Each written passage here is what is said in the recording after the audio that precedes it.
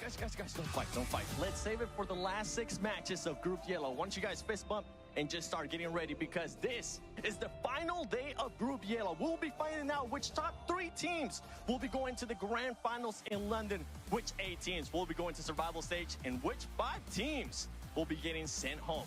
Stay tuned and find out, because the final day for Group Yellow starts now. I like how Seven thinks that if they got in a fight, Hoxie and Kitsune, he could be the one to break it up. Let's be honest. Chat. Just one swing, one breath of air towards I'm a way, little late on starting and I think you're stream. hitting the deck, and well, at least for you. But we're here now. But speaking of falling too far, we've had some teams fall out of top 3, but others are struggling to ever break through into it. We got Hot Jake, we got Maxman here to break it all down yesterday, and of course get you ready. What for y'all what's coming thinking? today.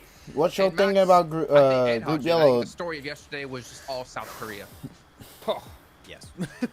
This is last and final day for Group Yellow. Long shot. I mean, Who y'all think we were just finishes talking about top before the show 3? started, just Right talking about, now like, we Alpha 7 and how have well they did. I mean, they put up some good solid points. Mershong, yesterday. But when you got how do you say it? teams from South Korea MSJ, performing so Major Pride, absolutely out of and their then minds, Team I mean, what Spirit. can you do? I mean, what can you do Then when I think George we gets got to Vampire second place, Esports then a chicken and dinner Alpha with 14 7 limbs, and then another in chicken top dinner with 5. 8 limbs. It's like, what the hell are you supposed What? to do at that point? And then, of course, Mira and Sejong still in first place, just chilling, realistically. What y'all And think then- happens? And the thing is, right, looking at those teams, do we expect one of those teams from South Korea to not make in top 3, Hot Jukes? As of right now, for me personally, one of them has to make it into the grand finals.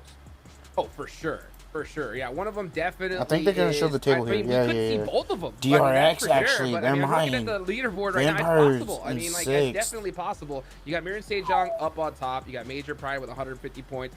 DRX, man, what a crazy day. It's they doable had for those yesterday. two So I was teams to looking at move some of the up. stats that we saw.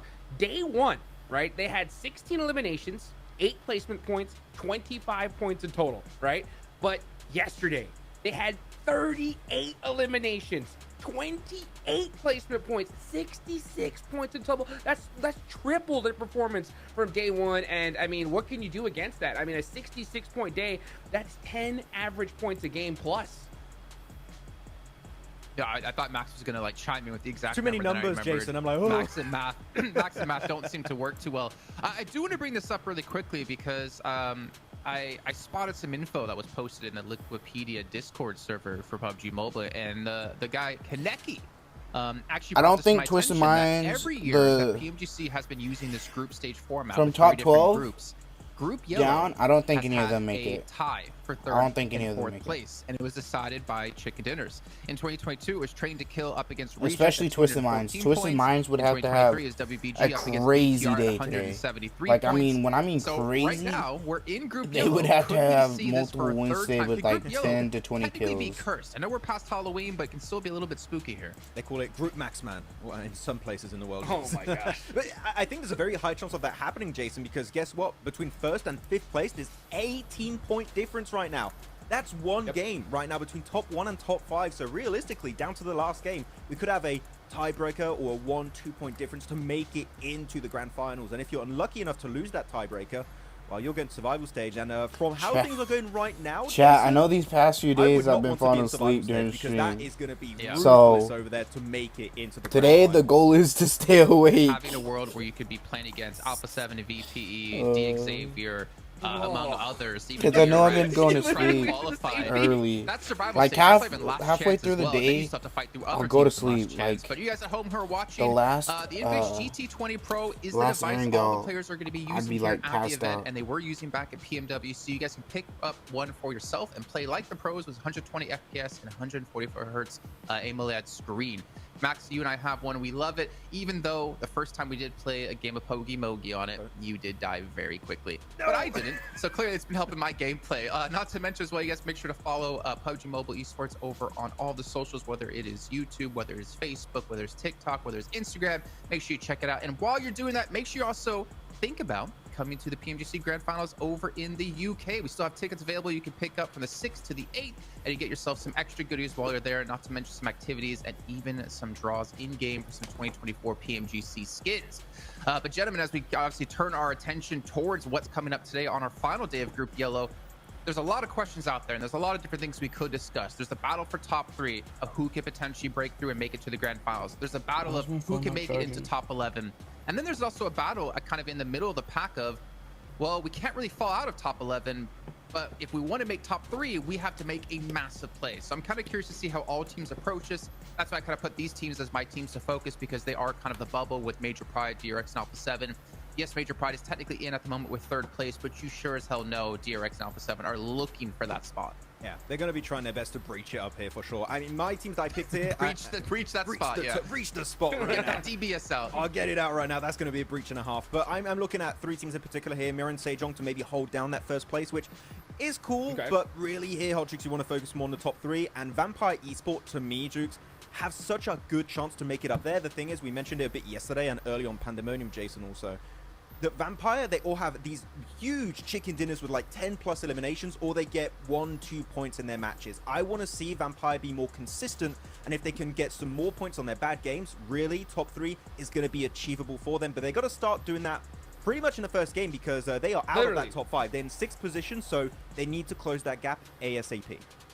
That's going to be a tough gap to close. I mean, how are you going to close it whenever you got teams like DRX putting up more than 60 points in a day? I mean, that's going to be really tough here. But it is the last day. Everything's going to start changing up here. We're going to start seeing differences in strategy. We're going to start seeing some desperation from a lot of these mid-pack teams. And that's why my 3 teams I picked was, I picked Alpha 7, Vampire, and DXavier. DRX, they're only 2 points below, right? So in my opinion, they're basically already kind of in that top 3. Start doing One some game, weird we're going to see shit that change up, right? somehow, but when it comes to Alpha 7, Vampire, and DXavier, especially for Vampire like and being DXavier, surprised and be like, oh, why didn't you do this mentioned, earlier on? You know what I mean? Pop-off game Chat. right off the rip, and Sandhawk. And, you know, when it comes to Sandhawk, Jason, Major Pride, right? Major Pride, they've won 2 of them already. They didn't win the 3rd, but they went for it, right? Yeah, I mean, they went for it. I think if you're talking about Vampire, we also have to think about yesterday, where Vampire was the team to actually win out when it came to Sandhawk. And they did it with just 2 players left alive, if I'm not mistaken. And they were able to defend the push out of Mir and Sejong, and then able to just stay alive long enough towards the very end to close things out. So if they want to have a strong start, the changes that we saw out of Bigatron Knights yesterday with Yo, what's good, Flink? Welcome to the stream, dog. The final day of Group Yellow, they're gonna be having them back playing. Oh, so bye. Suxy and Genfus are back in the squad. Welcome. All right. Let's go. Zuxi Genfus Okay. back on the board. I like that, to be honest. We Bring need the day 1 strat coming in, Jukes, again, because they made a big adaptation, and we had that interview with Kitsune yesterday, right? Talking about making changes really in a tournament like this is going to hurt you long term. I think that BTR had the most amount of success in day 1. Reverting back to that roster, for me, is the best decision at this point in time. Yeah, we were kind of talking about this before the show, and I mean, it makes sense. I mean, they perform better. You only have really 1 day to try to do it here.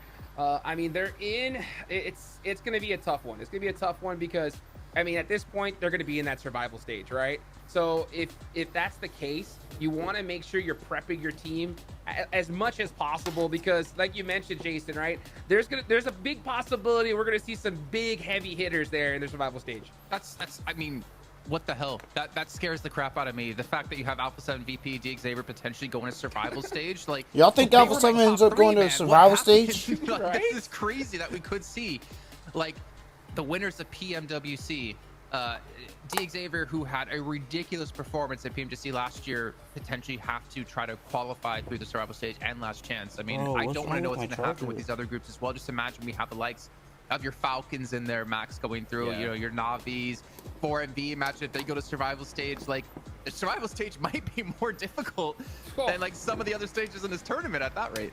I'm gonna ask PMGC, how many sick days can I have? Can I?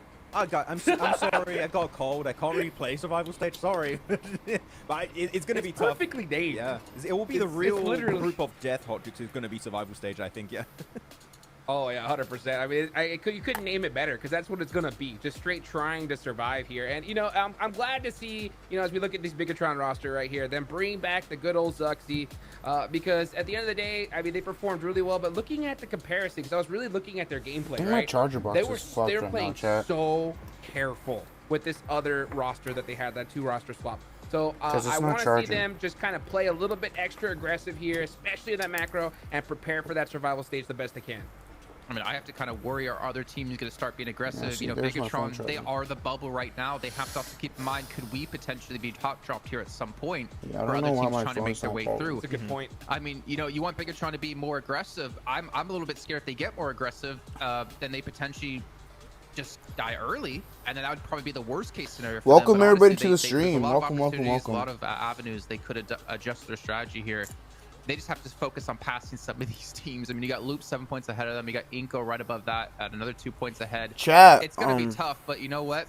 I trust in Zuxi. This man, he's made to so many people. As you see, my message pinned for such a long time when it comes to PUBG Mobile. If you guys want to help me get my There's PC, so get a PC, reach my goal, get a PC. I don't care how much.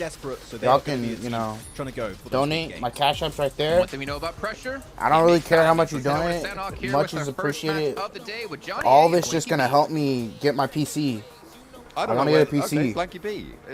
It'll help out with my streams a lot. Every single time, Blank. I'm beginning to think I'm going to get, you know, a little bit too confused. I'm not going to know who I am, because it seems like we're trying to carve out identities for our teams here into the top 3 as we kick off our final day of Group Yellow.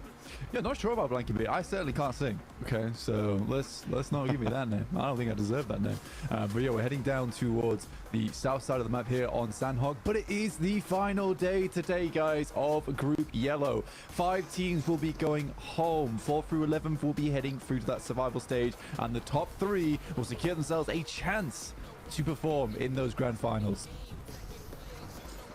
I think Twisted Minds try to play the top 5, so like devil's advocate and just fucking not devil's advocate.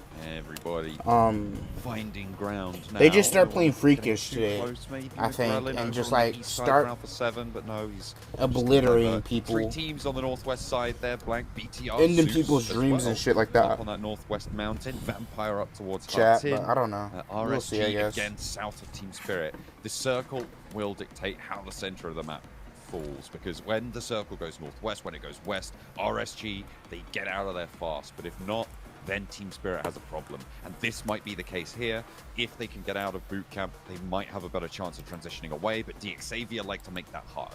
We had 4 very different circles here overall on Sandhog, and it has been very much a case that we've had some crazy circles that, if you remember, even just recently over towards that western side of the map, heading over towards the north, where Vampires were the only one on that northwest island because everyone assumed it was heading down towards Ruins. But here we're heading over towards that eastern side. Muerte starting off with a good position, currently in 14th place. They desperately need themselves a good game here to get in towards I think the 11th position and upwards, if they pick up at least a win and then the rest of the day like pretty good, I think they could possibly make it. I mean, they're not a bad team. They're a pretty good team. I expected them to do a little bit better. With a couple of their games, but there's a chance for Twisted Minds too. I mean, to catch up to BTR with 82 it's like points. Coots. He plays on a team full of skills. Everything like the roster's not balanced out because it's all full of like fraggers and everything. It's not balanced out. They don't have their scout. They don't have their support. None of that. Like they have the IGL who can frag out and everything, but then they also have their fraggers and etc. etc. Like you need just more than that. Harame, bro, they are also in a similarly not great scenario towards the bottom of the tables, but it seems like we're always seeing them in these late games. They're just not getting big points out of it. They're always just that annoying pest on the sidelines who's making it tough for the teams at the top. Yeah, I mean, the way they play is very survival based, and it's not how you win a tournament. I've said multiple times now during these group stages that you have to be on top in terms of placements and elims, and if you're not getting those placements, you need at least 5 elims in a match. And this is no offense to Harame Bro, but the way that they've played is not to get in towards the survival stage, just not to get in towards the top 3. It has. I kind of want to see Harame Bro make survival stage. I mean, it's not too far to reach. It's what. Because I think that's why so many teams get caught off guard by them. Because a lot of them assume, why would there be? That's like a 20 points. That's 20 points right there. Pickoffs onto some of our, but you gotta continue adding on those points. So they can at least get a win here today, and then the rest of the day is good as well. Like top 3 with good amount of kills. It's doable for them to make that top 11. Because, I mean, it's 4 to 11 to move on to survival stage. Harame Bro moving in from Painan now. Teams looking to shunt in towards Quarry. RSG, they left that south side of boot camp. They pushed in, and Demuerte, with their backs to the Quarry, are now penned in. DXavier didn't take a southward rotate towards Team Spirit. Top 4 and top fact, 5. Nomi Top was 7 DRX just need to hope Major Pride or Team Spirit just continuously go out or continuously just fight each other. In danger here, a big scout, but he hasn't got the backup just yet. He's there alone, but DXavier, they're not crashing just yet. However, that could change. Taking shots, I mean, could potentially be a misslip there, but also could just be a statement to try and back DXavier off. It absolutely is a statement. That is a case of trying to make DXavier think that there is a team inside this location. And Kitsune has to do this now, especially with a team rocking up like that. He knows the team's scouting this position. DXavier, they might have cottoned on a little bit. Today might be a little slow. It might be like day one, where it's just a slow day at first, I think for Team Spirit, and then it just starts to pick up later on. They can certainly make the points up later in the day. So it's like it's make or break today. But it's a case of if they can get a big game here on Sandhawk, with the rest of the team coming across to what is a fairly strong compound centralized inside this circle, it really sees them with this buffer at the start of the day that they desperately would like to have to keep them in the runnings throughout it. Because if you think instead of buffer in game 1, the rest of the day is going to be so much easier. That would be ideal situation moving on through. But if there's one thing that we've seen time and time again, it's that day 4 choke in group stages for Team Spirit. And here's a very dangerous scenario to have it in. Like when Alpha 7, Team Spirit choking, it's like the world from PMWC, it's nothing new to anybody. Biting at your heels, you cannot. Because you like, if you seen last big Major tournament, Pride, the biggest, fucking. Well, actually, you know what? They're definitely not the biggest surprise coming World into Cup, MSJ the World Cup, DRX, as well as Major Team Pride. Spirit all of them constantly dying first. Was literally the first team to die constantly. There was maybe a few games where they lasted a little bit, but other than that, they died early, which was called the Team Spirit. Really great to see. Me and my team, like when we drop on Garage, we're like, hey, let's pull Team Spirit. Which we didn't die early though, like they did every time when they were trying to go for Garage when they died early. Right there. As long as plenty of other things. But on that specific note, he was bang on the money. Alpha 7 are also in contention for it, but they're definitely not dumpstering right now.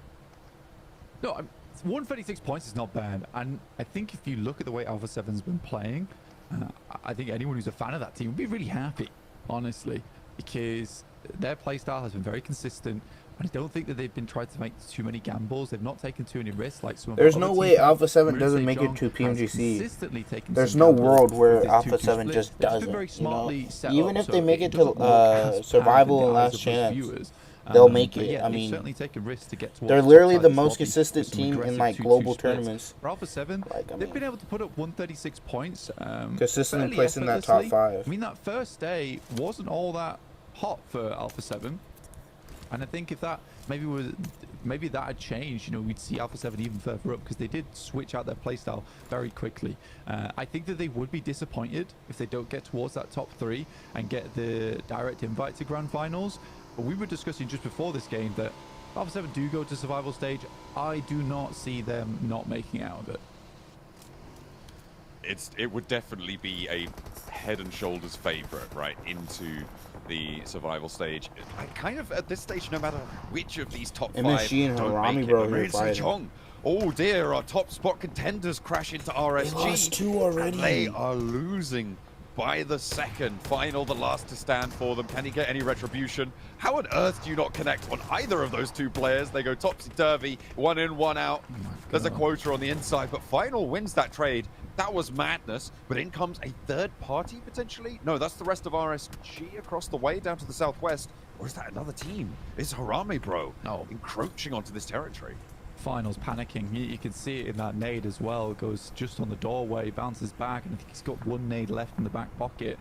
Needs to make it count here as well. 2 limbs is not bad, but man, he needs more. They want to widen that gap. Salvage this game, especially as the first place. Like Team Spirit chasing, who have found themselves 2 eliminations. Actually, I'm not exactly. You got to be careful here. To which team? Final has to just survive. I mean, some of these RSG picks, as well as Marissa. I think they had How did they have influence on that? It may have been over towards. It's a long shot. Yeah, it's literally the only teams that could have done it. Yeah, excellent stuff for them to be able to pull those points down. I feel like there's been a lot of arguments over taking these steal points away, right? Major Pride getting knocked onto especially against Major Pride yesterday. That was crucial. A big thing for them. They lost close to 11 points, I think. Somewhere, I say 11 to sound more specific. It's somewhere around 10. Could be 3 more or less either way, but they had a lot of points taken away from their tallies, and that is a massive influence. They would be in first place right now if they'd have been able to confirm on all of those points. Yeah, it's over a course of multiple days that Major Pride has lost points. I'd even argue that it's higher than 13 points that they've missed out on because of steals. You're right, if they'd been able to pick up all of those points that they were getting the knocks for, they would be 100% topside the lobby. Major Pride certainly showing their gusto? Damn. I like that. They got guts. They got guts in these games, but yeah, they're showing. You got guts, kid. You got guts, kid. But yeah, they're certainly showing their gusto in these matches. In terms of just performance, even in that last match yesterday, that was such a fantastic ending for Becca, somewhat overshadowing Team Spirit's victory in that moment, they were very happy with. Again, Team Spirit super happy with picking up a win there on the final game of the day. That gives them a lot of confidence coming into today as well, where things maybe hadn't gone so much how they would have liked yesterday. Yeah, second place, 2 elims so far, just behind Mir and Sejong, trying to break that gap between them and Major Pride. Towards F7, BTR they're like, they get don't have past anybody DRX, really so they near rotate them. up towards the north side. Circle shrinks, keeps Painan in, and this is the compounds to the south of boot camp, right? The Zeus compound right now is in dead center. There's a lot of teams on top of each other, like DRX and Demerete. They're on top of one another. 2 teams from the south are going to look to push that in. Major Pride, DRX, or BTR, depending on who wins Painan. Inko could also have a say there, but I'm looking at that hilltop as a prime location. Whoever's able to keep that under control going into the next circle. 7 could literally just play this one from the north like side. That like little ramp area of where you could go up. On the west. They could literally play that. It's not a bad place to play. It's slightly downhill. I think a lot of teams aren't really going for it. Also, because this circle was so central, I think a lot of teams actually chose not to rotate in Veer, because I know Team Spirit definitely didn't have any, so their rotation is going to be a bit weird going forward. I think they have to play on this edge side now, over towards that northeast. They've got Vampires,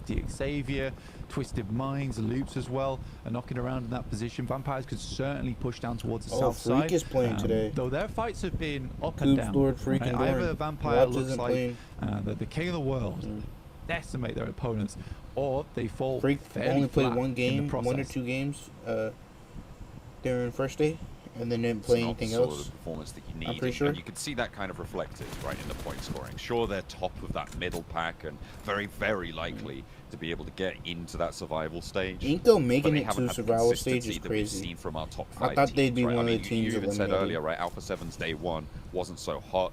They still managed to get a chicken dinner that day with a 13 elim chicken dinner. They were able to prop up their performances there. But that's what we talk about with consistency. That's exactly what we need to see. In terms of the 3rd place bubble, what we've seen in previous years, the average to be able to beat the bubble has been about 177 points on the tally. That would be where you want to be. So if you can get up over 180, that's where you want to find yourself to be looking quite safe. And for Vampire, they are currently 66 points behind. And to get 66 points on a day is very, very tough. It's hard to use metrics from previous years in this group as well, guys, just to keep you informed at home, because we do have a point sponge at the top of the lobby. Like John was saying, there is quite a big drop-off between 4th down to 6th place.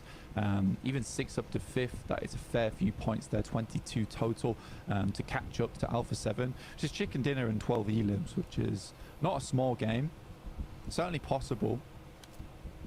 But yeah, it's we do this point sponge towards the top of the lobby, and I'm wondering just how high we'll push that 3rd place tally, because in my mind, I would see Major Pride getting more than 30 points today. I would see Team Spirit getting more than 30 points today. Tony K with the first knock goes low but doesn't go down, crucially. There's a nade being cooked in the backlines for Aura, but Nuzi and Schweppes moving around on the off angles there, and Nuzi catches A player getting too big for his boots. Tony K's healed I don't up. think He's ready for the makes fight it. once more. Vampire looks like maybe make it. they are on form now. The shift goes northwest. It keeps that walled compound in. Vampire Zeus not too in a far, cryo bro. compound still. And that hilltop to the south of boot camp can be moved in on. BTI get themselves a lovely spot over towards this western side. In the meantime, Major we have Pride Twisted Inco Minds coming right up now. against Team If Spirit. Inco could take out Nate Major in Pride, hand, that'd and be Team some Spirit shit, bro. Haven't quite pulled the trigger on this fight yet, and Twisted Minds just trying to get a little bit more information. And Nade is popped forward to clear that tree, so they no one's too close. I think at this point in time they can start to pull back on the grenades a bit, but Effect is just going full send on this one. Feeling the waters. These dudes are wasting their nades. Zeus taking Don't him want to out over-aggress. What's that crash going on in the background there? Major Pride still getting knocked up towards on. Zeus. They're crashing straight into the middle of the circle. Zeus will fall with one, but two of them have already gone down as well. A third as well. And now it's just Pusher left standing for Demuerte to try and crash into the central compound. A third party aggression from DX Xavier, rocket up all in one vehicle. Zeus take down one team, but there's another right around the corner. Darky did fantastically well on his own inside this building. Yes, he had a bit of support there from Maniac, but Zeus to lose one player on that crash really good when it didn't look so great at the beginning. Major Pride losing back at Evo Station out in the blue. Wancho's gonna get knocked, dude. That's so stupid. Why'd you hop in the car there? Vitali pushed up as well by himself. Ooh, Vitali runs That's so dry on ammo. dumb. Why do you push up runs dry on his luck by yourself? as well, And why do you hop in the car right there? That's so Three players alive for Major stupid, Pride bro. from the southeast side. They'll strike You gotta towards look the at this center lobby. now. Why They do have you to get a move on. like? because If the you circle's see pushing. where the Same fucking story car for is, Inco, but they're a you're little bit worse visible for to wear. the Then fucking Evete sent team. away Why the do you vehicle, hop trying in to get it, ahead of this, Wancho? trying to That's curtail such their a rotation fucking on in stupid thing and to play that do. inside of the circle. Oh Team my Spirit in the God. meantime finally striking over towards Twisted Mind. Matic strafing, moving, shooting, everything on the line for him to try and make his way through. Because Effect's already down, playing on with three. It's a little bit easier than playing with two. And he's hopping into the vehicle. Unfortunately, they lose no meat as he stays out too long. I mean, they will finish them off, get 6 elims for their troubles. I don't think they're too unhappy with this. It's just a choice of being able to get back into the zone now. Play just by zone takes down eliminations. Nomi, so it's not the worst thing in the world. Major But Pride 6 out elims there, for so Team that Spirit opens on it this up. northeast side, not ideal. Alpha Now 7 and Kitsune going DRX up against literally Schweb. could hop up Outside into in the this. blue at stage Vampire 4, this take thing is out ticking hard, Team and Team Spirit. Spirit will go down, but they do take themselves the top spot here. I think Major Pride as well as Mirren Sejong have left the lobby, so that's all top 3 out. Alpha 7 have a chance to break Alpha in. 7 and DRX, DRX but are they're both in the same sandwiching spot blank. Harami Bro They have here. to crunch Harami Oh Bro, my and I feel like this is lord. pretty thematic to what we've seen before. Get rid of those harrying harpies on Harami Bro. Take them out. Get rid of that threat, and you won't be bothered by them too much later on. DRX, Alpha 7, both extracting their pound of flesh retribution for the trouble that's been caused over the last few days. DRX loses one there though. Top here. There was a shot over towards Mafia. Alpha 7 has side one knocked. fall. And DRX continue to use Harame Bro as a meat shield. Someone will pick up Yappy. DX Xavier will have sightlines on towards this as they come down the hill, as will Zeus. So I think for DRX and Alpha 7, this is a tough push to make here. I think Alpha 7 wins this. If they take a fight with DRX, they win it. So there's especially since they have man advantage. Though for DRX. But DRX has to be careful on their backside. Looks like Alpha 7 may have 1 or 2 as well. Leads going back and forth a trade, vying for the opportunity to push into the top 3. Carleo gets knocked by Vampire Esports. A Vampire. They spot Schweppes. They are looking for Loops ascendancy gets in the this thirst match. there. They found 7 limbs already, and they're safe on the north side. The fact that they're able to find a knockout towards Alpha 7 is a long shot, to say at least. You see how far they are from Alpha this 7 fight. might start to, if Alpha 7 can move up on those trees up there in that rock they see a and look towards DRX, like, this is our prime phenomenal time. stuff. Alpha 7 had done a good job to maintain a lot of that high ground, but not to be much longer. Now Alpha 7 needs to move out into open ground. One found from BTR. Gemforce looks to finish off the final play, and that's them out. So DRX up just last one. one's alive here. Alpha 7 get 3 elims, and DRX are now out 2. So all top 5 spots gone, and Team Spirit actually profit the most. They get 6 elims on the game. They're on 157 now, but this is a chance for Vampire to go for that catch-up game, to close that gap. And I mean, this is the game Vampire needed because they're playing catch-up right now. And then BTR is trying to extend their lead as well from Hora, as well as Loops. On the north side of the circle, they're those a little bit on the teams are outside looking here, but to with Loops out to their just west, extend their lead from Hora. I mean, that's literally a 15-point game between Hora and them. We said it was about 22-point differential for them. They needed a chicken dinner and basically 13 elims to pop the cap over the top of Alpha 7. They do take a knock, and Stone looks for more towards Loops. I mean, this is the game for Vampires. A roll down for Loops. They want the fight. They're straight up into it, and it's good for one. Immediately finding that knock, and there's no response. Vampire have lost 2 players now, and perhaps their dreams are shattered upon the back of Loops' roll up there. But they've still got 2 to play with, and they're still on a decent northern side position. Loops' descent here is really, really tough, and DXavier have angles on it too. It's a terrific push there coming through from Loops. They see the nade being pulled. They know players are further down the hill. Likely it's just a front Vanguard player, so they just rock up on them. But DXavier's had a lot of control over this lobby so far. They've been getting knocks. Not too many limbs, but again, this is where they can start to pick up more of their points. BTR got very lucky on the circle shift, where they were still on the western side. Were able to play down towards the southwest side of the lobby. BTR really just might take this game now.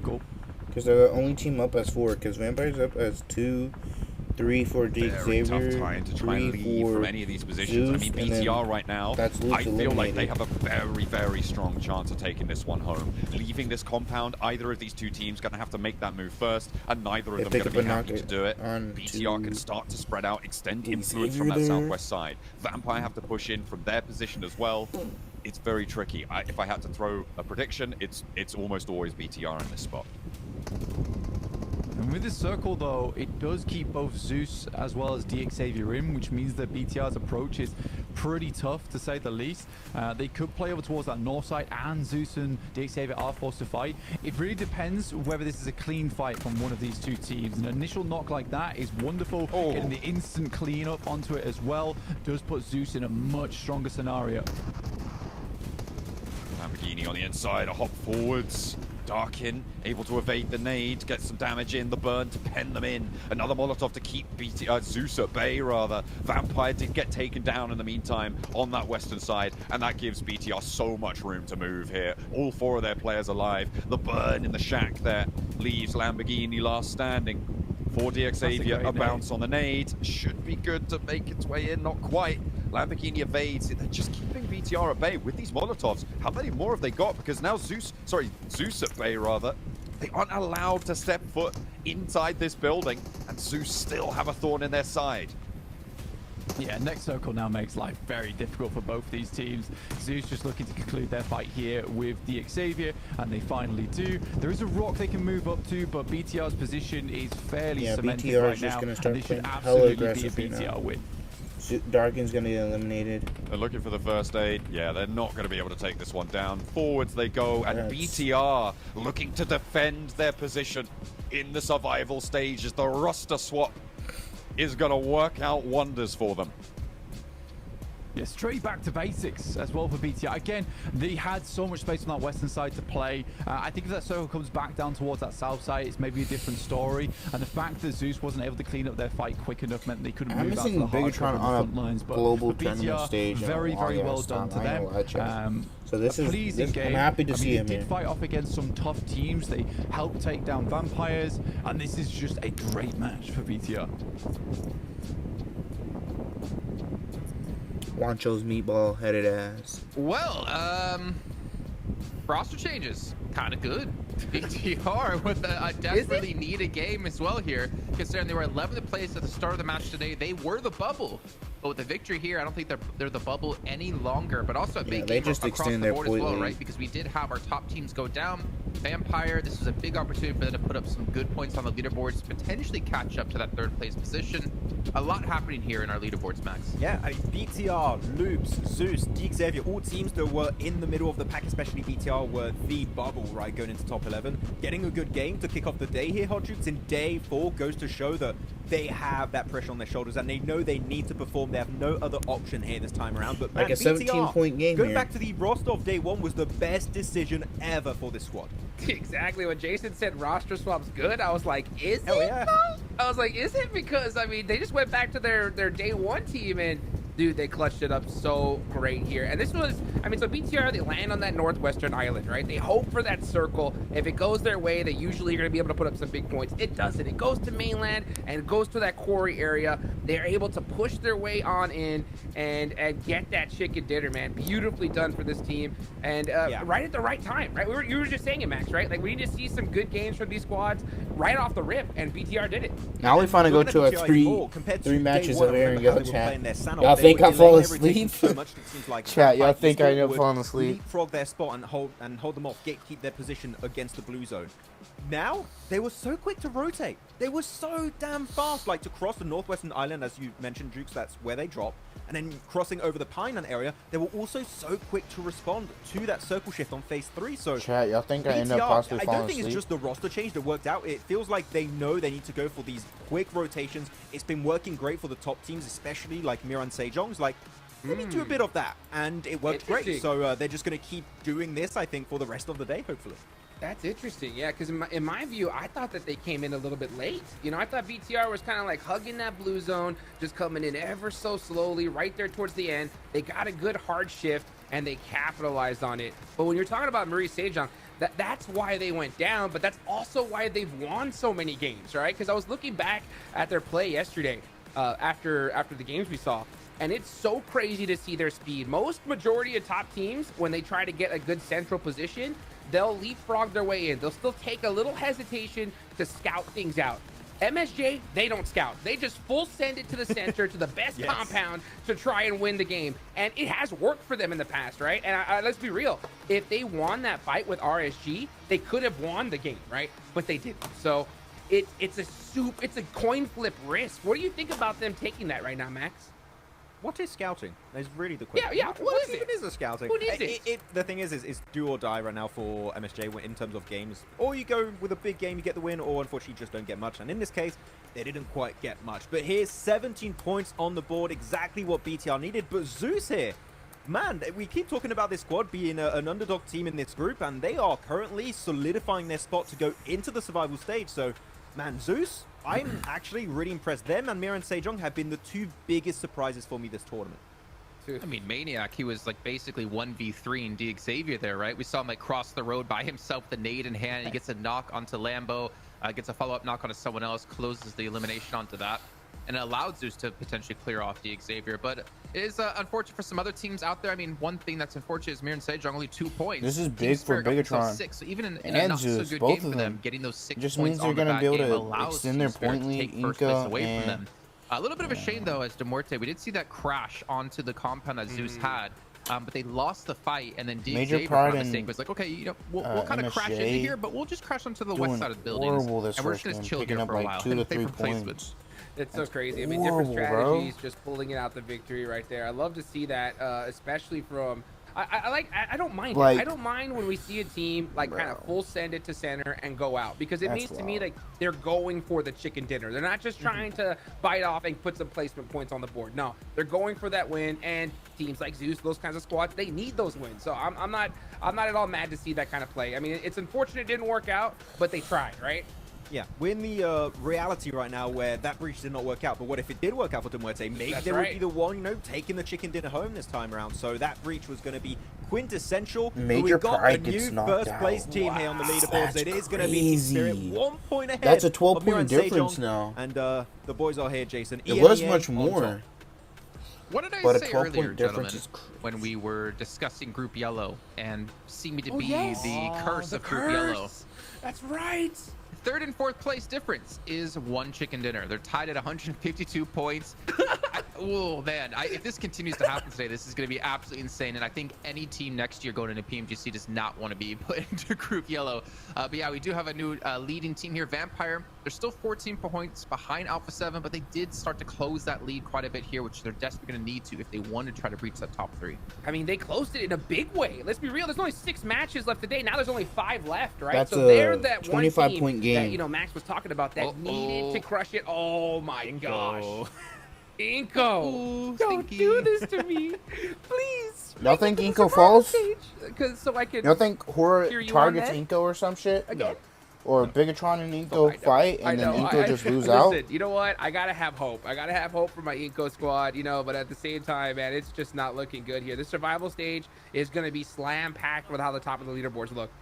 Yeah, I feel a little bit bad here, Jukes, for Harame Bro. They had a good entry point to the circle.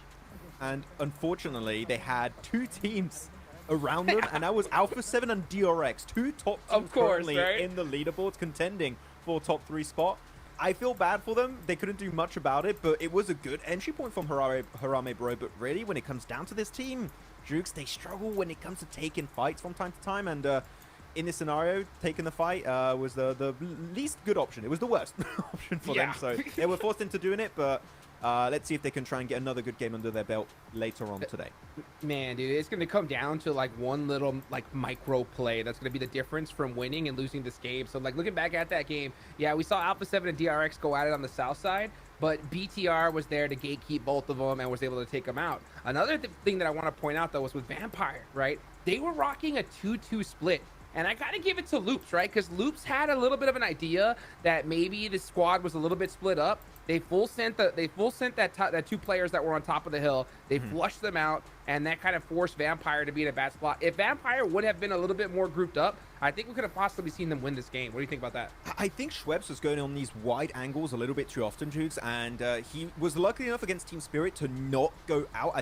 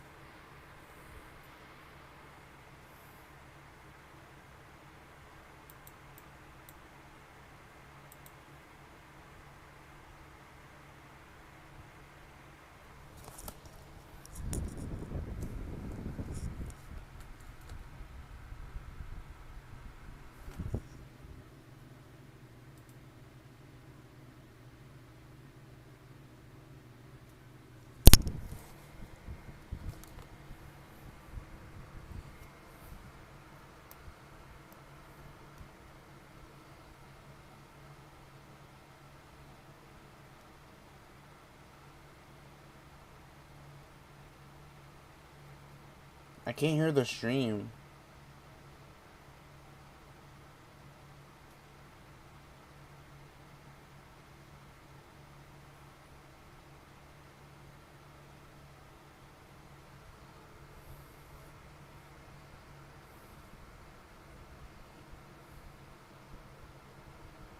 I can't hear the stream.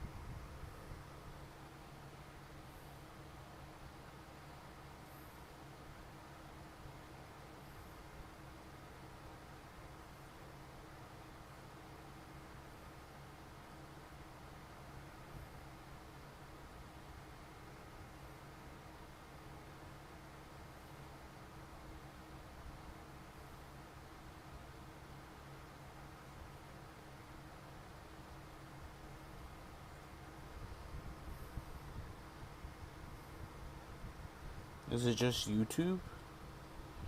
Because I can't hear it on stream. So we go.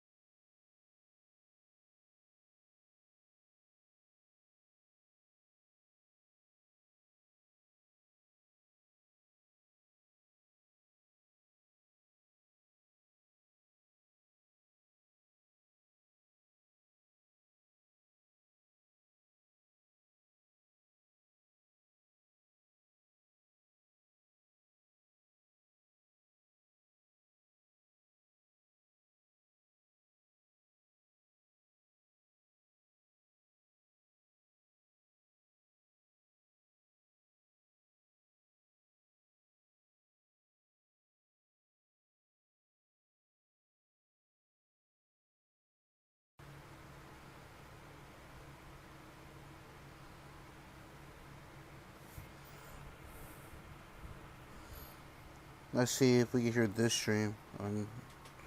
I'm live.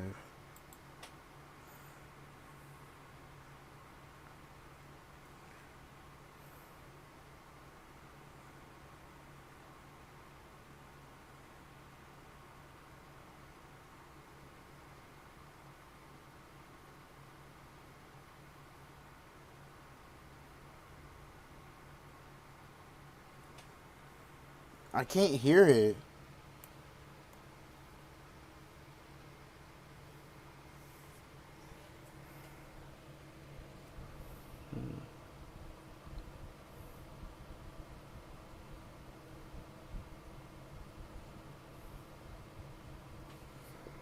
Chat, I can't hear the stream on my own stream.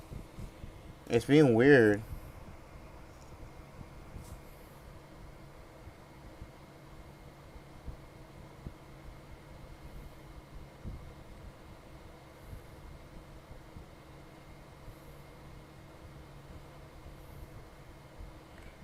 Y'all think I might have to restart stream?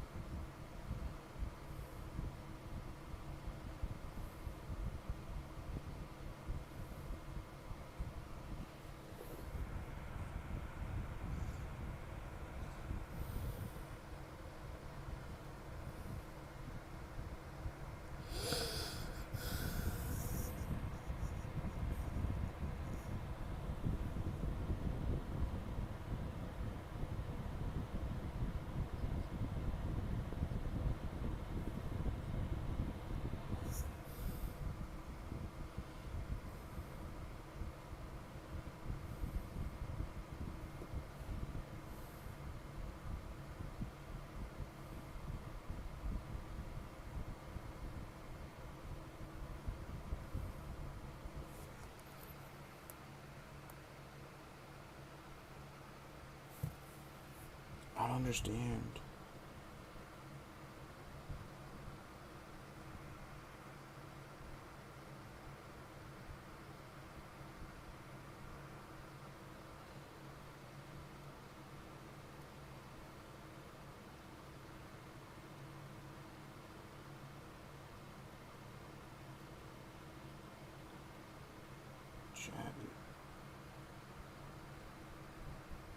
It's just being weird.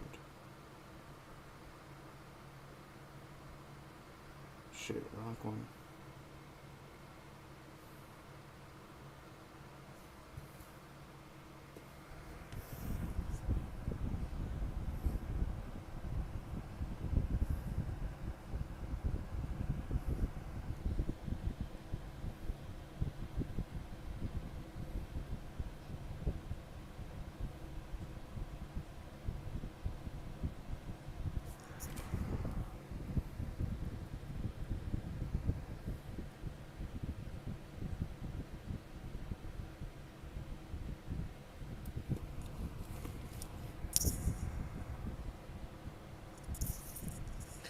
Chat, I'm sorry if you can't hear the audio. I don't know if I should restart stream.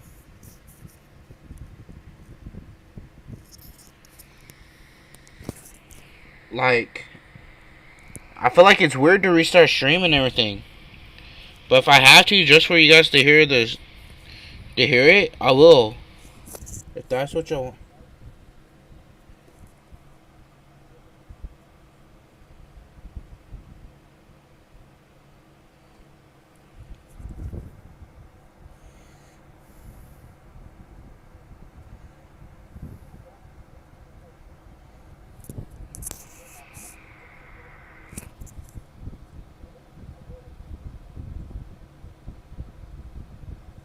Just let me know.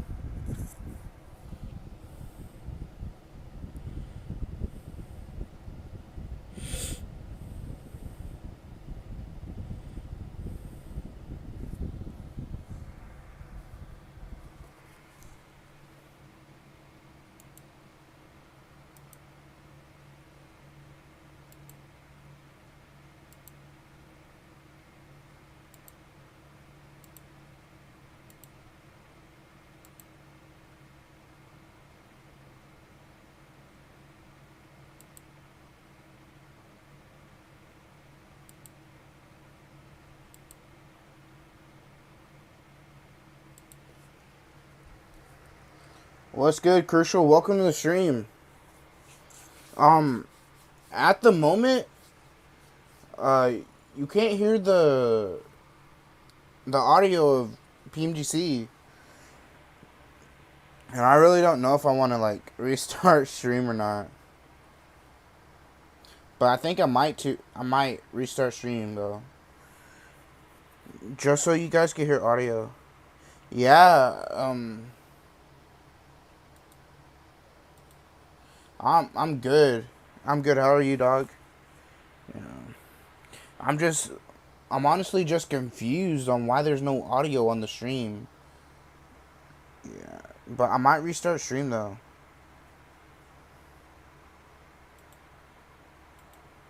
I mean, unless you guys just want to hear me talking during the stream.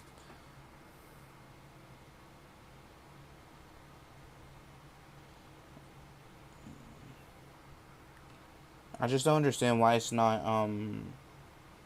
can't hear the audio. I just don't understand. Because I restarted the stream, like the PMGC stream, not my stream.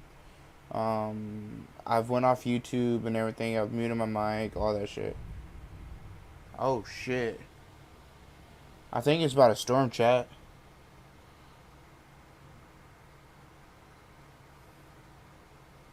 But how you been, Crucial? How you doing? Oh, shit. Chat, I think I might be cooked. If I'm gonna commentate, yeah. You want me to I don't know. Because this is a big tournament, so I can't really commentate, you know? But, I mean, if you guys want me to commentate, I'll commentate this. Especially since there's no audio. Like, I can only hear the audio. If y'all want me to commentate, I'll commentate.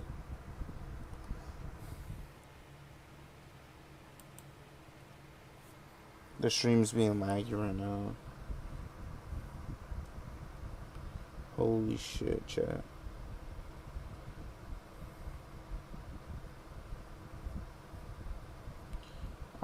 It's good practice now. Yeah, it is. I mean, I streamed today too, so. That's good. That's good. I'm good too. I'm good too. I chat. I will commentate. I'll commentate just this once. The stream's being laggy though. Yeah. Oh shit. Yeah, you did ask already. I forgot you asked already. I ain't gonna lie. I need to check Discord real quick because I don't know if anybody messaged me. Because I had people messaging me.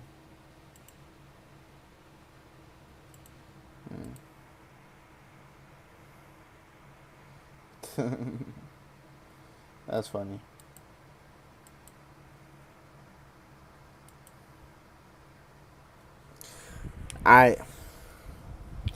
If y'all want me to commentate here, I'll commentate. Alright, we have... Ooh, whoa. That's loud, chat. I don't know if you guys can hear the thunder. Inko losing 2. We have Vampire here fighting on Pachinki Hill with Twisted Minds. Twisted Minds do take one out there. Vampire Esports looking to just back off the hill here, though. As we see, Twisted Minds might just look to push up, but as you see, Alpha 7 is slowly pushing up Pachinki Hill here, looking to take this fight onto Twisted Minds here, possibly, as they do take some shots towards the likes of Vampire Esports. Twisted Minds need to be careful up here, as Alpha 7's up here, but Twisted Minds throwing the nades here, but Alpha 7 throwing nades back here. Can these nades hit here? Lord looking to cook up another nade to throw it towards Alpha 7. Holy shit, chat. Oh, chat. Can y'all hear the thunder and lightning? Coop's getting tagged up here a lot by Alpha 7. Needing to be careful. Alpha 7 moving back here. Carleo here needs to be careful. His car is going to get tagged up just a little bit. Possibly destroyed. That he's not able to use.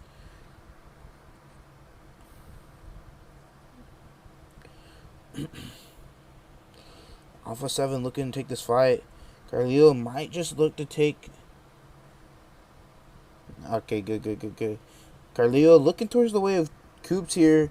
Coops needs to be careful as he is in play zone, as well as going to possibly take some shots from the likes of Alpha 7. Coops looking to move up there. The shift here on the south.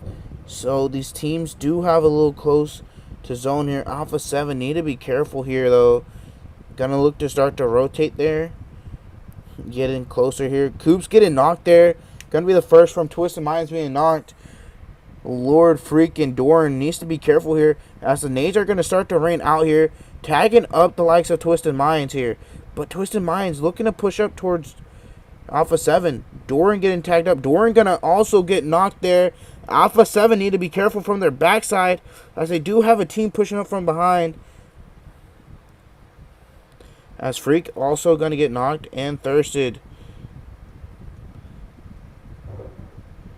Alpha 7 needing to look to move out of here, as DRX pushing up on the backside.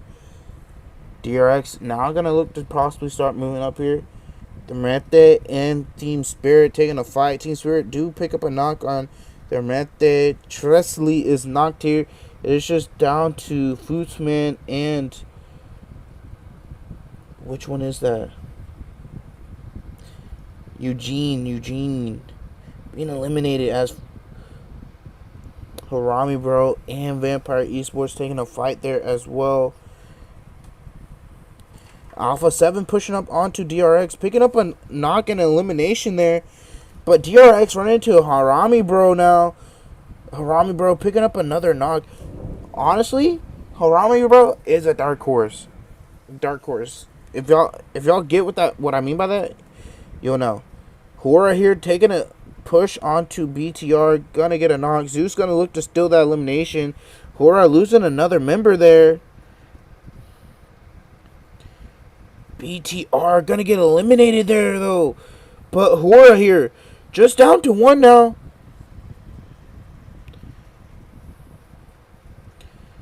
It is just down to No Fear here. RSJ look come in here. Loops taking a fight with Major Pride. As Team Spirit taking those nades towards the likes of Horror. They're trying to extend their lead on first place.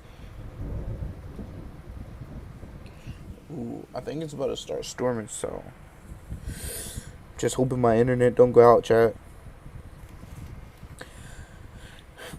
Alpha 7 looking to play aggressive towards the likes of Harami, bro. As Loops and MSJ start to take a fight as well. But Harami, bro, looking to back off this fight just a little bit. Trying to put a gap between them here. As MSJ, Marathon Jank, I don't know how you say their name. Team Spirit do get a knock onto Sky there from Hora. Holy shit. Yeah, it's storming right now, chat. J-Sook does get eliminated there.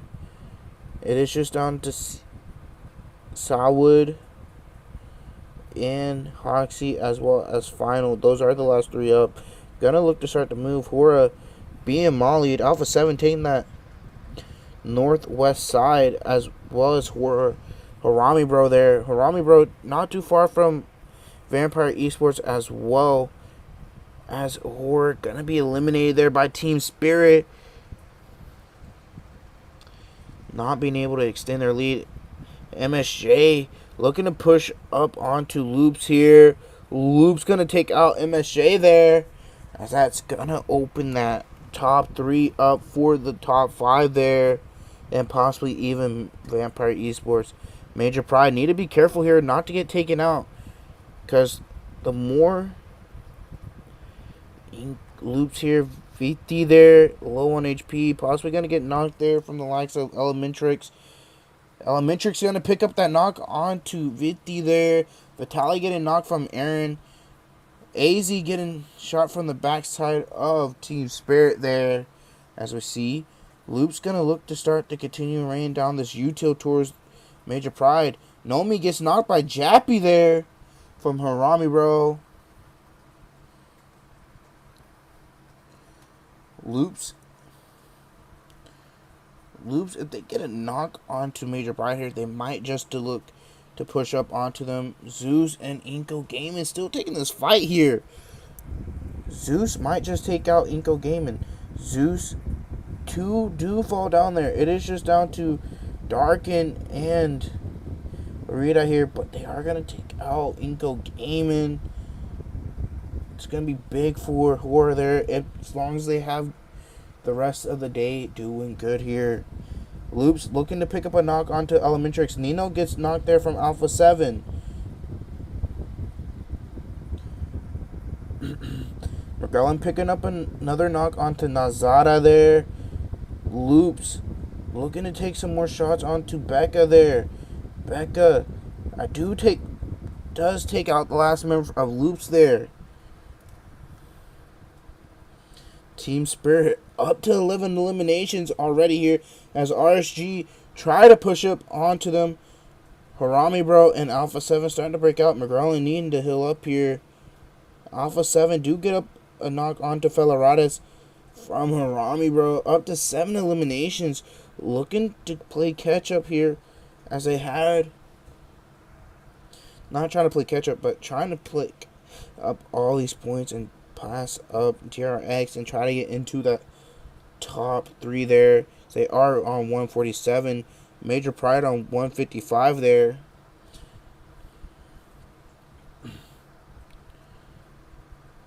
Zeus getting targeted there by Team Spirit and Major Pride. Both throwing nades towards them. Major Pride going to pick up a couple more elimination there. Passing up MSJ. MSJ only on 157 there.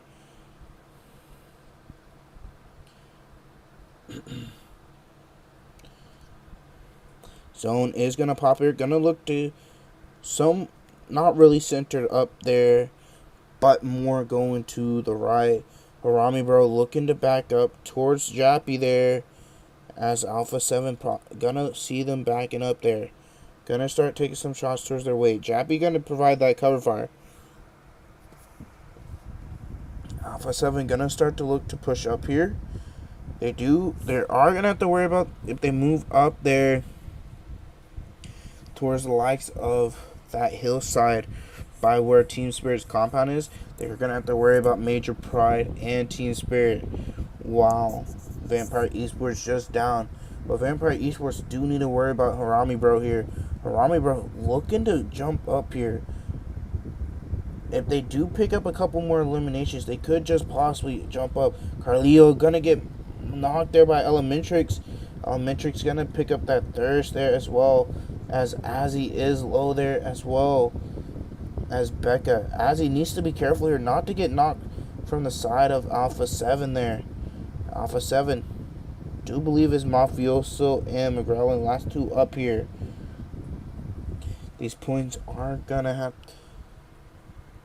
These two players are going to have to be cautious here, because these points are well needed for them to try and jump up over DRX. DRX just down to 1 though.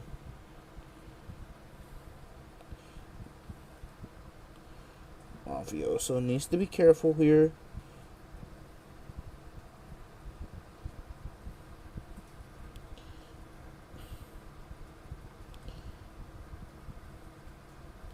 McGrellan gonna get spotted there. McGrellan gonna get knocked by AZ and Thurston. Just down to Mafioso now. Harami Bro taking some casualties here from Vampire Esports. Mafioso needs to be careful here and not go out early. DRX just up to 1. Becca gonna get knocked from the likes of Team Spirit. That is gonna help out Alpha 7 as Major Pride is going to take their look away from him now and watch their backside as they do need to move in. Jabby going to get knocked there as Range is going to get eliminated. Effect going to get knocked from the likes of D Xavier there. D Xavier there still up as 4, looking to steal these eliminations. We are just down to Rick here as he is the last player up for Harami Bro. Slowly moving in. Might just get taken out by Mafioso if Mafioso can see him. Never mind. They are just a little bit away from one another. But D Xavier here need to be careful from the likes of Team Spirit. Where's this last player of DRX? Oh, he's in the compound of the likes, or just the outskirt of the compound from the likes of Team Spirit. Trying to play it safe here, not get spotted, but he might get eliminated from the likes of Team Spirit here. This is not far away from Mafioso, still in zone. Major Pride just barely outside of zone. Mafioso, I do believe, gets spotted and eliminated there from the likes of Major Pride here. Gonna pick up 1 placement point there, as Team Spirit here now gonna know that DRX QZZ here.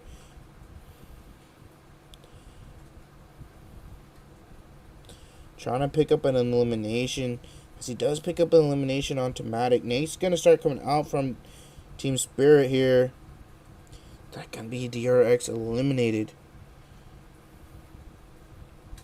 Team Spirit looking towards the way of D Xavier. Nomi taking a knock towards Lamborghini. Looking to take out their cars. Not too far outside of zone. They do need to be wary of Major Pride, though, just being above them there.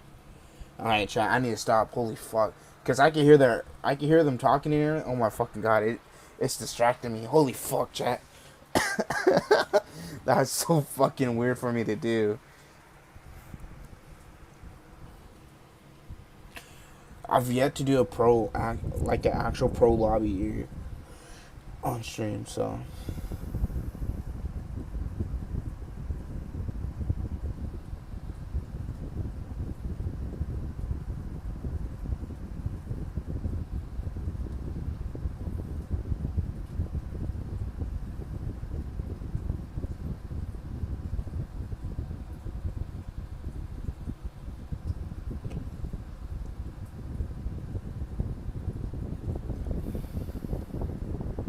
That solo from Morongo is still putting up numbers, picking up another knock and elimination.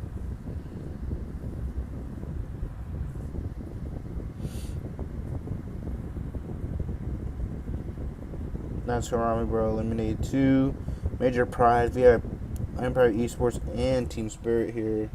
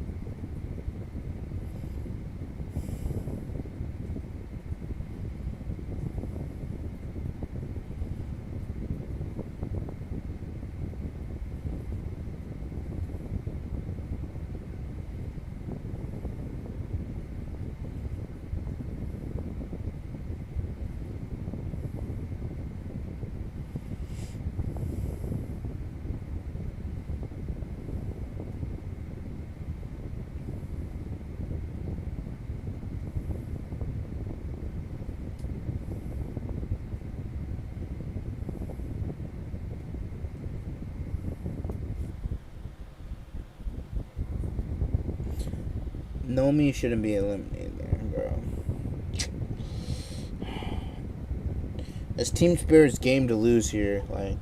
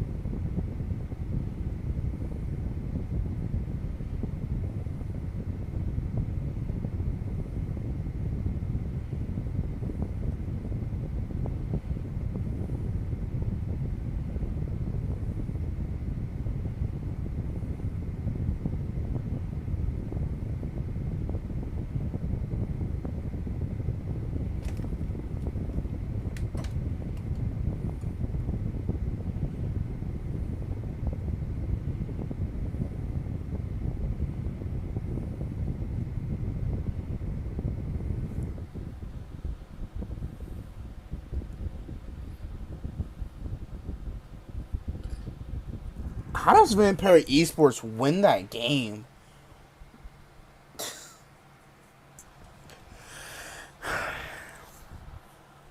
That's 2 good games back to back because their last game wasn't bad. They picked up a little bit of eliminations last game and a little bit of placement. But this game, picking up the win, there's no way they should have won that. That should have been Team Spirit's game. Team Spirit threw that game.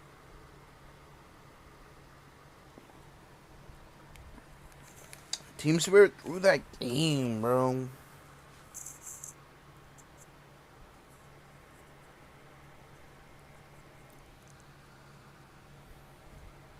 Vampire Eastward picked up, like, what? 8 elims?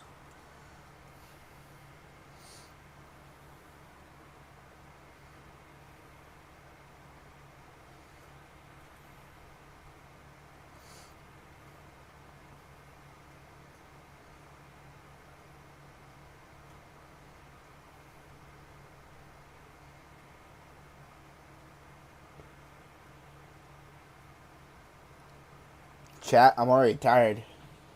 We just gotta hope I don't go to my bed and hop in my bed. Because if I do, I will pass out. Especially since it's raining, chat. fuck. There's no telling. I could pass out anytime I want.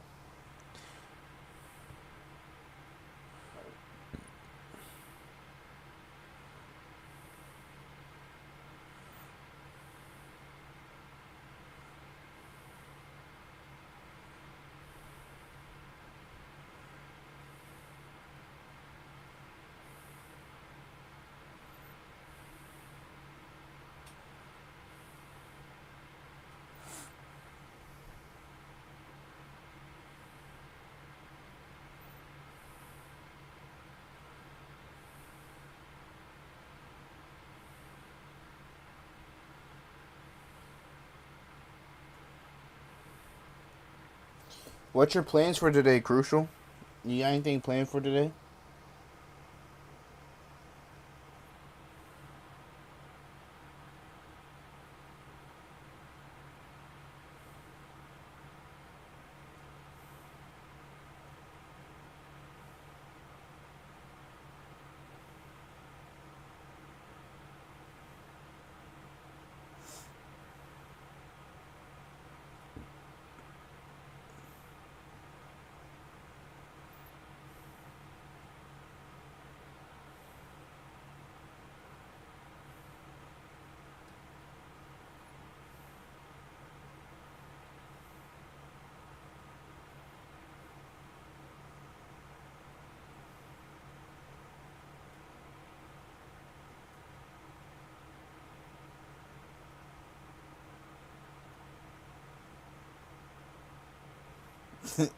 Today, just eat, sleep, and watch Zohnny.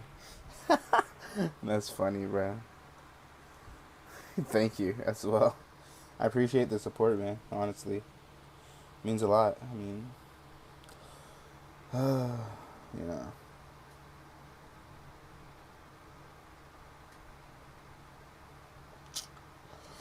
You feel me? I gotta, just save my money up right now and hope that I can get my PC in December. Because, I mean, if I can save it up and just buy the parts, or if I buy it pre-built, I mean, either or works. I mean, I don't know how to build a PC, but, I mean, obviously I would love to learn to build a PC, but, I mean, I gotta just, like, save up my money to get a PC. Because, I mean, it would make my stream so much better. I mean,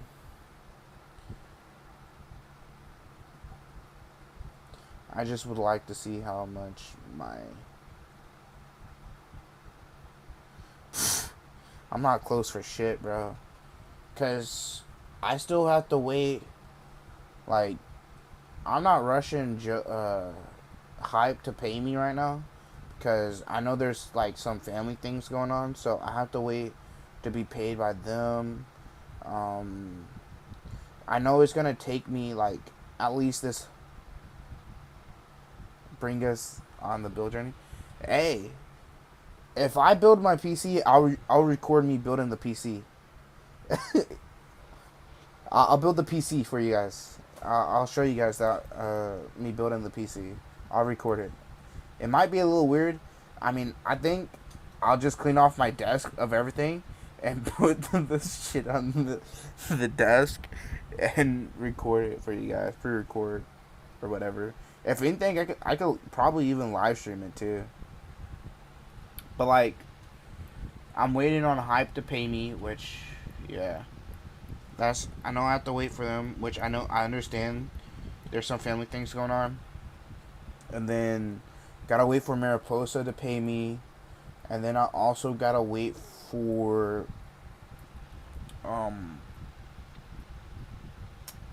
After Hour to pay me. Which that's probably gonna... What's lower than a quarter? Because a quarter is 25% of it. So, I mean, just a little bit under a quarter of it. Which, I mean, it just depends on how much I want to spend on the PC. Because I can spend up to a little bit over $1,000 on the PC. But, I mean, I feel like if anything, I should save up to 1,000, but build about like a 500, like almost like a $600 PC. That's still good. Like, really good. Especially since I'm just a mobile gamer and everything, and I just stream. What's the goal? I want to say 1,000. I think $1,000 is my goal. I think $1,000 is my goal right now. So, but also like right now, I'm hoping to get my watch hours up on YouTube to help me like get my membership thing. So like people, like if they want to donate or something, they can just join the membership and just pay like $1. I mean, like, I mean, I'm not gonna get the full dollar from YouTube, but I'll get 70% of the dollar. So I'll basically get 75 cents of the dollar. But I mean, the goal is to save up to 1,000. Then I'm also hoping to hit, while I'm saving up, also to hit my goal of 3K views, 3K watch hours, I mean. Which, I mean, I'm like halfway there. A little over half. Way to the 3K. Right now you can't join because I need my watch hours because I'm only at 1,643 watch hours, I believe. Let me pull it up real quick. I'll see how many watch hours I'm at right now. Like total. But I'm also waiting for the rest to be tallied up because a lot of it hasn't been tallied up into it. Which it should hopefully be tallied up today maybe. But we'll see. Because once I do apply for it and like I get accepted, it'll show up like a I think a join. I think it will say join on it on my like stream or whatever. I would love to stream for EXO. I mean, like I really would. But like the fact that I already like stream for Hype Sundays on 7s, and I'm like, I'm consistent with them too. Like, I really enjoy it too, streaming for Hype.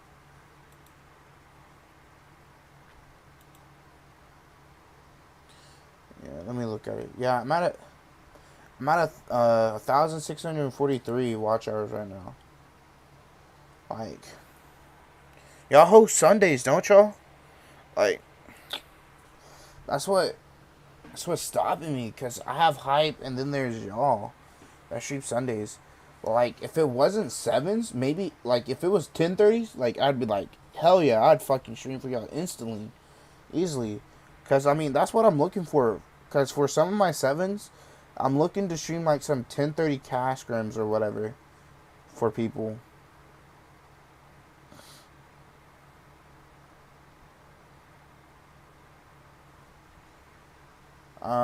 I need. Let me do the calculations real quick. That's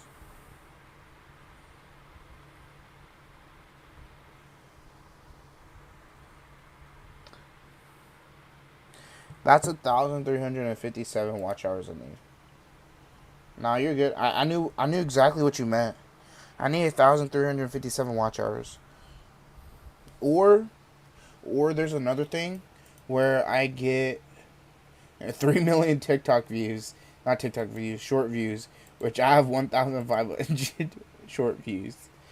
So, but I mean, that would basically mean I'd have to stream like 10 shorts a day, basically. Or like 100 shorts a day to try and reach those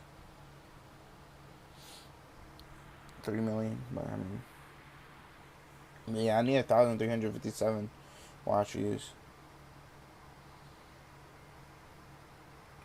Which, with these tournaments coming up, should help me a lot more, because I have to have that within the 365 days. So if with these next tournaments, because there's these tournaments coming up in November, and then December, and then they're off with Panda in Japan, the 10:30s. My watch hours should go up tremendously, about another 1,000. But I just gotta start grinding the stream because my 24 hours stream, it got taken down. Like, I'm pretty sure it's still on my channel, but like, you can't watch it, and I didn't get any of the views, the watch hours from that. Like, cause I would have gotten quite a few watch hours from that too.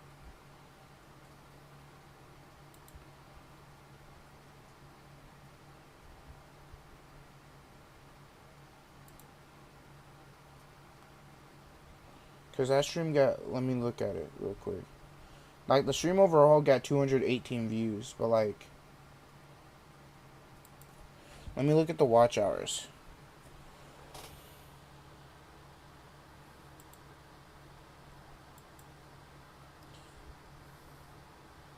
Yeah, like right now, it's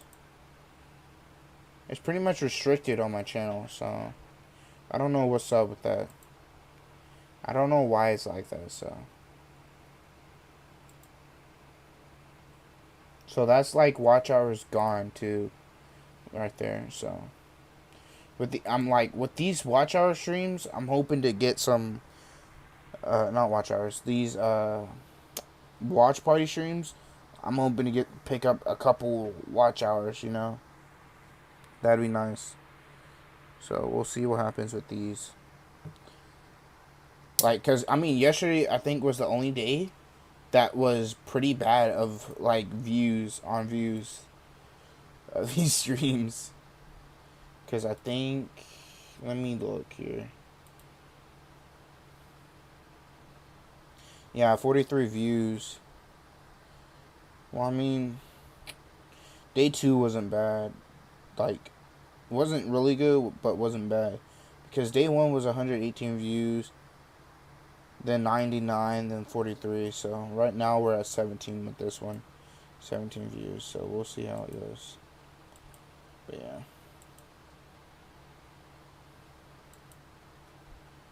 But we'll see how everything goes.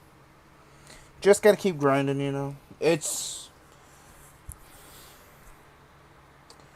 a struggle, but I mean, you gotta go through the hardships, things, and just grind. I mean, like, with me streaming my POV of scrims, like, I'm hoping that shit helps too. I'm wanting to do that a lot more instead of just recording, because I mean, I don't find the joy of recording and make montages every day. Which, I mean, I could just go back and get the clips from my stream. But, yeah.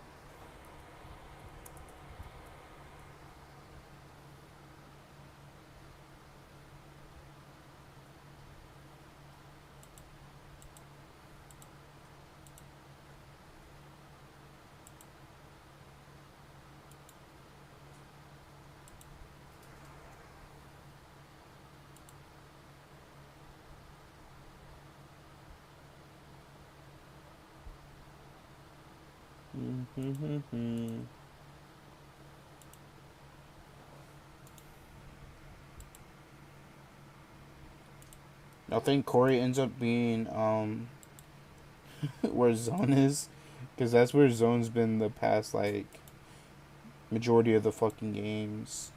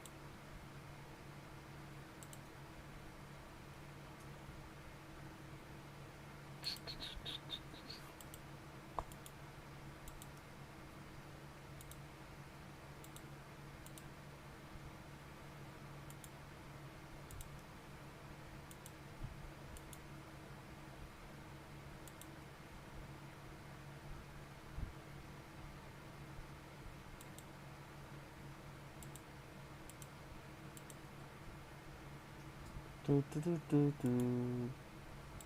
Ba da da da da. Na na na na na na na. Ba da ba ba ba da ba da ba ba.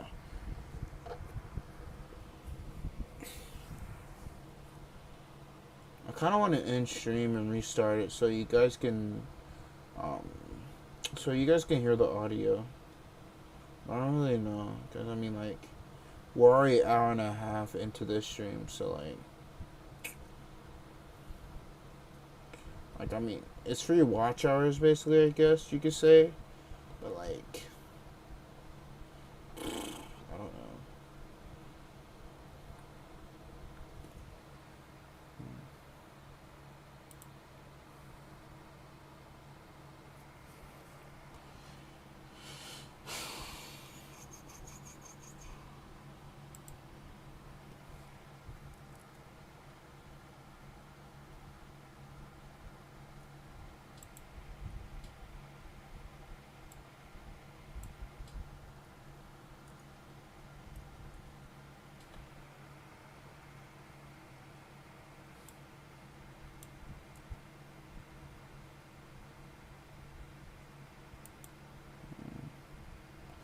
Alright, chat, give me like...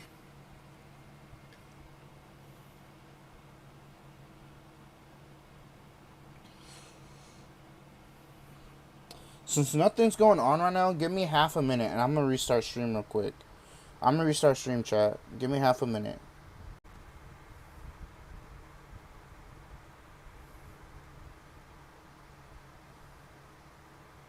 Understand the benefit. Potentially, there's still a lot of options, so not completely confirmed over to Quarry. Vampire gonna leave Primorsk. This is the team that I'm excited to watch for the next 4 maps, right? They have had 2 back-to-back strong performances. Okay, chat, gotta fix, chat. We gotta fix. With Alpha 7, they are close enough to be a threat, especially to that third place. They currently sit 14 points behind MSJ, and that is very, very doable. But like, when you're looking at the top of the tables, but I guess the gaps that exist, sure, they might look larger, but in terms of the performances that these teams can put up, the volatility that they can sometimes show, it is so closable, as opposed to when you look towards the bottom of the tables, when that gap between Ora and Inko sitting at 23 points, that's basically an impossible crossing for these teams down towards like, I ended it and everything, but it's like that they have that capability yet. I ended it in time and restarted in time. Yeah, and it's becoming less and less about a story of who breaks out from the bottom 5 and more about who breaks into the top 3, because it feels, like you say, fairly locked in right now for our bottom 5 of Horror, just unable to get too much of anything done, and Inko still finding some points here and there for themselves. So yeah, all eyes right now on Vampires, Alpha 7, and DRX. We doing good. I think for South Korea, they'll be cheering hard. What's good, for these Chino? teams to make it in Welcome. towards that top 3 and have 2 representatives of that region confirmed over towards the grand finals.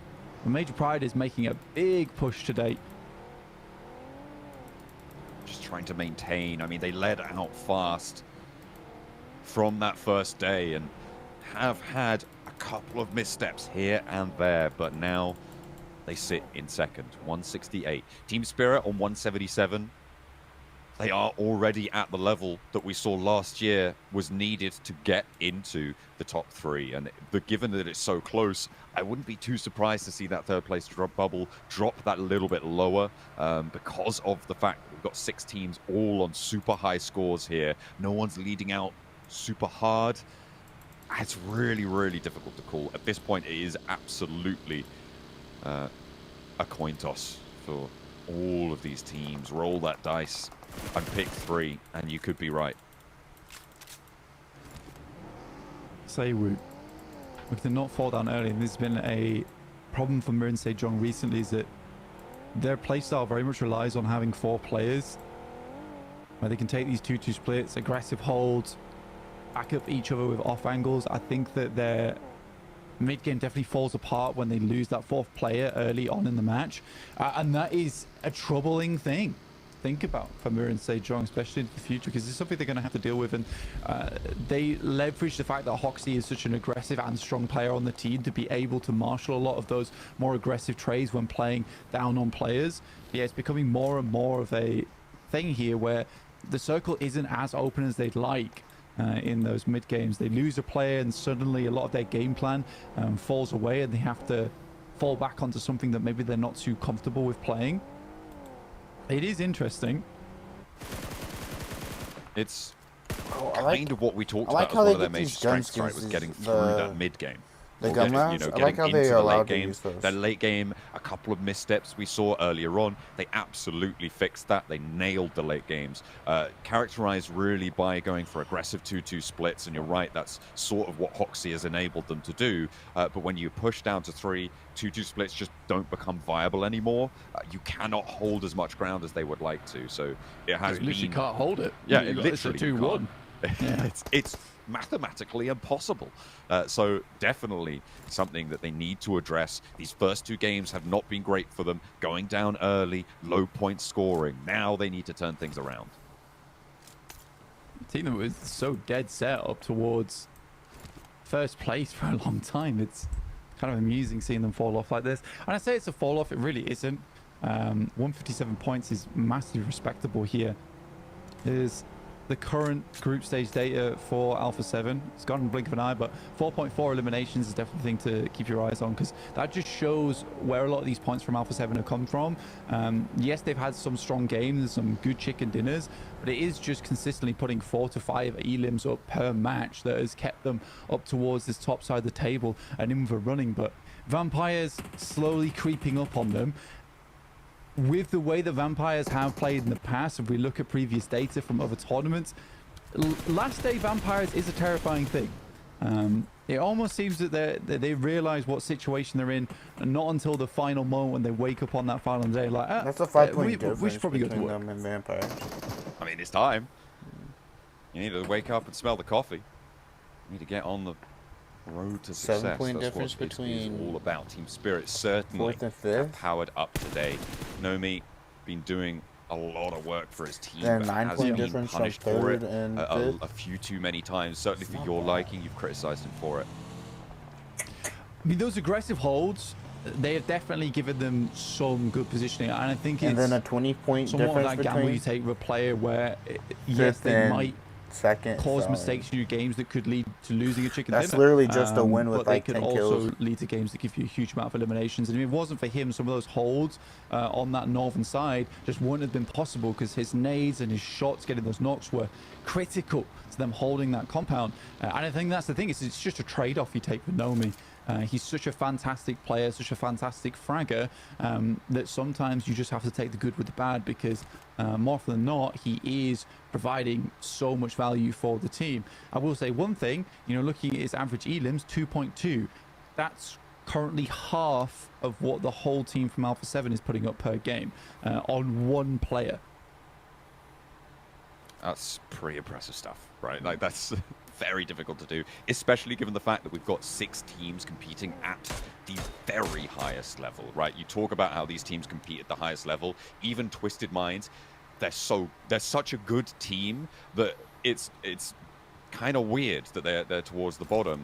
The fact is that they are also an incredible roster. It's just that everybody else is playing kind of out of their minds in a lot of this one. There are obviously mistakes that Twisted Minds have been making, but everybody in this lobby is phenomenal. So the fact that you can put up those numbers in a lobby like this for the teams at the top is just scary for the rest of the world. Absolutely. I'm tired, bro. I think that you're right, is that Twisted Minds is a great team. They are just being It's almost 6:30 for me, some of the chat. best. I know it's like 8:30 or... We don't call like, Group Yellow the Group of Death for lightly either. It is a really difficult lobby to play in. What else? Next circle did pop though, and we saw that Team Spirit had Almost taken a lead out of Mirror and St. John's, where they held themselves a 2-2 split. Now they're regrouping over towards the northwest side. And then of Nomi as well as Matic like getting into position. 3:30, 4:30. It is also nice the devs keep talking about Matic, because I do think he's improved so much. I mean, he used to be a bit of a wild card, a weak link on Team Spirit, but he has solidified himself as one of the most reliable players on this squad now, which is really nice to see. And it's nice as well having Kitsune and Matic together, an ultimate duo just like Eddie and Venom in the current Symbiosis event going on in PUBG Mobile.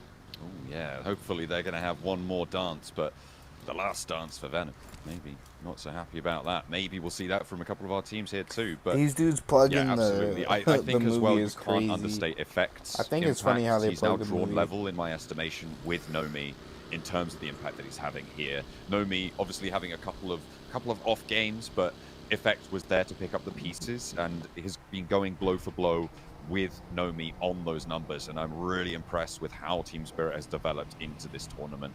I think if they were our number one, I'm gonna be right back, from chat. I'm gonna go get me Group some Yellow, drink. I would be happy with that. I think that it has been proven now. They have deserved this spot, but when you talk about Team Spirit in the world stage, you can never say it's over until it's over. There is still so much room for error that we've seen from them in the past. Yep. And I don't want to curse him too much. No fear. Does take down Hoxie. Horrible player to be losing there for Mirren Sejong. And again, down to 3 early on. That is to our 12th place team. So Mirren Sejong just suffering at the hands of some of these teams that we didn't expect them to go down to. Is over on that western side of the map around Gatka. They went for more of a safe crossing here. And I think some of that confidence has been shaken on Mirren Sejong's side to take some of these aggressive holes, some of these aggressive splits. And I think a lot of it was enabled by some circles in the past where a ton of teams were sending very central down towards the middle of the map, but then we get a northern shift and Mirren Sejong's the only one playing on the north on the edge, and they're able to take a lot of space because of that. But we'll have to wait and see. RSG finding Elementrix. This is Major Pride going down to 2 players, by the way. Ooh, does he spot him? I don't think he does. AZ just hidden. Look at that shift, and AZ, well, he's going to be known now. The hard shift up to the northeast. We're going northwest to Pachinki here. We have Zeus on the north side. BTR making a fast maneuver up towards this direction, but the teams on the southwest going to suffer for this. MSJ, DRX, Alpha 7, Vampire, all going to have to push in from this west side. Yeah, crossing over this field is You should be in mind. awful news for them. Team Spirit likely to be quite happy I with their can make position. that Though. It happen. has full sight lines out towards the west and likely could pick up a couple of elims I can make and that knocks happen as easily, teams trying to Crucial. crash on in. Here's BTR down to 1 player. Adeti seems to be the one who did majority of that work apparently. And Mirren Sejong, they take this opportunity, they take this chance, as does Becoming Major mod Pride. in my Great chat nade will find means 2, and also that's them over. you take Xavier the role toppled of being BTR inside staff the warehouse. as well in my BTR server. have already put up some which, I numbers mean, so far today, and really all the you fact gotta do is is that 12th place is still moderate. so far behind. They'll be okay Chat, for a moment literally, longer. Major Pride fall, pretty much rank they're out. mods in my One chat are the elimination same found. They are on as in 169, my which Discord. gives MSJ, BTR just DRX, went Alpha AWOL. 7, Holy Vampire. shit. Goodness me, that list is long. BTR A got chance eliminated? to jump up on over now. And Mirren Sejong getting over towards this compound is great news. This was an aggressive push from them. They went Major directly Pride died past too? Team Spirit Shit. towards one of the more central compounds. Now Vampires are getting involved too, and Seiwu takes some shots down the stairs, but it's not enough. Vampires have fully breached the building. High on the ground floor with just Stoned left. MSJ looking to fend off their 3rd place position, and Stoned will fall next. Schweppes on the outside. Can he do it again? Yes, I agree. The man is insane, and he goes for 1. MSJ. Oh no, this is so unfortunate. The crash was looking good. MSJ looking to confirm these points, and every point matters here. Schweppes steps out, but there's danger in the fields. As Team Spirit take the 3rd party MSJ angle. just might Losing lose Tony 3rd Cable place there, here. and Xavier Even with just this MSJ game. are down, and But the 3rd party takes both of them out. Esports. Yeah, easy cleanup. Xavier. That could have gone very differently for Vampires. That's crazy. Their initial push was strong. Oh They my got onto the lower lord. side, but very good defense from Mirren Sejong. Almost went terribly. Harami, bro, for come the on. Vampires, but Yes, cleaned up take by out Xavier Hora. shortly I don't like afterwards. Hora's too cocky, bro. Rame bro spraying down. Aura out of it once more. It is so strange that Harame Bro have such an impact on so many important fights. I want but they're in Harame Bro to 13th pass place up Hora. playing. It's odd, but here we are. That's the world we live in. are just a ball from here, Hora, though. One player down in front of him. I think Sky may be able to get this one back up, but Alpha 7 looking to sweep up towards this northern side, and a big pickup with that nade. Able to get a knock, able to get a flush as well. Harame Bro getting taken low by an Alpha 7, striking out. Yeah, it's a good crash from Alpha 7. They had a little position to go to, but the fact they hear this fighting happening over towards that north side means that they could make a quick rotate. Welcome, Neo. They welcome, knew they were welcome, in for welcome a fight to the when they headed stream. this way, but they were certain they could win it, considering that it had been going on for quite a while. They saw the knocks coming through. Very, very well played to Alpha 7. They picked themselves up a lot of eliminations off the back of this one, up to 3 already, and likely a 4th coming shortly. Southwest side, DRX is suffering. Getting out of there. They got 2 players down, and they need to pick them back up or get something out of this, because Luke's Luke's gonna looking to hit pick there. up points from it as well. Knocks coming on in, and DRX, they may not have enough left in the tank as Alpha 7 clean up I on just the seen northwest that side. team chat, DRX bro. just with Kite Thank Say you, left. I and Team appreciate Spirit that, man. looking to push them down. Our 2nd place and 3rd place teams are out, and make that a 4th place team too. Alpha 7 now with the chance to move up. Yeah, this is their time to shine. But Team Spirit Alpha 7 have 4 eliminations. They're looking hot right now. That is a interesting play down towards the south side, but they can control the south side of the map. Puts them on It's 52. So, I mean, again, very similar situations to both Alpha 7 and Team Spirit. 7 They points hear behind. engagements happening on the side of the map. They take control of 5th? them. They know there's limited space within this circle, so they need What's to third maintain place some right now? space on How the many map points is third place? to ensure they can play 50, very far out 157, on so the edge that's here. Like 11 points? 7 trying to sweep down the hillside. Team Spirit regrouping up. Maybe. Closer towards the north, but the building's not quite About in. 11 They'll have to points. move a little bit further up, and So you can like see in first place with Kitsune like wants one more to kill. break that barrier first, moving to the roadside, but has to fold back. Actually, the buildings may just be in on this south side. Looking towards Team Certainly Spirit, not though, so, I mean, safely, but they could possibly take what out they Team have to Spirit settle too. for. Alpha and 7 then, like, further to their north. that could They even don't help want them to out get these even points more. over this way. They take out Team Spirit here, Team and then Spirit's just forced start to going fight. on They a have to. rampage on They're everybody gonna else, want to because try Team and take Spirit's control of also this, like just a high ground that sponge sits over of towards the picking up north side eliminations. versus Alpha 7. They can't stay in that building. It was more just a regroup point where they could get reset and think about what was next in the scenario, because they know it was clear. And it was a good thing they did have that knowledge as well, because if it wasn't for that case, Alpha 7 might have been able to pump more bullets in. I mean, they're a very accurate squad. You can see the damage ringing through towards them. My question is, do Alpha 7 want this fight? I mean, I feel like probably they do, but there is always that option for them to just try and move in on that north, continue their sweep, but they can get rid of Team Spirit. I mean, that's huge for them. They can get rid of everybody ahead of them in the tables. I mean, neither team wants this fight particularly, but historically over towards this side of the map on the west, these two teams on either side of the road always end up fighting in the future, right? It's a hard position to hold as a two-man. You're likely to get shut down later on, and they know that that squad on the other side, vice versa, is going to be a problem towards that end game. So if they can pressure them now, try and take shots, especially because Team Spirit is just coming to the circle. They're not fully regrouped. They don't know what's over towards the north side. Alpha 7, however, they take them out and then take out possibly Zeus there. Oh my lord. Yeah, they can put a little bit of pain in. So utility wasted on either end of things, but Alpha 7 has had way more death crates to be looted on. Zeus is heading that way too. Bold flex out from Kitsune. He has might just have to turn fight around him. and get away from it. Up as Potentially one. looking for that crash. Twisted Minds from the east side. RSG as well. Now coming into contact on the route out to Pachinki. A nade over Fedorin is good for one. And Bay now trying to launch a counter-offensive. Not doing so quite Guys, when successfully throwing just yet. nades, The don't nades continue to constantly go through. just Lighting throw them in looking one to place. launch Like, two, but they're throw gonna have them to like move spread that shift. out. It goes Like, west. It's onto the compound that yeah, the Xavier holds. hit the nade in Pink one on the place, south of people it. are gonna move. Muerte with So their like, you want to players throw it maybe going to more to the struggle right, keep maybe Alpha more to the 7 left. and to Zeus at possibly bay. Yeah, for Alpha 7, they certainly want just to rotate continuously over in towards this one side. spot. First, they need to clear out Zeus. Tumwente is going to be sitting pretty for a while, but Zeus is making that roll up right now. In the meantime, we're still getting this fight between Twisted Minds as well as RSG, who are stuck in one hell of an awkward position. Unlikely to get out of this one, I'd say. Caged in. Twisted Minds have thrown away the key. Good nade from Zeus as well. Takes down Eugene and Pusher, and that'll be Muerte out, clearing out a strong space for Zeus, understanding that there likely was going to be a wrap sooner or later from Alpha 7, so why don't we just pick up a strong position early? Twisted Minds maybe continuing the fight. RSG looks really reluctant in this scenario. I mean, rightly so. You cannot really go for this peak boldly. Freak taken low. So is Bay, and again, just a little bit of a dampener put on this fight.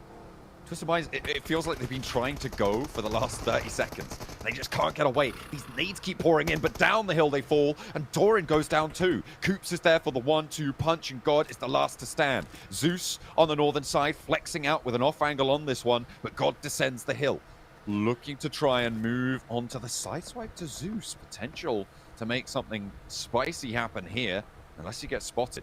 Zeus, this is a team that I have loved watching over the last few months, Blank. We saw them in EMEA. Their rookie ascension has been fantastic. The desk highlighted them earlier. They come into this tournament with very few expectations on them, but they have impressed. And despite losing a player here, just as I say that, I'm still very happy with this team from Turkey.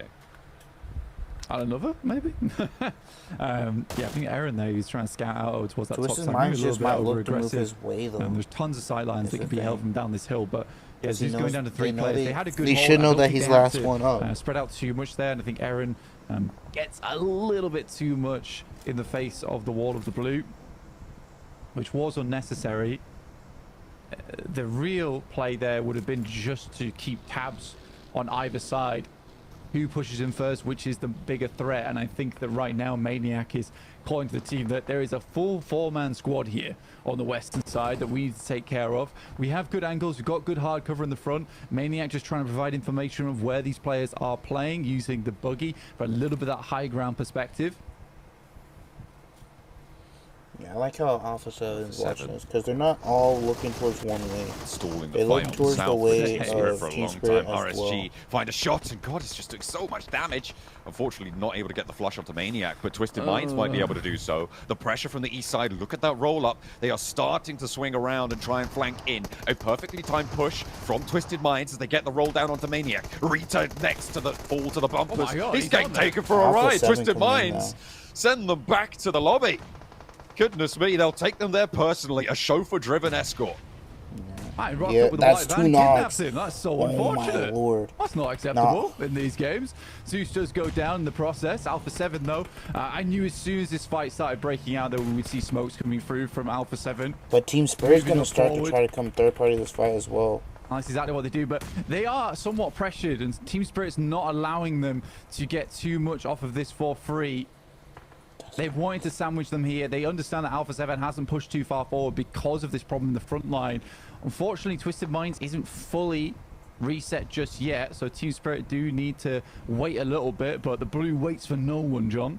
Kitsune has been scouting down on the south side for a long time. Potential that they crashed there. A big nade to open things up from McGrellan, and Alpha 7's push can now start to come on through. Doran, he's not going to survive this bombardment. Surely he doesn't get back. There it goes. McGrellan gets the flush. Freak almost goes down too. Lord is super low on the backlines, and Alpha 7 have everything they need. Coops, though, he's still alive. That's going to be handled by Revo. Freak and Lord now trying to keep things under control as things are starting to crumble. Alpha 7 put more pressure on Carrillo. Just loads plate after plate onto the barbell, and they cannot keep things going. Lord will crumble. That's what they need there. Twisted Minds are out. Technically, Team Spirit has made the right play here, which is to wait for a fight to break out where they can move through. Unfortunately for them, Alpha 7 is so damn good. There has never been a fight where they've looked even somewhat. I mean, Alpha 7's going against Twisted Minds. They were just raining down those nades. There simply just wasn't that opportunity for Team Spirit, and they desperately needed that opportunity to make through. Kitsune's been scouting in the meantime down towards that south side to see if he can get an opening, and it's so sad that he moves back up towards that northwest now, because to Alpha 7 and the ultimate Team time Spirit for them to move through. Matic goes down to Alpha 7 now, leaving Team Spirit as a 3. They could still potentially go for a swing. Alpha 7 haven't committed to the push to try and capitalize on the knock and flush they might just start to play but they aggressive have towards so Team much Spirit room now. to maneuver that Just rotation raining down out needs is towards not the way. going to be possible for them. DX Xavier onto Inko. trying to keep things going as well on this south side. And Aura, by the way, still alive. Effect spotted next and flushed immediately. Alpha 7 are slowly extracting value. They're up to 10 eliminations now, Blank. They are on a tear. Alpha 7 Their wins this ascension game, is here as well, as Kitsune's the next to fall. It's all up to Nomi on that north side to get value from this game. The Team Spirit may have already done enough to secure a top 3 position, but there is always that worry with so many teams around the corner. Nomi in the ditch. I don't care. Alpha 7 wins this. Even if they down lose a the DBS play from Nomi. Steps up, looks for another, but won't find it. Alpha 7, 12 elims on this game. 3 elims for Team Spirit down in 4th place. But yeah, this could have gone so differently. He goes out with 4 eliminations. Kitsune had just kept tabs a tiny bit longer down towards that south side. That would have been such a good wrap from them to really get involved in that fight on the south. But this should be an Alpha 7 win. Very, very well played. They made it look so easy, this game. It's all good. I appreciate you stopping by, bro. Fell under Alpha 7's I enjoy it. I feel like Aura's position is completely unknown to everybody in this lobby right now. He is very, very hunkered down. Carrillo might spot it. He's the only player that could really do anything about it. I think he's going to get vision on this. He might just step up and go for the spray. Yes, he's seen it. Finally, the snake has been removed. The grass clears. And now it's the Xavier with 2. 13 elims, put up 15. You get a 25-point match. And for Alpha 7, this is a great result. With so many of the teams ahead of them going down early, they will be in the top 3 after this. The question is, where will they fall in that top 3? Grillant, up close and personal. Xavier, 2 players remaining with Levi's as well. It's a 3v2. Levi's currently in that Molotov, does take damage from it finally, so unfortunately steps out the way, and Alpha 7 should now be looking for Levi's. He finds the first knock, but will not find anything else off the back of it. Tons of elims here for Alpha 7. Revo does go down, but the rest of the boys take it home for them. Like, they had an first game, but that is a mighty jump. The champs don't choke here, Blank. They will be able to find a chicken dinner at a pivotal juncture, but the job is not done, and you can see that. They went from the sentiments that they're displaying taking there. 2 fights Alpha with 7. They know Hora that it's the and first Harami, step. bro. One of 3 more they have to make to secure themselves a spot and then take in the out London some from finals Hora, to and book then they start that to look ticket towards and head Zeus on out that way. and Twisted Minds. It is down to the wire here. We are going for 3 Twisted more. Minds start to get focused play on them all out, and it's still Alpha 7, and Alpha 7 starts to get focused by No, Alpha 7's trying to grab anything they possibly can right now to reach that top 3 and to secure that spot into the grand finals in the UK. And honestly, they're becoming extremely close, if not already doing it in this last match alone here. But that also means we have the likes of them and Team Spirit potentially setting themselves up to be locked in for the finals. Top Dukes and Maxman. This game, it had a lot. It had a lot to talk about. Thinking back to specifically the Xavier BTR kerfuffle that ended up turning into teams taking every position they possibly can from each other. I don't even know how to break down that entire fight in the first, but I think we'll get to it at some point, Jukes. I think we can talk about it later, but this finishing moment from Alpha 7, such a good hold on the northern side. They had, 12 eliminations before even going into this fight in the first place. This is Alpha 7 that we said at the start today are going to be hungry to push it into top 3. 7 elims, Carrillo. Bro, Carrillo, dude, he's back, baby. He's back. You know what's so crazy? Like, he has been overshadowed lately, you know, by, you know, Mafioso, Revel when it comes to eliminations. But, you know, I remember back in the day, this was the most dangerous man on the battlegrounds, and he's showing it in the championship rounds that he's still here to play. You know, I give him a lot of slack, or a lot of, not slack, maybe crap is better the word, for not being able to like frag on par with Mafioso and Revo. But as we've been talking about, England leaders need to be able to frag out these days, and Carrillo is starting to show he can do it when they need it. Thinking back to PMWC now here at PMGC. Yeah, IGLs have to frag out might now. be that unbeatable team if we get them in. I would know for myself too. So I really want to pay attention because I have to play that IGL role. Because we're going to see that crap you have to be able to frag out. Max, like not you don't want to talk about what we're discussing. like, you always change topics. if you now, can here it pick is. up Because we 2 got to the 3 replays. limbs, Look that's at gonna these be beaches that are happening. crucial. We That's have pretty to move good, the topic over especially there. for an so IDO. initially, Xavier, right, have this 2-2 split hold on that central compound. But I mean, if you could frag out and even BTR more than send that, it oh in, my lord, and I think Xavier instantly were able to get a really good engage good onto for BTR, this, getting yeah. 3 knocks, but lose 2 players in the As an process, IDO. sending the 2 other players of Xavier over to the warehouse to clear it up. But as we saw, Jukes, afterwards, that just opened up the opportunity for other squads to take that compound for themselves. Yes, sir. Speaking of other squads, that was gonna be MSJ, dude. Man, Sejong just said yoink to Xavier right when they went on the push to BTR, and I was like, oh my gosh, yeah, like the timing couldn't have been more perfect. That's it, Xavier's toast. But then, what do you know? Here comes another squad, right? They go ahead and they I'm glad the push on stream, to like, I'm MSJ. glad they started a little bit Xavier earlier. comes back right So around, that means it's just punishes gonna them get done both, like about and an gets hour that victory earlier. in that battle. So I mean, huge So, game like, for that's Xavier, good. especially considering where they're on the leaderboard. I mean, Xavier looked a little bit sad after that game. And like, man, I would be pumped after a match like that. How many limbs you get in that compound and you make it to second place? That is massive. When I initially thought they would go down on the first breach of BTR, but they survive, make it to top 2, and get a bunch of points on board, be in second place in terms of points earned with 15 on the board. Speaking about getting points, Twisted Mind's getting some decent points here as well, having an okay push, you guys were saying, up against Reagan's game and getting themselves the 8 points in total. But Xavier, like I said, 15. Horror getting themselves 7. Team Spirit, though, on 7. I did want to bring up the fact that you guys were discussing, like, what is Team Spirit going to do here? Because we had Alpha 7 and Twisted Minds looking to skirmish towards the north. Then you had Xavier and Inco looking to skirmish towards the south. And Max, you were kind of like, you know, thinking, like, which direction are they going to go?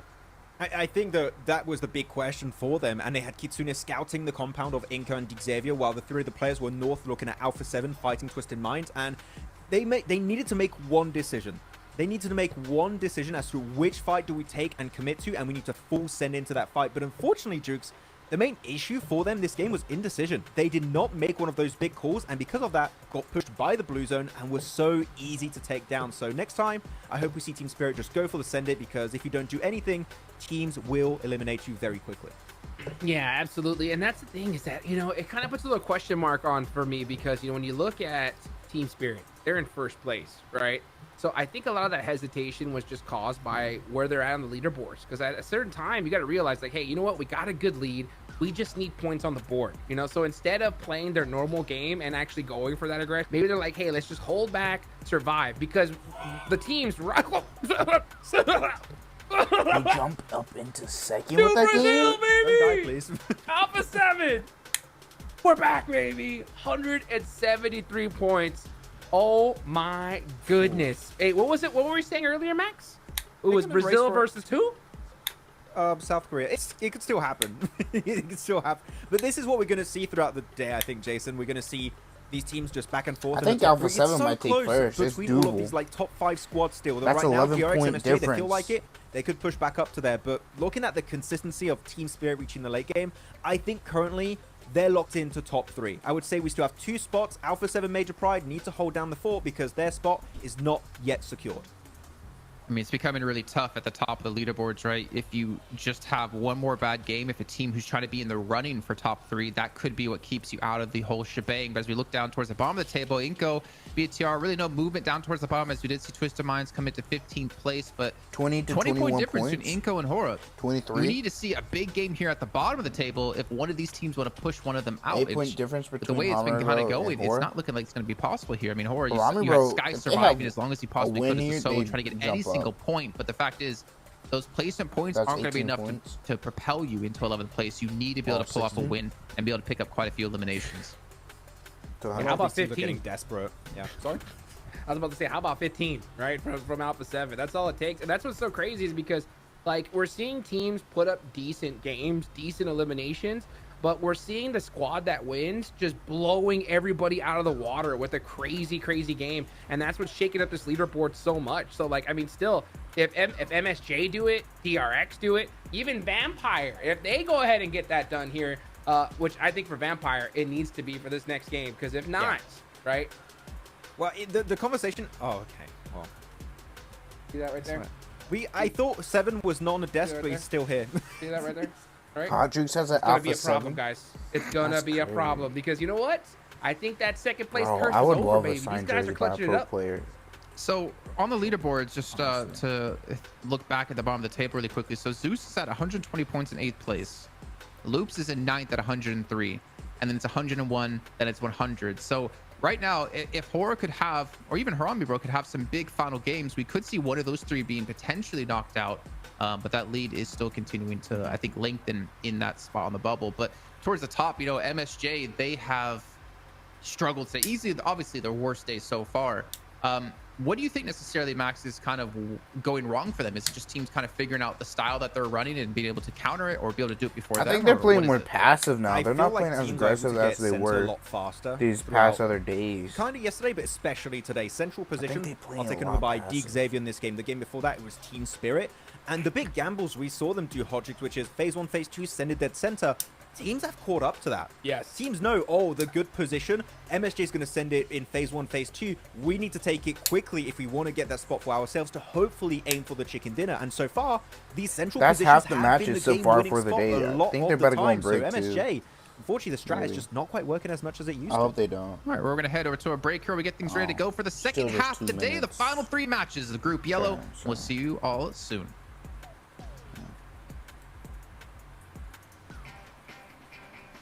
They're going to a short break. Just 2 points. Like, you guys should be able to hear me still. Like,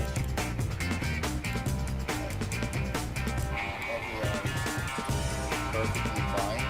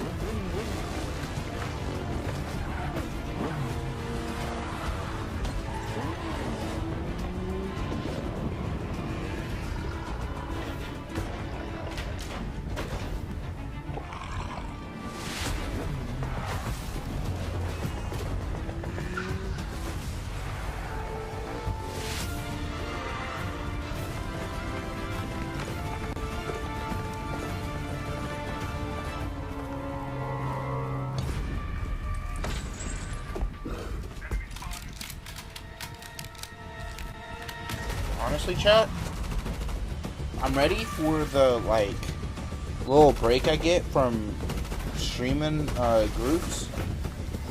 And, because I'm basically streaming 2 times a day with these groups. And I mean, like, my sleep schedule is, like, fucked right now because of PMGC. Which, I mean, I don't mind because I end up getting, like, about 10 hours of sleep, though, so. Well, more like 8. Which I'm fine with.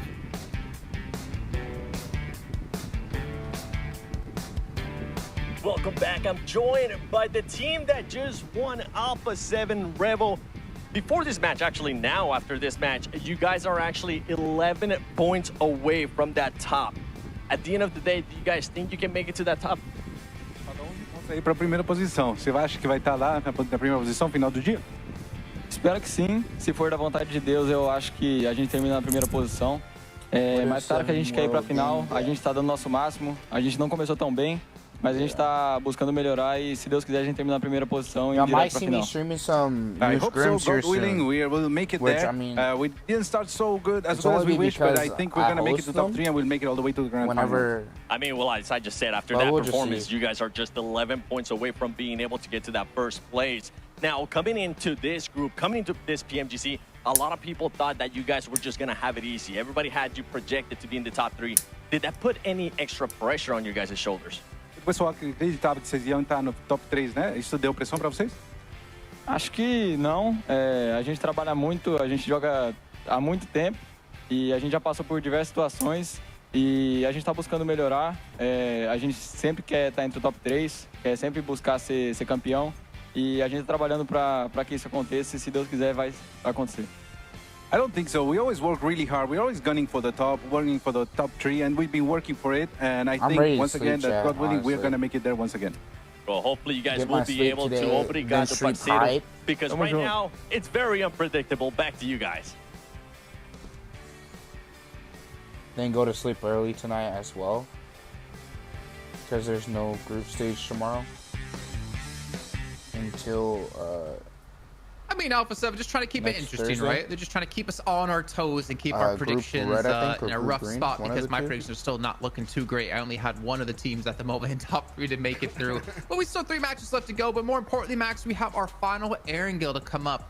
And we know how Alpha 7 can play on Miramar here. So I'm getting a little bit worried for some of these teams if they want to catch up.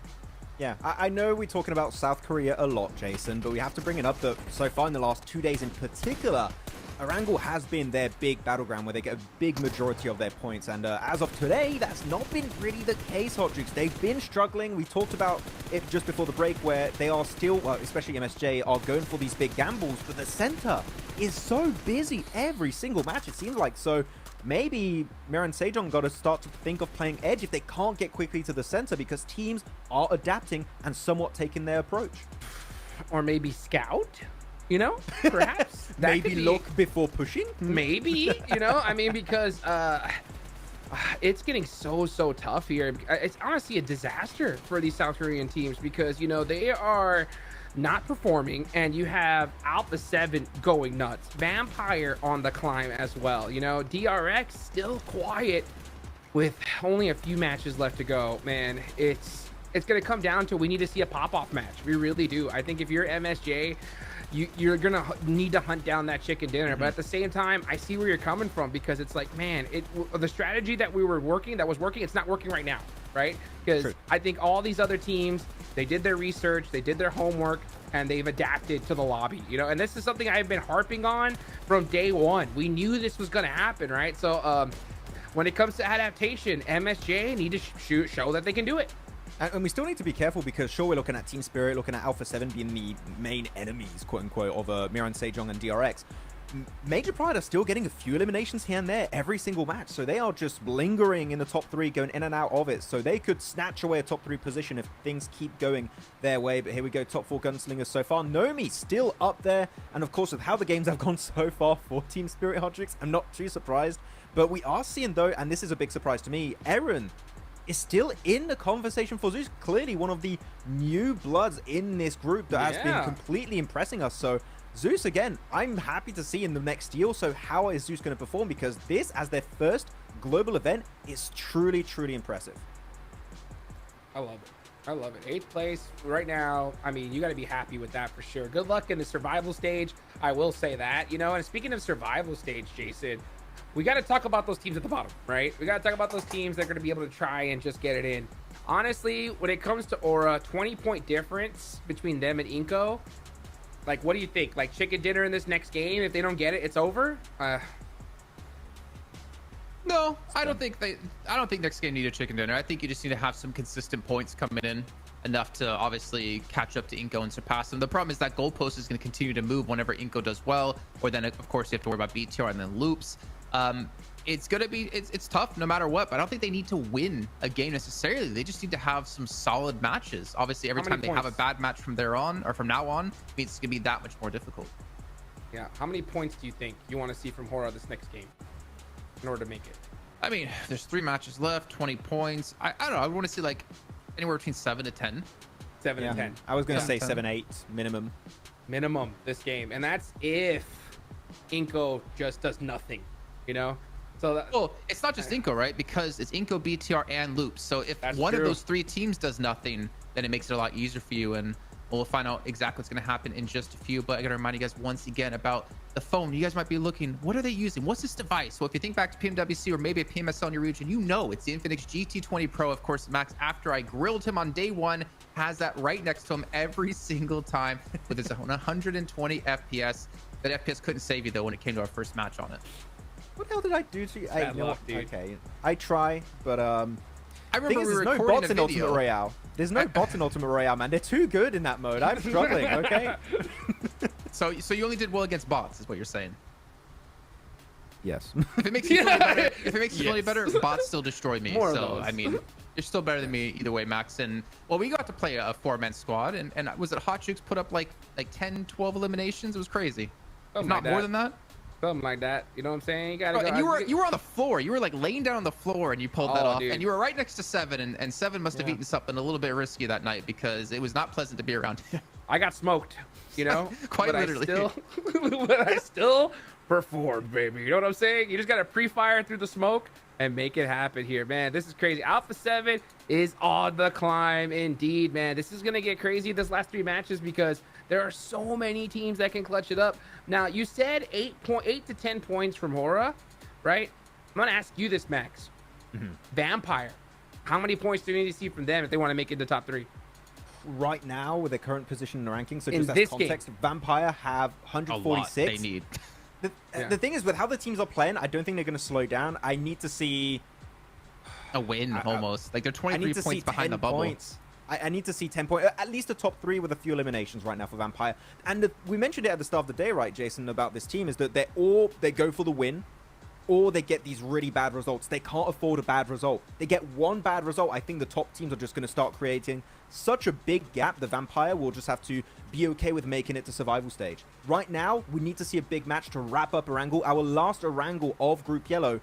So Vampire, one bad game is not going to cut it. We need to see some points coming on the board. Real talk. I'm gonna agree with you, Vampire. Jason. Go ahead. Oh, okay. Oh no, we can bench my point because I hear you're agreeing with me, and I love to hear that. I am agreeing with you, dude. I think that Vampire need to win this game. I mean, because these other teams above them have too much pop-off ability. I mean, they'll pull up 25 points like we just saw Alpha 7 do, and I think any of those squads right below them can still make that happen. So for Vampire, yeah, chicken dinner this game. I think if you want to feel even close to being comfortable to make it to top 3. So chicken dinner do they go for? Or is it time for them to be like, okay, we just have to hot drop one of the teams in top 3. Hot drop Major Pride. Chat. Keep that goalpost within reach of you. Because the amount you of guys points like they need anime? is kind of insane. What was it, like 23 I said before? Yeah, 23 points. Hot drop them. Try to stop their momentum because as you said, Max, they're going to consistently get eliminations here in these next matches that you almost have to if you want to catch Major Pride.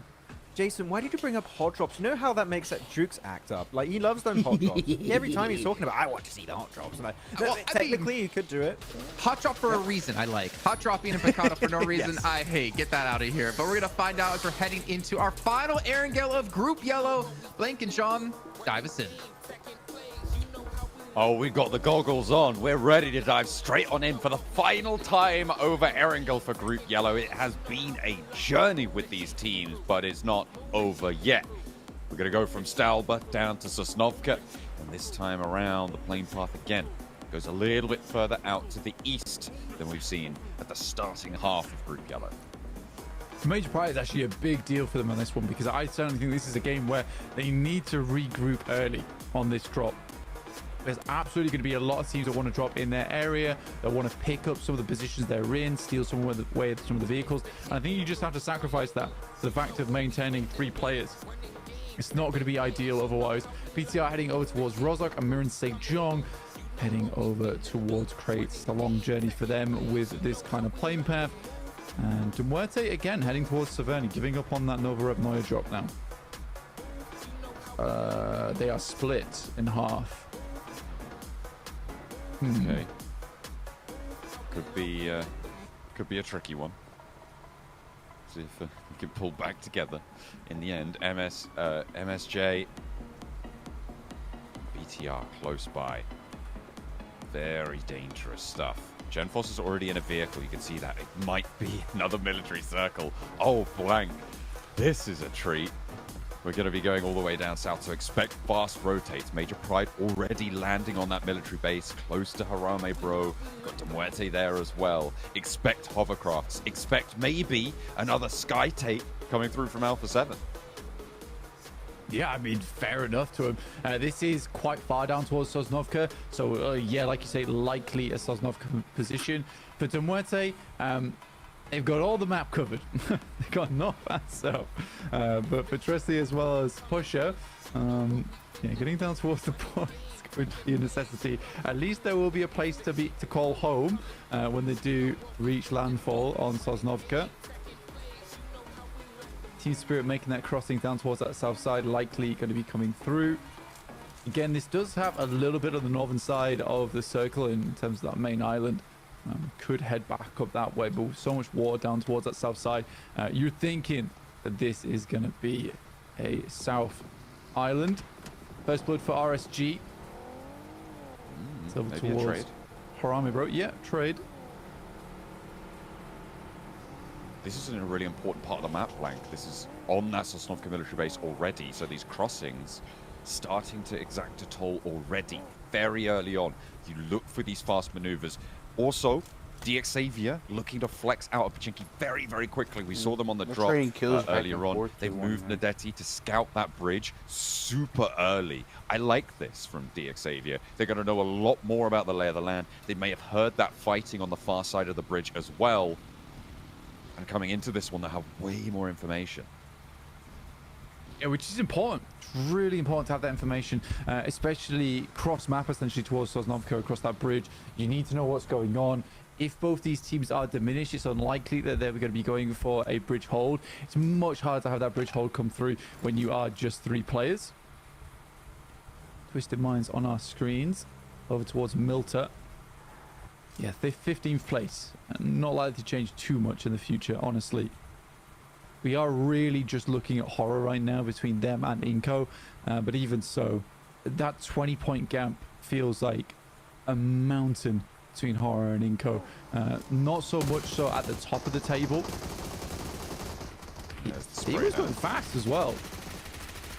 On the back of a bike. I mean, that's a difficult strafe to catch. Unfortunately, the players rolling in behind may have been a better angle to try and go for. You've got other teammates. You've done the damage to the bike rotate. Maybe you allow some teammates behind to then pick up the pieces on that and turn your attention to the buggy. Could potentially have been changed. Bro.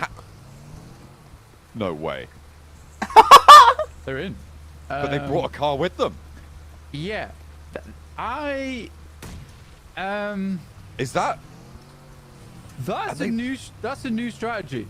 Oh my god. Yo, chat. Y'all see this? That is incredible. Team They Spirit took a car. Imported a vehicle to Sosnovka. Portable garage, apparently. Is that allowed? I mean, it is, right? Like, you just put That's vehicles on top of the fucking vehicles. crazy, Like, that's... chat. How do you... I don't know. You have to have got a jump to go into that one. Perfectly timed it. Known to bring a nade with you to explode it off the top side. It would have been much easier to just bring a hoverboat with you, but this is crazy, the next best thing. Like, how do they cross like goodness. There is... Max is currently going wild in our group chat as well. He thinks that they jumped off docks onto the boat. This may be something that they practiced. You've got to remember that, Blank. This is a standard rotate for Team Spirit. They know this location like the back of their hand. This is their standard Sosnovka rotate. They are probably, and have probably been, aware of their ability to do that. The thing is, it's not really going to, like, surprise a lot of teams, but it's going to give them so much more mobility, just like the hovercrafts are going to give to other teams. Yeah. I think that's the first time we've ever seen that in PUBG Mobile esports play, though. And that's meta changing. That actually is meta changing for a lot of squads. Bring it out now, though. I suppose, you know, they want to win it. They want to take first place in group stages. Hell, go for it. But yeah, the best thing about it is that not only does it provide you that much needed mobility, when you get across, but just having one vehicle opens up so many more paths for others, because it means you can drive players along the roadside to get to vehicles that would have otherwise taken ages to approach on foot. Wow. Yeah, that actually is meta defining. I'm sorry I'm making such a big deal out of it, but that just, it changes the game. It absolutely does, but it's absolutely something that we'll be looking out for in the future. Our team's going to invest into that as a strategy, bringing vehicles with them. I mean, with the hovercraft in, it's a little bit less meta changing than it would have been a few months ago, but even with the hovercraft, yeah, you're right. I mean, the land speed that you can get, they'll be so much more familiar with these vehicles. Hovercraft is slow. Exactly, and whilst it's protected, it is, you're right, so slow. So it does not get up hillsides very well either. So the hovercraft is a really good approach to land and get towards a compound, but it's not good for rotating. It's not good for crashing. If anything, that play is actually so much nicer. I mean, the hovercraft does open up more possibilities, and it's really good for teams who want to get across the water without being impeded by a team fire that just leaves you out in the ocean to get soaked and then sprayed with bullets. Yeah, that is... They all have vehicles now. Okay, cool. That's great. That is so great for Team Spirit. Goodness me. It may rely on specific boat spawns as well, which is perhaps why we haven't seen them do it up until now. We'll have to look back at what was going on. Maybe 7, if you're listening, you might be able to grab Kitsune or one of the players from Team Spirit, because we have to know more about this. This is absolutely an incredible development that we're seeing here in Group Yellow, if it wasn't already enough incredible developments. A north shift on this circle. Alpha 7 have been adding points to their tally. In the meantime, Zeus will be the casualties here, losing 2 of their players, and Alpha 7 are going to pick up 3 elims. Circle does move down towards Sosnovka, but over towards that northern side of the edge of it, which keeps actually Team Spirit very central right here. DRX really do want a good game after this one. They have fallen off a little bit. I think that their play has just they've not been able to muster as much strength as they had today. And 159 points dropping out underneath. Yeah, both our South Korean representatives have left now that top 3. Alpha 7 though, taking shots as the last players from Zeus make their final stand on the cliffs. Trying to get away from this one. I mean, Alpha 7, they may have options. We've seen them take to the skies before. That might be a little bit harder here. Zeus will entrench them in this one. More now being out in the blue. It's a bit awkward. I think Zeus understands that kind of game over at this point, right, for them. There's not much more they can do. But what they can grab is more elims. Nomi gets knocked by vampires and flushed. Damn it, Nomi. Come on, bro. Not like this. Not after a play like that. They had such a good spot. I don't think there was a necessity for a rotate towards the forests and just play these houses. Yeah, those beachside compounds, I mean, they're so powerful with these northern shifts as well. They have cut down their potential somewhat, but again, they may have done enough. Alpha 7, oh, they've lost 1, losing 2 as well. That is nasty.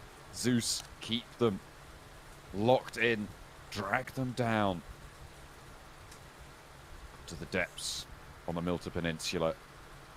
Darkin and Eren, as we've sung their praises so many times for Zeus. This is a team that has made such an impact in their first season as a team, as pro players as well. This is such a great result. And to take on Alpha 7 as well, to be able to have that in the back pocket, you've got to love it. The last player up for Alpha 7 may as well just drive away, bro.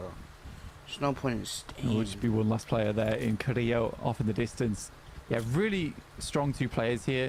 We have seen circles end on this location, and in fact Zeus do currently control the strongest spot in this area. It's really hard for Alpha 7 to do too much because it's just all open ground here. And it's just the crags over towards the cliff face that it gives you that potential. Look, man, it's so frustrating as well with that circle heads up towards that north side. Someone's going to need to talk to Nomi about these maneuvers. Goodness me. They are slap bang in the best of it. The northern side of the island, well, the mainland rather, over on the far side is still in, but it's impossible that it goes back over there, which means that teams up there can survive a little bit longer, but they're only going to get to stage 3, and in general, you do not earn enough points to make that worth it. You've got to try and find your way around. The team in the most important position right now, Blank, is Mirin Sejong. They have DRX across the bridge, and they have to make this crossing. 4th place, 5th place, both of our South Korean teams currently out in the cold. Yeah, and likely to face off against one another as well, which is the sad thing about this. With DRX holding West Bridge. But Mirin Sejong, they can play the water. Try head underneath the bridge itself. But likely we'll have to fight against DRX at some point. There is that hillside over towards the western edge that kind of cut off a lot of the sight lines from RSG. Major Pride outside the circle will need to move in. And Crio's making a mad dash, probably for Shark Fin on the south side of Farm. He can play right on the edge of it and just live there for a while. They got 3 elims. The longer they can get into this game, the better. And this is an uncomfortable circle for everyone with the amount of water that's still in.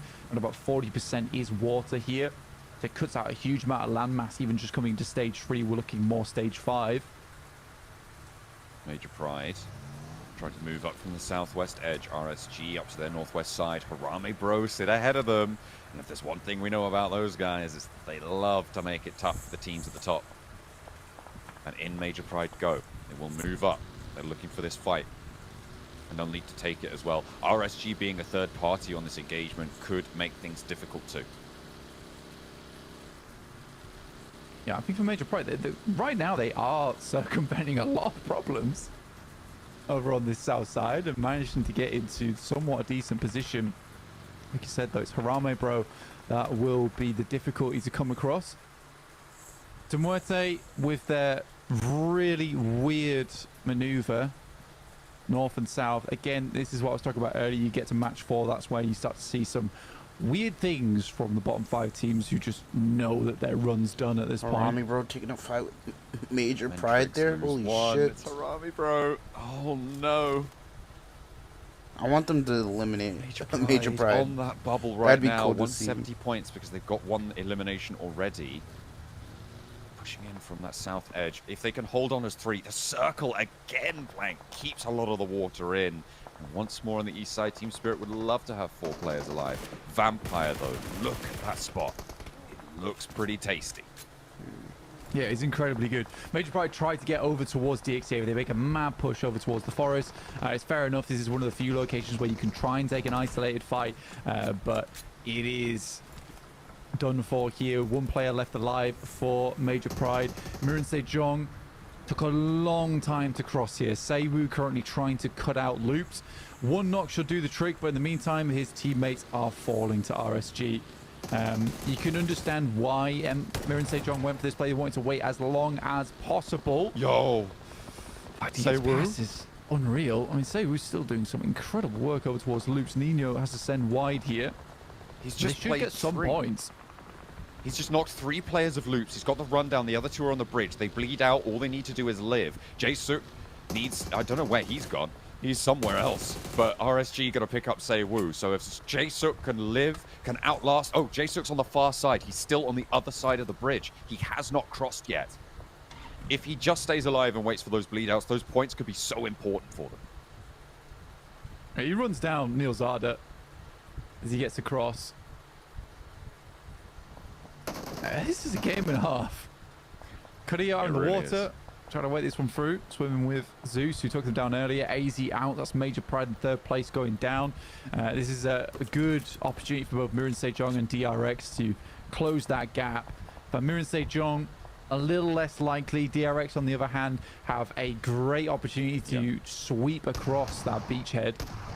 I think the team with the biggest opportunity here, given their position, is Vampire. They are slapped in the middle of this central area of teams. Given that the circle has a lot of water in, it's very likely to push back down south. They can hold off the approach from the beach, which is very likely going to be assisted by DRX out on that west. To be fair, DRX probably equally in a position to make it work, and with Vampire on 3 players, maybe that's diminished, but still, Vampire so pivotal here. With a circle like this, being 3 players, I wouldn't call it that much of a disadvantage. DXavier on 4, DRX on 4, but again, DXavier is likely going to have a strong game here, but anyone else on the outside, you're going to take a lot of casualties around this area. There's going to be so many teams with 2 to 3 players coming into this one, so even if you are 3 players, it's not the worst thing in the world. I will say for Team Spirit, it's somewhat disappointing because I think this is a game where they could have absolutely been in with a chance at 4. And in fact, taking that vehicle across somewhat dooms Nomi, because you gave him a vehicle to go make those mistakes in. But like I'm going to keep saying it, is that Nomi is a trade-off player. You trade off the moments where he completely carries the team for the times where sometimes, you know, he makes a couple of mistakes. They do even trade out here. Robs goes very low, and there's some help from the sidelines, and DXavier. Kitsune does drop down. Another nade through the side will take down Robs. And that should be a safe res onto Kitsune. And the first team to try and fight off against Team Spirit is rebuffed. Freak is still up in the hills and can't really have an impact here. There's off angles coming through. So Kitsune, I mean, oh my god. Get the hovercraft out, boys. Don't care about whatever I just said. Let's talk about this circle right now. Yeah, get the north out. side is still in this next circle, Blank. That means that Inko and Aura could still be in this one. Yeah, actually, you could hop in the hovercraft and just sit. Yeah. This is the most water we've ever seen during Group Stage Yellow in Stage 5, and also in a fair few tournaments this year. This is probably one of the most savage circles I've seen all year long. I'm confident saying that. Wild. The wildest thing, Blank, is that the northern shore is within render distance of this south shore, which means you are not safe taking a coastal position once this fight on the north side concludes. And let's go up top side. Surprised Malik survives that. Basically did a header on the nade, knocked it away like Ronaldo. Knocked it away like Ronaldo. I think a lot of teams are just wondering what to do next. Pusher moves up. Eugene will be down. Aston Muerte out. I mean, they made a wild play. I didn't expect them to get too far. They try and crash over towards DXavier. And DXavier's spot, although not supported by a compound, it is really strong. I think the most horrible thing about that position is you need to be so on the money, just like that grenade, in terms of scouting, in terms of listening for the opposition. These are some great nades from Inko, actually. I mean, they're just, bouncing them nicely around these crags, and Aura suffering in the midst of it all. 100 points on the cards for Inko, and they want to add plenty more. A drop down from Sky. He wants to change the tune here. Nenebeche goes down first. The off angle, the long range spot for inactive there. Might be able to spot this presence, but won't be able to deal with it just yet. His teammates actually not doing terribly, given the number of nades that Inko have put up to the top rope here. And the res might be able to come through. J-Suck is currently just battling versus RSG. And winning, by the way. Yo. 4 elims for MSJ.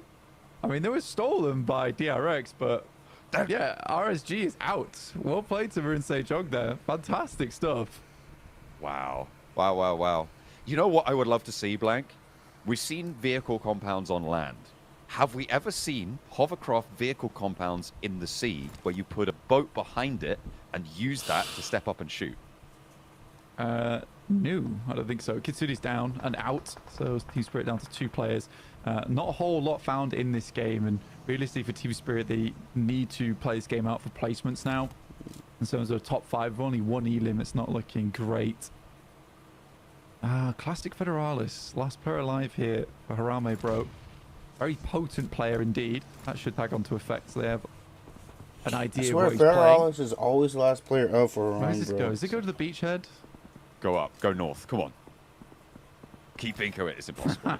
It does go to the beach, and 25% of this circle is land. 75 is water. It's time to get your swimming trunks out. Jason threw it to us. He knew at the start of this match. He said, Blank and John, let's dive in. Let's take it all the way to the end. We had to. It's a good thing we did have our goggles on, because we're going to need them to be able to see going forward. It's some nice nades been thrown by Team Spirit, but no knocks found is somewhat of a shocker here. I did enjoy that Zeus were looking to get onto the land. Oh, run back into it. Good switch around there from Matic. They have his location though, so he has to move out from behind the tree upwards. Quick reposition. That's not on target, I don't think. They're too far. Federalis is behind them. Like, come on, Harame, bro. This all you're going to do is backstab all game. All tournament, seemingly. Federalis is such a troublemaker. Get him on the naughty step. They don't know he's here still. They think the nades are coming from DXavier in front of them. Oh, he's cooking. He's still cooking it. He's still cooking it. Oh, he doesn't know. Effect. No, please. Not like this. Another one, and he steps up, and down go Team Spirit. Goodness me, what a way to close out their match. The top three are all out. Goodness, and Vampire could still push on up. DRX again into the headland. Federalis fighting off against DXavier. Blank still. The Northern Shore is within render distance here. DRX can trade across to the north side to Inco, and you're seeing that happen now. They're on broadside. It is open season across the open water. Yeah, for DRX, this is a really important game for them. For Vampires, there is this good chance for them to get in towards the top three. But for DRX, they are just hanging on for dear life right now. They want to get more points. That's a fantastic nade to open things up and also bottlenecks the team underneath them, trying to close the gap. In comes the hovercraft for the crash. I said it wasn't amazing at it. It is slow, but it gets the job done.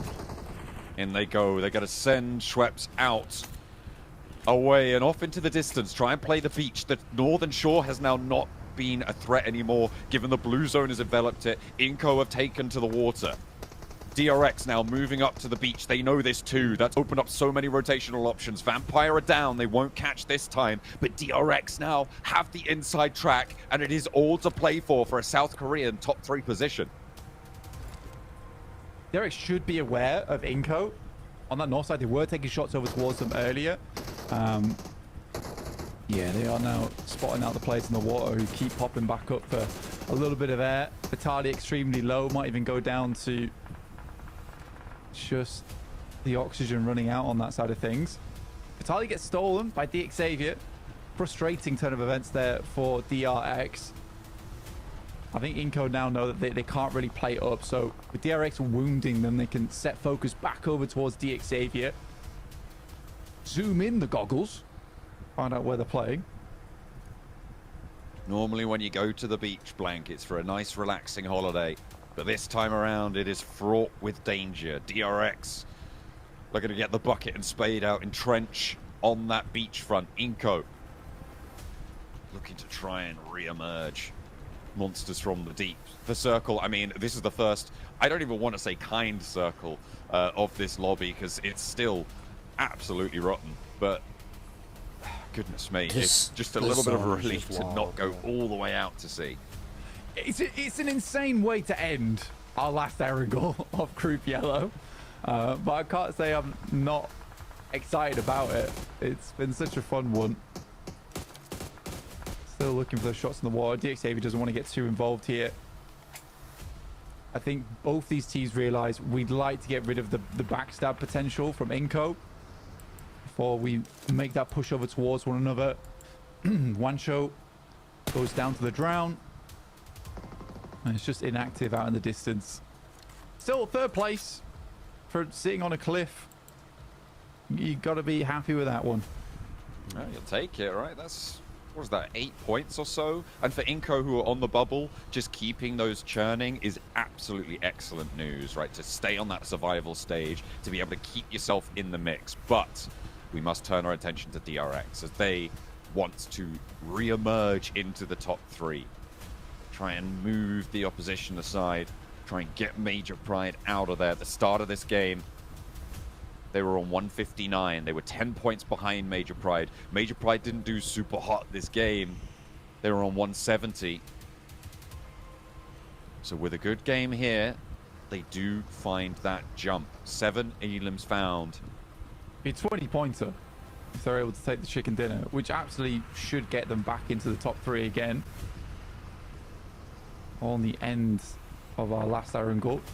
Still 2 Miramars to go, but DRX aren't too bad at those maps either. Xavier takes some shots, bit of damage over towards Hyunbin, but it is that man advantage, which is the case, but that man advantage just disappeared. Oh, but it's traded. Look at that. They do manage to find it, Kaixei, with a crucial pickoff here. This is the first time as well we're seeing hovercrafts used as cover in final circles, Blank. They do provide a really beefy hold for you. A really decent cover, but Hyunbin can stay out from behind it. It's not going to protect you from that. You just glob it up and over. And DXavier, with just Parajin, may have found an opening. Kaixei is split. You got QZ on the off angle. Hyunbin going down, and they need to find the res. They spotted Parajin. They know he's there. The bounce on the nade doesn't get over the hovercraft this time around. As Parajin can't float it over towards QZ. He's allowed to break wide, but the reses have come through. Hits the deck, and he hits the dirt as well. It's DRX to move on up. Weird, 3rd place is theirs, and they are in the top 3 with 2 matches to play. Yeah, really good game from DRX. Great sweep from that western side. I said it earlier that they had a lot of room to play in from that area. It was a fantastic double nade row towards Vampires, which meant that there wasn't really any room for them to take an awkward fight with Vampires and maybe go down 2 or 1 players there, which might have changed how that end game went between them and DXavier. But what a wild match that was from the very beginning to the very end. And we need our boys in the desk to take us through it. Where do we really start here? I told you on the throw. I hope you got your swim trunk songs. We're taking a dive in. I just didn't really know how right I was going to be. I don't know where you want to start, Max and Hot Jukes. Obviously, DRX keeping the hopes alive to break through top 3. Team Spirit busting out some comp play strats here. We have to start from the start, Jukes, here. We have You to. can put a car in a boat now? What? You can do that? I literally never saw that. PUBG Mobile? I never saw that ever. And I even think they put some bikes under the boat so they could get a bit more of a better angle to nade it to get the car out of it. So I mean, what Blank said about the hovercraft is true, which is a little bit slow, especially going uphill. You don't have that issue if you have a car right after your boatation. It literally fixes the main issue of the hovercraft. So, like, fantastic play. I mean, what else can you say? I mean, like, that looks like something that, like, a YouTuber would make a video on. You know what I'm saying? Like, just for, like, a meme, you know? But no, these guys do it on the biggest tournament, right, of the year. Wow. I mean, just beautifully done. And then DRX, dude, clutching it up right when they needed to. This is gonna be absolute pandemonium in Miramar. Oh, because there's so many teams. Yeah, it is wild because so many teams could take that top 3 spot. Any team. Yeah, well, yeah. Any team can really... Well, not any team. There's quite a few teams. There's a couple teams who could make it top 3.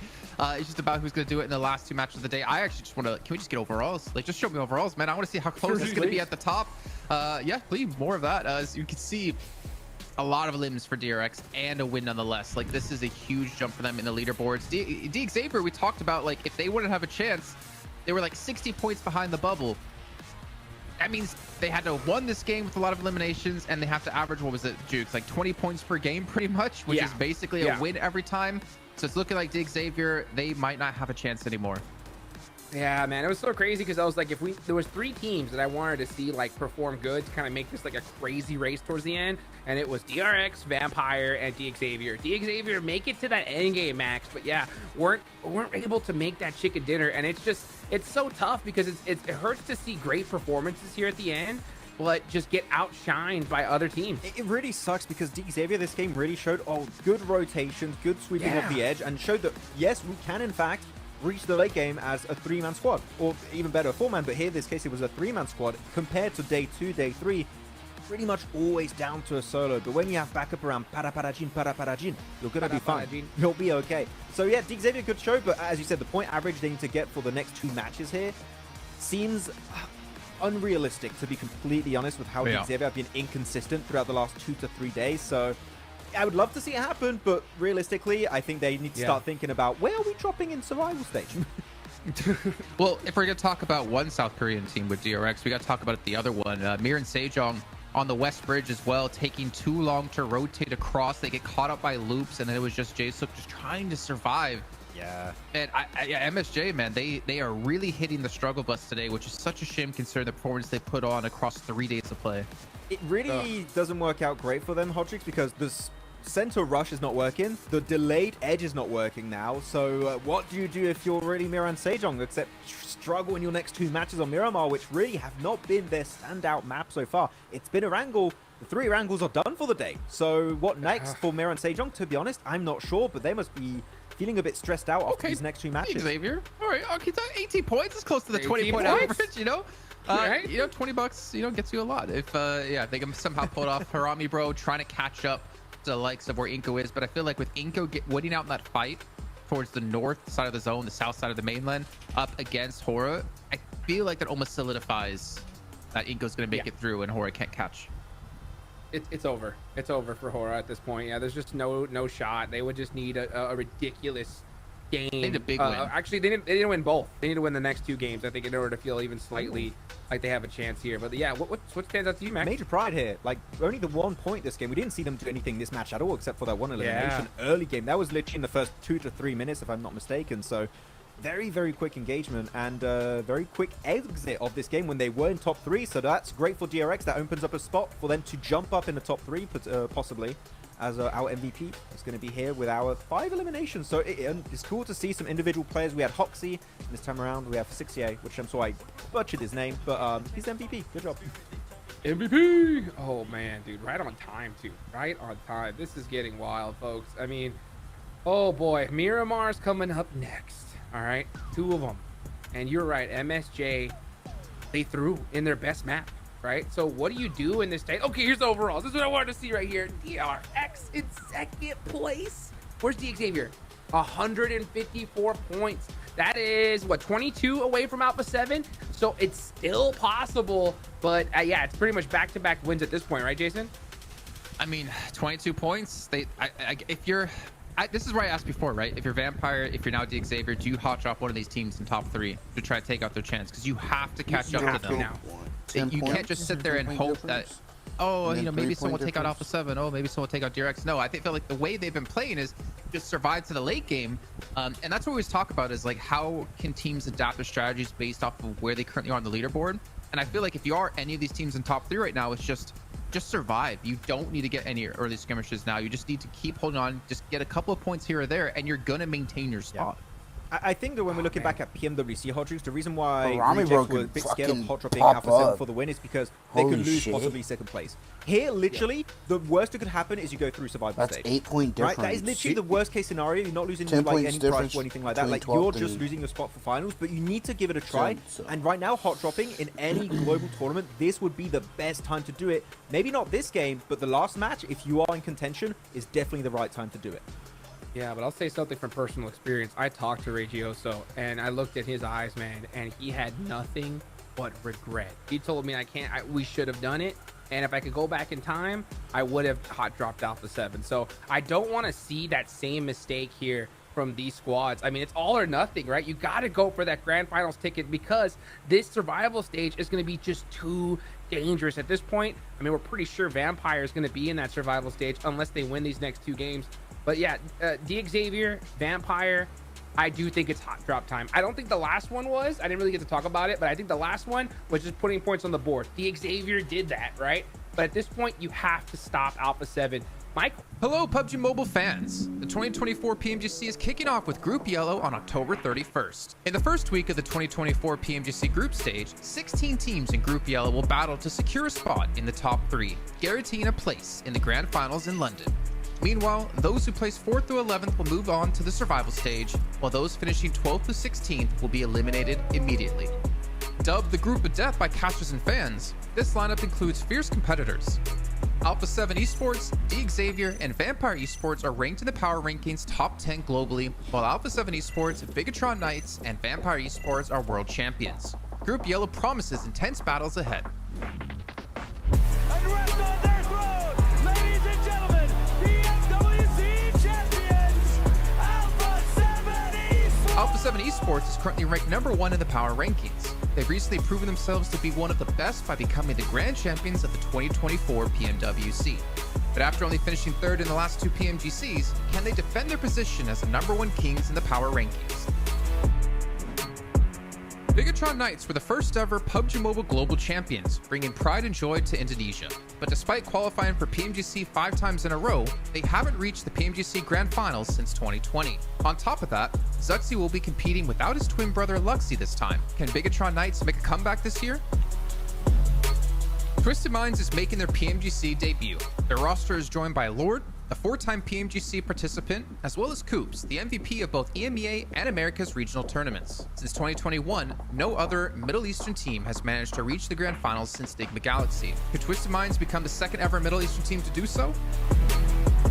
Nepal's rising star, Aura Esports, have only been founded a year ago, but they have been steadily improving, from reaching 14th in the PMGO preliminary stage, 13th in the PMSL CSA Spring, 6th in the PMSL CSA Fall, to being 1st in the 2024 PUBG Mobile Campus Clutch Nepal. However, they've been thrown into the group of death. Will they survive? Will we see their biggest breakthrough yet? With so many hungry teams in the group, can anyone take down the reigning champion of Alpha 7, or will an underdog surprise us with a breakout performance? Tune in to the PUBG Mobile Esports channels and find out in the first week of the 2024 PMGC group stage, from October 31st until November 3rd at 10:25 UTC+0. Who will be the top 3 teams advancing to the Grand Finals? This is a showdown you don't want to miss.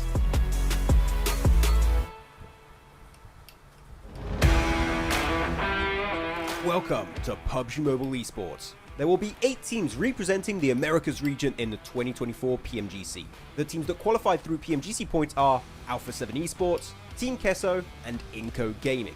The teams that qualified through PMSL rankings are Influence Rage, Team Liquid, Loops Esports, Furia, and The Vicious. So today, let's take a closer look at 4 teams from the Americas region. First, let's talk about Alpha 7 Esports, the most star-studded and impactful team in Brazil, who claimed the top spot in the power rankings with 939.29 power points. Alpha 7 Esports won the 2024 PUBG Mobile World Cup and are the current PMSL Americas Fall Champions. This was an important milestone not only for Alpha 7, but also for the Americas region as a whole. The team's performance truly stands out amongst their peers in PUBG Mobile Esports, and yet they still have untapped potential. They don't rely on one star player, but have arguably the best players in every single role. Revo and Mafioso are the most consistent players in the PUBG Mobile scene, always being in the conversation when it comes to becoming the MVP. While Carrillo is an exceptional IGL, who thanks to his rotations, sets up his team for success at every level. And on top of that, every player on the team was nominated for the Best Mobile Gaming Athlete in PEB, which is the best esports awards over in Brazil. We are sure that Alpha 7 Esports will continue to write new glorious chapters in their storied history. Now, let's move on to Team Kesso, 33rd in power rankings with 127.27 points. Let's focus on their star player, Colgoat, a Mexican entry fragger with a long career playing in Latin American teams such as GKS, Ventru, and Royals of War. Throughout his career, he has maintained his humble and passionate personality, and his father has been his most passionate supporter. He was the first America's MVP from LATAM in PUBG Mobile Esports history, and before he joined, Team Kesso got 17th place in the league stage, the closest they had been to the World Finals in 2023 PMGC. This year though, as Colgoat's first time in PMGC, the sky is the limit. Although he only joined a few months prior, the team showed a huge boost in confidence to allow them to create new strategies based on aggressive plays and by holding dominant positions. In this year's PMGC, we believe that Colgoat can lead his team to a new level. Inco Gaming, currently ranked 40th in the global power rankings with 111.82 points, has long been a formidable force in the Americas region. Their breakthrough came in 2022 when they clinched the championship title in the PMPL Brazil Fall, marking their place as a rising contender. But it wasn't an easy road to the top, especially for Nenebete, the team's standout leader. His early career was marked by quiet determination, steadily working his way towards the international stage. In 2022, Nenebete earned his first PMGC qualification, leading his team to an impressive 7th place finish. This moment ignited his journey to greater achievements, where he continued to shine in global events, guiding Inco Gaming to well-deserved recognition. Despite their regional success, Inco faced many challenges on the world stage. placing 28th in the 2024 PMWC and 19th in the 2023 PMGC. Yet, this team, under Nenebet's leadership, remains undeterred, hungry for redemption, and poised to make an even stronger mark in future competitions. The last team on our list is Team Liquid, 6th in power rankings with 560.72 points. And at the heart of this squad is Mythic, a standout player who joined Team Liquid earlier this year and has since reshaped their trajectory. Although they didn't qualify for the finals in the 2024 PMGO, Mythic quickly adjusted, leading the team to reach the 2024 PUBG Mobile Super League America Spring, and their recent form continues to improve. Mythic started his professional career back in 2021, and from there he improved year over year, until winning his first ever MVP title in 2023 PMPL Brazil Fall. It has been awesome to see the change Mythic has brought by joining Team Liquid, and we are excited to see what they can bring for this year's PMGC. We hope all the teams from the Americas region will showcase their skills and bring us some unforgettable moments in the 2024 PMGC. Welcome to PUBG Mobile Esports. At the 2024 PMGC, there are 9 teams representing the CSA region. Teams qualifying through PMGC points are 4 Miracle Vibes, DRS Gaming, ASI8 Esports, and Falcons Force. Teams qualifying through PMSL rankings are Stalwart Esports, Major Pride, Aura Esports, De Muerte, and Incilio. Today, let's take a deeper look at 5 of these teams from the CSA region. First, let's talk about 4 Miracle Vibes, who hold 4th place in the power rankings with 605.69 power points. They are a powerhouse in the CSA region for PUBG Mobile Esports, and today we spotlight Doc, the heart and soul of 4MV. Doc began his journey with Equinox 922 Esports, leading his squad to victory in the PMCO Wildcard 2022 South Asia. His exceptional skills as an in-game leader and fragger quickly caught the eye of the esports community. In 2023, Doc brought his squad to 4 Miracle Vibes, leading them to 2nd place in the PMGC group stage and 4th place in the grand finals. But this was just the beginning of their rise to glory. 2024 was a landmark year for Doc and 4 Miracle Vibes. They dominated the PMSL CSA, winning back-to-back trophies. Doc's outstanding performance earned him the MVP title for both seasons, solidifying his reputation as a top-tier player. You could say this is the golden era of 4 Miracle Vibes. Major Pride, 20th place in power rankings with 306.36 power points, isn't just playing the game, they reign in it. Follow us as we dive into the story of this remarkable squad and their standout player, Becca. Becca hails from a small town in western Kazakhstan. Despite a language barrier, he discovered PUBG Mobile during his school years and fell in love with the game. His dedication led him to spend countless hours honing his skills, driven by a dream to become the best. As the core player and fragger of Major Pride, Becca has been instrumental in shaping the team's aggressive playstyle. His skill and ability to pressure opponents have made Major Pride a formidable force, establishing him as one of Kazakhstan's top players. Major Pride faced their toughest times during PMSL Spring, where team chemistry issues led to their worst performance. But every setback is just a setup for a comeback. Now with a new roster, Becca leads the team into his 2nd PMGC with the same unwavering goals. Major Pride is ready for a new journey. Their slogan, "We don't play the game, we reign in it," reflects their dominance and ambition. Let's turn to Falcons Force. Ranked 28th in the power rankings with 146.5 power points, they have risen as a new dominant force in the CSA region of PUBG Mobile. Today, we trace the path of this powerful team and their quest for greatness. Despite their brief history, Falcons Force secured 2nd place in the PMSL CSA Fall 2024. They built a young team around Top earlier this year. Despite facing challenges, Falcons Force has consistently demonstrated resilience and a commitment to winning. Let's focus on their core player, Top, who has emerged as a star player in the CSA region. His ability to build pressure and maintain rhythm has significantly improved the Falcons' performance. He had a dominant performance at PMGC 2023, claiming both the MVP and Gunslinger awards for PMGC 2022. In tough moments, Top draws strength from his mother's words. "The time will come, my child will become a champion." These words have brought him calm and renewed determination. Top vowed to give his all, never giving up on his goals and dreams. He leads the team forward with a determination to become a champion, step by step. Could this be the year for that final step? DRS Gaming, known as the Ghost of the Mountains, embodies unity with one spirit and one dream. Today, we uncover the journey of this tenacious team, led by their star player, Killer YT. Born as Shahas Bandari in Nepal, Killer Whitey's passion for gaming saw him play for teams like PN Crew, Vibes Esports, Wisest Club, and T2K Esports before finding his home at DRS Gaming. As the key player and fragger of DRS Gaming, Killer Whitey has helped shape the team's oppressive playstyle. His skill and pressure on opponents have made DRS Gaming a formidable force. Despite the team's struggles at PMGC 2023, Killer Whitey's passion and talent continue to drive the team forward. Formed just 2 weeks before PMSL Spring, DRS quickly made a name for themselves. However, their performance at PMGC 2023 fell short of expectations, but every setback lays the foundation for an even greater comeback. DRS Gaming's best period came during the 2022 PMGC, where they secured second place in the finals. This success was a result of hard work, strong synergy, and an unwavering commitment to winning. The team's chemistry was at its peak, and their dedication was unmatched.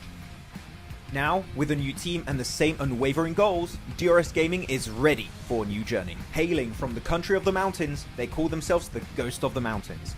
With the winning spirit to conquer the battlegrounds and the dream to lift the trophy, their slogan, one spirit, one dream.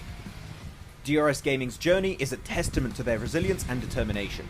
With a new roster and renewed vigor, they are set to conquer new heights. Welcome to ASIA Esports. Today, we explore the journey of this resilient team. A real struggle of an angle on our previous match that we watched, but Miramar coming up in just under a minute and a half. For Major Pride, still trying to get back into that top 3. They dominated towards those first 2 days, but fell out of favor with the game, and now need to really put things back on board because they are so close to getting back in. DRX, a really strong team, 20 points on that last match, sees them with an ability to get South Korea that representative. They had 2, now they're just down to 1. We're in Sejong, I mean, it's not out of the question that they could jump back up, but it's DRX really in the driving seat for the region now. We've still got some more chances as well in the other groups, but all eyes on Group Yellow right now. DRX, definitely the team currently in the lead for them. But DX Xavier, there's an outside chance for these guys, right? They are close enough to have big games, to come back into this one storming and take a spot from one of the 3 teams currently reigning at the top, sitting with Team Spirit, with Alpha 7, with DRX as well now. Some of the most amazing games I've ever witnessed from DX Xavier have been on Miramars, where they're able to control huge amount of space. I think every single player is confident in one another to be holding solo angles. This is it. 5th game of the day, before we head into our last and crown the victors of Group Yellow, send a bunch of teams through to survival stage, and say farewell to 5. It's time to go over Miramar this time around. Match 23 of our 24 game set here for Group Yellow. And we are gonna hold up in this plane until we find our drop spots. Will we see hot drops changing things up, Blank? Are we going to see an adaptation into this one when it comes down to the final moments here? Playing path not too bad for a lot of teams, from the southeast up towards the northwest, fairly central on the map as well. Not denying a lot of teams that position to get over towards where they'd like to play on the map. Team Spirit out nice and early up towards Chumacera, most likely. With RSG, Mirin Sejong over towards Impala, Puerto Paraiso way. DRX is out early, playing alongside their brethren in Puerto Paraiso. Pride on their south side, looking like they may be uncontested on their position. Team Spirit breaking out towards Chumacera. Doesn't look like anyone's heading out their way. MSJ as well, currently alone. So all of our teams towards the top that we've seen drop out early, looking fairly separated and isolated. RSG may be causing trouble for Major Pride on their north side. Vampire as well on that chase. DX Xavier could be close by to BTR on a split. See if they're going to make that one work. But it looks like at least Zuxi, he's on the moped. He's getting out of it. Yeah, back to position. Inco in Picado took control of that early. I think a lot of teams were like, this team has something of a death wish that we don't really want to be involved with. And it's one way to take control of a compound. I think in PMGC you have to be a little bit bold, claim spots like that. Circle towards that northeast side around the truck stop in Generales. Talk about this position having a lot of dead area, which does always make it a little bit more difficult to rotate in towards. And with the actual plane path splitting a lot of our teams off towards the western side of the map, it will be hard to find those little angles of approaches. Though we saw on the map earlier where a lot of our teams have spread out, this is still a large map, so there should still be gaps for teams to make it through. It will require some pretty dedicated scouting to make happen. Muerte escaping the shots from loops, will hit the ground, hopefully running. Major Pride. This is a team that has had their ups and downs so far today. It has not been standout, but they have had enough of these late game appearances to keep things ticking over, to keep the meter running. They're still 6 points behind Alpha 7 though, and it is still so close at the top. The average bubble for third place you needed to beat was 167 points. So if you got 177 points. So if you're able to get over that mark, you're over the expected bubble. And right now, Alpha 7 1 point shy of it. Everybody else hovering around it as well. There was a ton of mishaps at the start of the day for our top 5 squads as well, going out very early into the match. And there was a point sponge going on, but that has slowly slipped away a little bit now, with now 7th place being more of a contender for those top positions, and the drop down being from 7th to 9th at 152 to 109. So no real chance that anyone underneath 7th place realistically finding themselves that miracle run. For Vampires, it would basically have to be 2 insane games back to back. Similarly for DX Xavier. But Vampires are in a very central spot right now around Minas Generales, so this might be the start that they need. And we have seen the likes of 30-point games on Miramar. You can set yourself up well. You can get a ton of eliminations on this map because you can isolate a lot of positions early on into the mid game where you're just fighting against one team. The third parties aren't as prevalent as they are over in Narangal, as well as Sandhawk, where the fights are much tighter together. Currently, Vampire sit 24 points behind that bubble position in third place, so definitely you're right. You need Crucial, to have I am tired, bro. Exemplary performance here. I'm honestly on forwards, but Team Spirit just trying to get these next pretty 2 much games is the only team that I would say is looking okay to maybe make it directly to the finals blank for the first time in a long time. Will Team Spirit be able to keep this pace up? Because, as I said earlier today, when it comes to Team Spirit, never say it's over until it is over. We've still got 2 more maps to play out, and stranger things have happened. I'm being able Gotta wait for that bell to ring, basically, for Team Spirit. 186 points is good, but with quite a few teams underneath you. Look at Major Pride 170, Mirin Sejong 164. Complete shit once everybody starts to get on it. For them to definitely lose the first place position. Getting knocked out from the top 3 will be difficult. But there are times where, look, there is 2 games remaining, so potential at 2 teams to get big points. So if it to happen, you would essentially need Major Pride and Mirin Sejong to fly up the leaderboard. Or DRX and Alpha 7 just can keep on doing well, which definitely could happen. But it does also mean that these 2 games need to have split points, right? So it's the case where DRX need to do well and Major Pride needs to do well at the same time. Mirin Sejong need to get 10 points, Alpha 7 need to get 10 points. It can't be, for Team Spirit, it's going to be very difficult to knock them out of the top 3. If it's just 2 teams, they get the majority of the points out of these 2 matches. So we will need 2 teams to do very well both times. But there's also a case where Team Spirit just put up no points whatsoever, and Major Pride, just off of some steady points earnings, can climb up to that spot and knock them out. With DRX and Alpha 7 doing well. A lot can happen. And realistically, there's so many scenarios here because it is so close to the end of the day that it's difficult to even predict. So many moving parts in the machine that is Group Yellow. Some of these gears have been grinding, others whirring to perfection. Just got to get in the groove.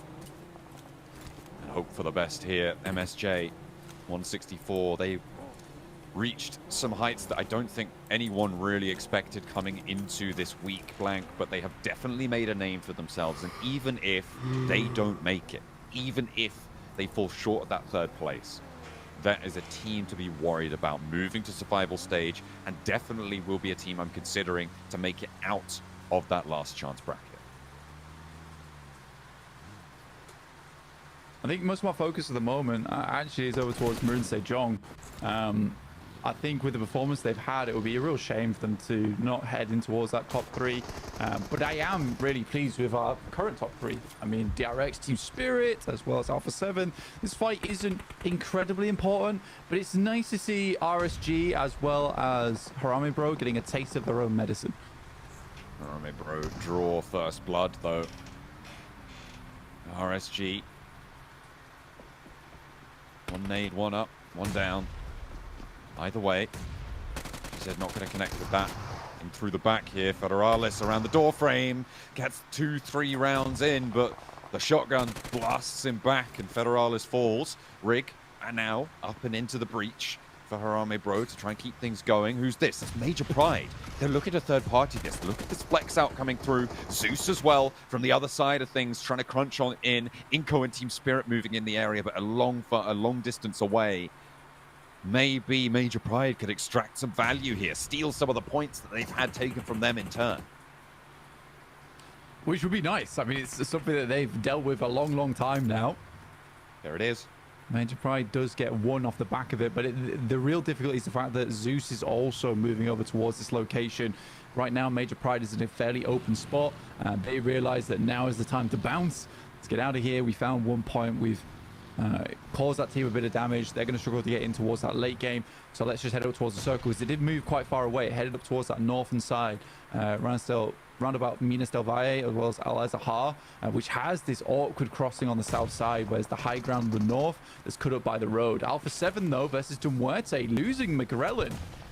Foopsman's still looking healthy as well. Alpha 7 kind of trapped in here. They were on the northwest side. They were looking okay, but Dumwerte have other ideas. The team right at the bottom of the tables, again, having an impact, but Foopsman finally overwhelmed as Alpha 7 find their feet, find their courage, and roll on forwards. It's not over yet. Still more players to go. Dumwerte, they're playing split, but each one of them, a deadly thorn, can trip you up if you let it. Alpha 7 maintain their cool. McGrellin going down, however, for Alpha 7 has got to be a blow to the morale. Yeah, massively, considering that McGrellin actually is their top player throughout the entirety of Group Yellow, which I don't think a lot of people predicted happening.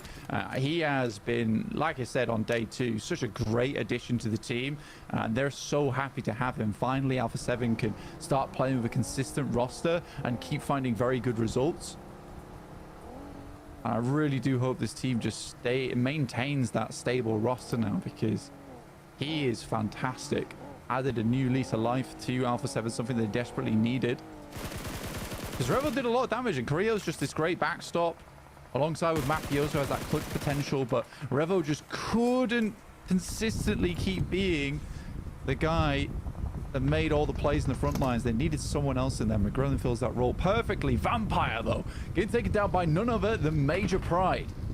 Schweppes and Stoned both down. Major Pride, they've taken a little bit of damage, but nothing more. AZ not going to go in just yet, but they're repositioning. They're gearing up for this push. Stoned needs to crawl back. Nuzi, you cannot stay out here. There's too many open angles. Evo Station up on your south side. Schweppes is a goner. No two ways about it. And Vampire looking to keep 3 of themselves alive. A nice nade over towards Elementrix. Doesn't quite go the distance, but slows him down a little bit. The res coming through now for Vampire. They need to get this healing done fast as well to be able to have a chance in this fight. No one's third partying, not for the next 10 seconds at least. And they need to use this time wisely. Schweppes still yet to get flushed away. On the south side, Major Pride look to push away more of the competition. A nade out, not connecting. Towards the west here, a real difficult push. Alpha 7, though, very happy with this. Themselves a position on the northern side of that road. But again, as I was saying at the start of the game, a lot of dead area around this position, especially around water treatment. This is very much third-party spot on the map for Major Pride as well as Vampires. The ridge side over towards the north there requires Major Pride to essentially play as a 3-man. They can't let anyone get too far up behind them, so they need a backstop there. And with Zeus flowing in over on the southeast, I'm getting worried for Major Pride and the amount of time it's taking to clean up this fight between them and Vampire. Duerte go down once more. Blank Alpha 7 are in a great spot with this shift as well. They have a central compound. It's nice and covered off. Vampire 1-for-1 on the trade as Major Pride leave one on the high ground. AZ lit up. A corridor spotted. And Tony K will not waste any time. Newsy is healed up. He's back in the action. Swepsh is still down across the way. He can feed a little bit of info over if the scouting's good. I think they may. Did they get him back up? Because he's still looking fairly healthy on that bleed out bar. Up on the top rope, it is Zeus now mounting the curb. Tony K nade over towards them. Becca falling back. Evo Station to Elementrix as well. And with Zeus's appearance here, Vampire may have been thrown a lifeline. Yeah, they're looking to get a reset here, at least get one player back up on their feet for Major Pride. The mistake comes with the fact that this fight just takes way too long to conclude. Newsy gets flushed out. That's by Aaron Schweppes as well. And another shot over towards AZ, finish them off. So a lot of points stolen away from Vampires there after they fought so hard to keep themselves in contention in this fight. But for Major Pride, it's a real dastardly scenario. Zeus once more stepping up to play with the big boys as Major Pride and Vampire cower beneath the ire of Zeus. The thunder rumbles and the lightnings to follow. Major Pride holding us 3. Evo Station down first, and it's Eren to draw blood. Run them through as they rampage on in, but Major Pride have more to say about it. A conversation now as Rita rolls in through the doorway. Fight's not done quite yet for Vampire. Still 2 players up on the other side of the warehouses. Rita looks to go top side. Only 2 players right now for Zeus. Major Pride takes a nasty knot on the nade. Darking crawling down the outside, and Vampires decide that they want to get involved. They are back in the fight here, but the crossing is covered. Eren is still there, losing a player for Zeus, but it's a 1v1 now as Tony K extracts value for Vampires. A Molotov to the backlines. Will Zeus find the res? BTR scouting this. They're moving in on the south side of the map. Could potentially third party. A south shift Team Spirit's way as we keep on going with this fight as Vampire want to cling to this one desperately. Any points they can get, as far as they can go here. 152 points. I mean, the best thing about it is that Major Pride goes out early. The worst thing is that Alpha 7 is likely to get more points out of this game, even as 3 players over on this northern compound. They were really thrown a lifeline here. They'll be tugging on that one as much as they can to pull themselves back into a position where it doesn't feel unlikely that they will be dropped out from the top 3. Eren finishes up, and that's 8 eliminations now for Zeus, despite dropping down to 1 player. And I think Major Pride's biggest mistake here is even attempting to try and take this fight in the first place. I think it's a really awkward area when a lot of things can go wrong. There's so many angles to deal with. Unless you can clear it up quickly. The fact of the matter was, with the circle, hadn't really confirmed over towards this location. I think you're better off sending off towards that western side, because this is one of the worst positions when it comes to third parties. As soon as the fight starts to go wrong, the call shouldn't have been to drop the 4th player off the ridge and come join the fight. It should have been to drop back to the anchor. I don't know if I'm gonna show the results and leave, but like it was just, it was a bad move. Obviously during the games they're gonna have the results up.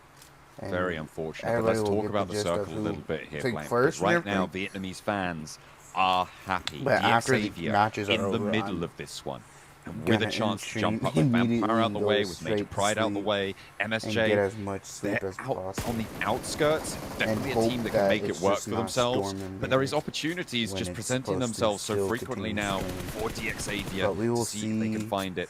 Zeus will go down 8 limbs. That is a good result yet again. And once more, I will sing their praises. This is an impressive first showing for them. BTR find the last player on RSG as well. And that will be the death of them. BTR getting some healing on, and will get on their way on the south side. Looks, he's just placing his hand on the dagger from RSG and sheathing it for him. I think that the days of backstabs will shortly come to an end.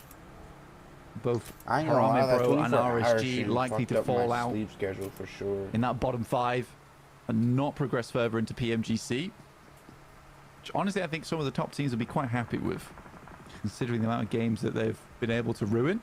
Absolutely. They'll continue to have a go over towards Inco as well on the northwest side for Harambe Bro anyway. They've got 2 players alive.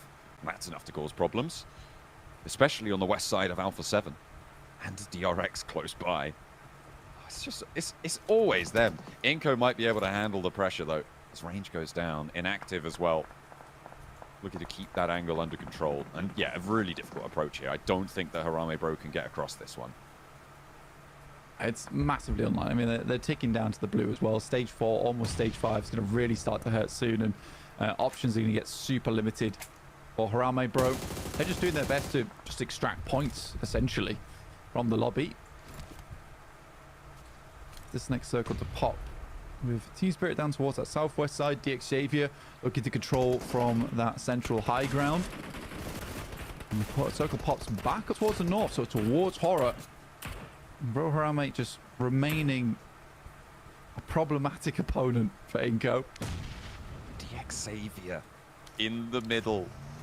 The pieces are falling into place, but they've got to solve the puzzle to make their way up towards the top. Inco are behind Alpha 7. Familiar with this team. They've been playing against them in Americas. But it looks like that familiarity is going to lead to caution, and probably rightly so. Divert south of Alpha 7. Get away from it. MSJ. They've been slowly encroaching from the northeast side, and we haven't seen too much from them today. Is Miramar where they will make their final stand, their final bid towards the top of the tables? Sejong, as for eastern side, not a horrendous spot to be playing in. They can play down towards that high ground that sits outside from Horror. Good spot actually for both Horror and DX Xavier, because both those positions sort of support one another. From the high ground that Horror plays, and then DX Xavier essentially plays the frontman for that team. So it's a position that works hand in hand with one another. DRX peppering shots. South Korean infighting here across the way as both teams fight for position to approach Aura's compound. And this is going to make it tough. Both teams powerful in their holds. Hoxie on the forefront. Right now, MSJ are closer to it. They have a little bit better of a position in my estimation. But DRX, this is a team that can fight with their backs to the wall. We've seen it before. They're a scary team, especially when it comes down to the wire. BTR down towards that south side, 10th place. They do not want to drop into 11th and give opportunity to be knocked out here. I think they're fairly safe right now. Horror is actually an issue, to be honest. With the 2 Elans they have and the incredibly strong position, this would be... now I'm thinking about it, this would be a crazy game from Horror if they're able to continue to extract points out from this spot on that north side. It's actually very much doable to get a 20-point game out of this. Have to get rid of Loops, get rid of BTR, and both of them right on the edge. Definitely, you're right. I mean, this is doable. Maybe something completely unexpected, and I guess the Nepalese are pretty happy, along with the Vietnamese this time around, with DX Xavier in the middle and Aura on the northeast side. A lot of people had high expectations for Aura. I think they were saying this is a very good team. The poll usually fields very good squads that do come in quite unexpectedly into PMGC. Haven't quite performed up to task though, as I think a lot of people expected them. But yeah, this is a strong spot for them. You need a little bit of influence, but again, here we go. So for DX Xavier, Horror, as well as Team Spirit, you kind of have this staging that goes down from the highest ground to the lowest ground, Team Spirit. But those 3 teams, in my mind, are at least in the top 4 going forward. MSJ losing a player to a knock here, trying to move forwards, but BTR from the south side get the shot, and it's Hoxie to fall. A really important player on the MSJ roster. Sejong will be sad to lose that one.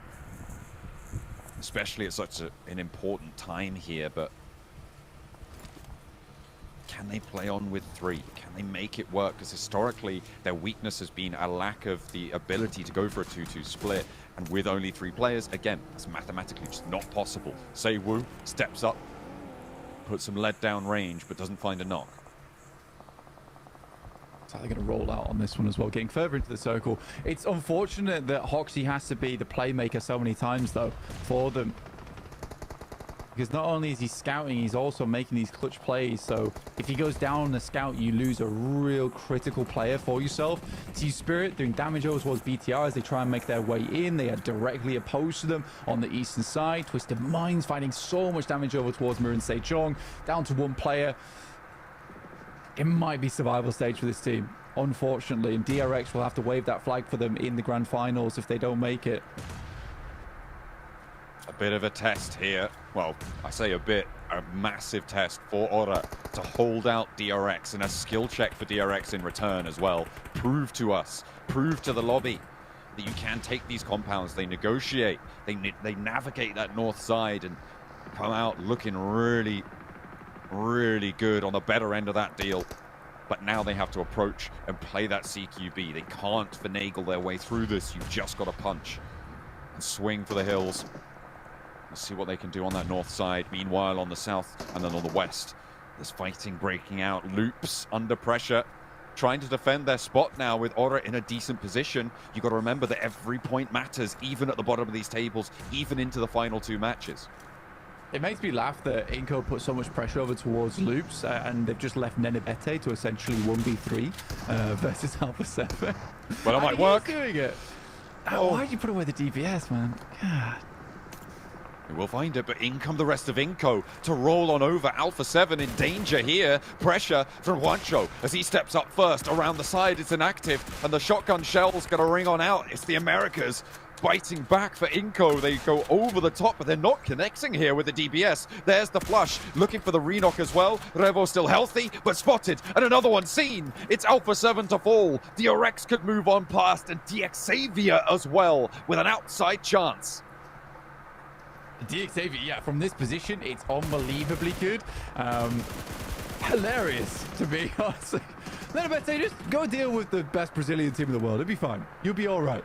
And he does as he's told, makes it work. And Inco gets themselves up to 5 eliminations to the back of it. They do sacrifice Nenebete because he puts his DBS away, thinking the job's done. It's not. And the circle locates itself directly on top of DXavier. This is their big moment they have been waiting for. Now is the time not to mess this up. Unfortunately, Blank, they've not got any eliminations so far, though, which means that their point scoring capability severely diminished. Sure, they might be able to find a chicken dinner from this spot. It's a powerful area. They are in a great, advantageous position, but the value of a chicken dinner, 10 points. If they can get 5-6 eliminations, that's a 16-point jump.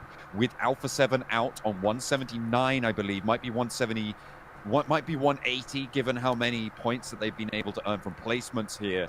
But DXavier have a massive gap to cross. They need 26, 27, 28 points to close it. However, this is a good start. Taking down a player from Team Spirit and being able to get a gap-closing game will put themselves in a position to win in the final. This is what they need desperately this moment for Team Spirit. It's likely going to have to be a wrap over towards this western side, which is why they have been trying to do so much damage towards these teams. Effect was maybe able to hit that shot up a little bit sooner. Might have been a different story. But yeah, they have to play this ridge side over towards the west. It was either that or the east, which is why they got rid of both these sides. They were doing damage over towards Loops and towards BTR. They noticed that a full 4-man squad had rocked up over towards BTR's location. That is an awesome shot from Nomi. That is what you wanted to see. It's going to be the full rollout from this squad now. They'll be able to sweep up the western side and give themselves an opening. Effect has taken out the buggy, and shots from Twisted Minds over towards DXavier in their stronghold position. Effect, is that a Renock or a flush? I'm not too sure. I think, yeah, no, they've lost a player fully. However, in the meantime, Inco are losing players left and right. Team Spirit force it to just inactive, a 3-player approach from the western edge. Yeah, it's what they needed. They need to make that full push. Sure, they're going to lose a player off the back of it. Effect was sort of late to the party. But well played to them. I know it's just one player, and they can comfortably play this Western side. For them, it's about placements and getting a couple of eliminations. If that tags just a little bit of damage, it does. They have the location on lock. Parajin finds a knock over towards one of their players. They are so hungry for this final player in Inco so they can move further up, play alongside with DRX, who are currently waiting for them. Xavier is struggling to even make these peaks, though, at this point in time. They're in a good position, but they're not really finding the value just yet. Aura doing well. They've been holding the south side of this compound for a while, Blank, and DRX moved out to the west, trying to play that macro game. But Aura wrestled them back into the ring, and it looks like they want this scrap to go their way. So as though lighten it up from the backlines. Sorry, QZ actually the player to light them up from the backlines here, as the nades can come on through. The damage comes in, but what is that? Is that nade from the back as well? It's going all the way over the top, and Mr. Borro for Aura will keep them going. 5 points found, but on the north side, they've got a deadly march ahead of them. Team Spirit in nade range of DXavier, but lacking nades at the moment. That is the biggest difficulty for them right now. I think it would be very hard to take this game away from DXavier, but Team Spirit's done a great job, and exactly what they need to do is just to stay alive in this match, get a top 5 finish, which sees them so safe towards the first place position. It's looking more and more likely that Team Spirit is going to be undeniable into the grand finals. Spray down Freak finds one on Lamborghini, lands the headshot at the end. Team Spirit might find this to be go time. Peek over the top of the ridge, get these knocks. A flush over to Lamborghini, goes over to Twisted Minds, who are causing trouble from the south side. They've been pushing up and actually in a decent spot as well to make their way through. 2 players in the center now for DXavier, 3 players from Team Spirit bearing down upon them for the ridgeline. But a resurgence for Team Twisted Minds on that south edge as well could make things difficult. Team Spirit double it back. You can see that the utility is just lacking on a lot of our squads. Horror with 6 nades for Twisted Minds 2. Picking up 1 player there from Horror is great news. 8 eliminations now for the boys on Team Spirit. It's a fantastic Miramar. Honestly, if Team Spirit can win this game, that's it. It's done. They're in, and they don't even have to worry about the final match. DXavier losing 1, losing 2. Twisted Minds advance. Team Spirit, they've taken a knock in response, but is there going to be enough time to pick themselves back up? It looks like there might be. Twisted Minds, however, now in control. 4 players on the middle. Team Spirit looking for the res. It does come through. Matic needs to heal. He needs to heal now. Twisted Minds have nades, however, and that's going to make it hard. Gets that first aid off at a crucial time, and now Team Spirit with 3 players have a chance, but they're being lit up, and it's Freak to find the first. Finds the second as well. Nomi's the last up on the menu. Where the fuck has this been from Twisted Minds the whole fucking Team time, Spirit. bro? What a way to close down that Miramar. Like, it's oh too my fucking goodness late. me, from the bottom of the tables. Well, how many points were Twisted Minds on before this match? Because that might change things a little bit.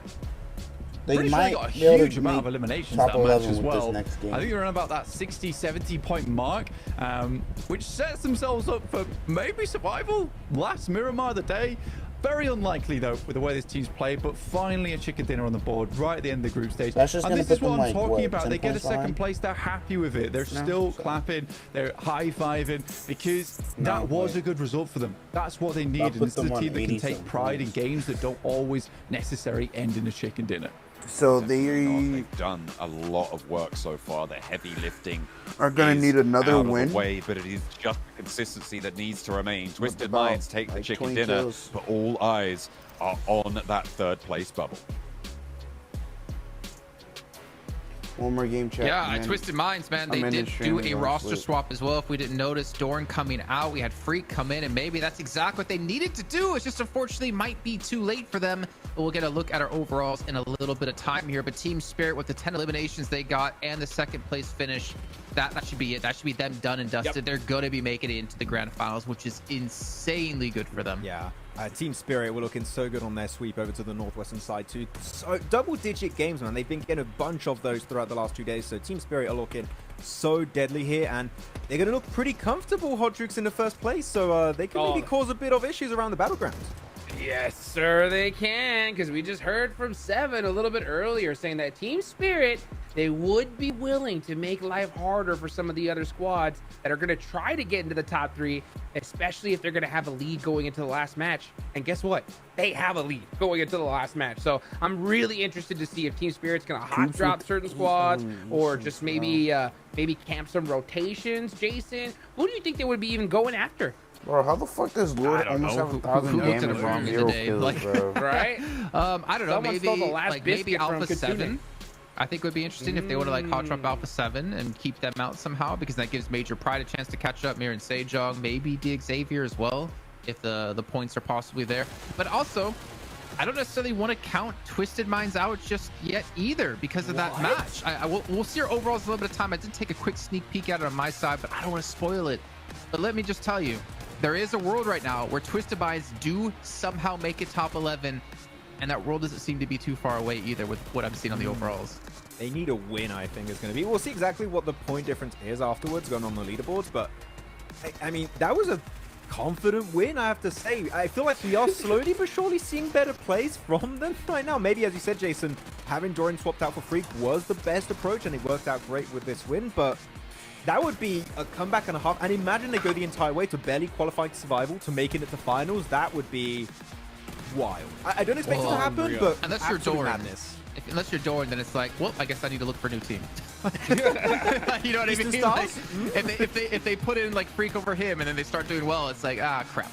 But the fact is, there was a lot of opportunities this game for a lot of teams who needed points. Thinking about DRX versus Hora sitting in those warehouses. I mean, they were a team on the cusp. They needed to start having like a decent game here. They sat back. They eventually did push DRX, I think, get the better of them, but not without their own casualties, which then obviously amounted to them being knocked out. You can feel, Juice, right, that they were under pressure that game and they were a little bit stressed and second-guessing themselves because they were peaking angles against DRX when they were literally 1 HP for most of them. So they were just trying to force the fight. They were so desperate, but when you're 1 HP, one bullet is going to make it count, especially at this point. Look at that. They get peaked over the ridge and there was easy knocks. Luckily enough, though, they do have that one nade to wrap it up, but they definitely are feeling the pressure this game. Yeah, I think they did exactly what you said, Max. I think they just played a little too scared, you know, and it's unfortunate because they were in a good spot. I think they would have played a little bit more aggressive. They could have actually made something happen, but it's really unfortunate. Big up on Twisted Minds, though. When it comes to it, I just think that Coop said, I'll do it myself. Because this dude, I mean, he had almost all the eliminations by himself in this one. Well, so for him in particular, he's always been a phenomenal player, like mechanically, individually, but we've not ever seen him find a team. I can't remember which one of you two said this, where he found a team that can truly unlock his potential and put his potential to work. And I mean, we see right there, right? 8 eliminations himself out of the 12 they had total. Like, that's insane to be able to pull off. Yeah, I think when you look at Coop's Enigma Galaxy 2, he was one of the top fraggers of the team, if not the single top fragger of the team. So he's just still looking to try and find a spot where he's feeling comfortable. But Twisted Minds, unfortunately, with the kind of results they've gotten, it doesn't seem like it is quite gelling yet. Because it's not a lot of time, especially right after your season to prepare for PMGC. So they quite having a little bit of a rough time. But on the second page, one team we have to bring up here, Hot Jukes. Mirren Sejong, unfortunately, they could have made it in top 3, but this game might just be pushing them out of top 3 for the rest of this group. So this game is a big L for Mirren Sejong. Unbelievable, man. These guys performed so well. I thought they were going to be a lock, right? I thought they were going to be a lock for these finals, but just faltering right at the end. And now I know for a fact they're going to have a big hill to climb. Yeah, look at those numbers. Those are real good.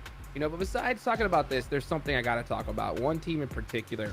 And that's Dig Xavier on that last one, Max, man, right? I mean, some people would call center position, right, with cover a blessing. But I think for them, it was a curse, this one. It really was, because unfortunately, sure, you get to the late game, you get top 3 scenario, but one thing that was lacking heavily for Dig Xavier was eliminations. And unfortunately, when you're central position like that, if you start sweeping teams on the edge, you lose your central position to maybe go for the late game, and you offer teams an opportunity to third party on the edge. And Dig Xavier had to make a decision here, and they tried to play it passive, but the lack of elims alone is going to push them lower, and they're still in 6th position. Oh boy. Here we go, folks. One more match left to go. And Dig Xavier, yeah, I mean, they had 19. The position, but weren't able to get the eliminations. 19 points, that's too much. It's just not going to happen. Remember, 19 points, that's just a tie. They lose the tiebreaker with chicken dinners 3-1. So they need 20 points in Alpha 7 to get 0. Major Pride, they need 7 points to be able to pass Alpha 7 to be able to lock it down as well. I mean, there's still like a lot of teams in contention. I think Vampire we can maybe put out of it. We can maybe say it's between 6th place and up. But even then, it still technically could be possible for Vampire. It could. I want to bring up a prospect here, which is, talked about Team Spirit earlier, Jukes, right? What Seven said, that they might want to try and ruin it for some teams that are currently competing for top 3. Imagine Team Spirit and Xavier both hot drop Alpha 7. Like, wait, we're trying to get top 3 right now. What are you doing, Team Spirit? It would be a good strategy, right? Because, I mean, Team Spirit, they don't want to deal with Alpha 7 in the finals, that's for sure. And then Xavier, I mean, they have to take out Alpha 7 if they even want a shot at this thing. I think if Xavier don't, go to El Pozo, if it's in the playing path, then they're giving this game up 100%. I think if there's any team you want to get rid of when it comes to the grand finals, it's Alpha 7. After PMWC, they are the main threat for the trophy for you. That is the team you want to get rid of ASAP. Though, for teams that are trying to make it to the survival stage, BTR able to jump up a little bit higher, but it's still close, man. Horror could make it, but with how scared they were playing the last game, we need to see a limbs here. Twisted Minds can make it. 15 points. Oh, yeah, 90. They win this next game, they're through. They're gonna pass one of these teams for sure. Even if they just do decently well with a decent amount of eliminations, they could pass one of these teams. Like this is what we live for, right? We love these close matches. We love where anything can really happen in that final match. We hate to know who our teams going through are guaranteed going to the final match of the group stage. And honestly, I would not want to be one of these teams. Like the pressure definitely to be made into diamonds here, and you can just see the focus on the team at BTR as well, knowing what they need to do. Stay alive, try to get some points, and don't go out early. Yep, that's going to be the play. And the thing is that the last game of the day of a group like this is always going to be so unpredictable. But let's hear from Seven first. Welcome back to the last quick report with the 7WG of Group Yellow. I got a chance to talk with Twisted Minds, and the reason why they decided to sit out Dorian is because they wanted to let Robs play. The person that was IGL in that last match was none other than Coops, the person that was able to get 8 eliminations. Can they actually catch up to 11th place? Because they're currently 15 points away.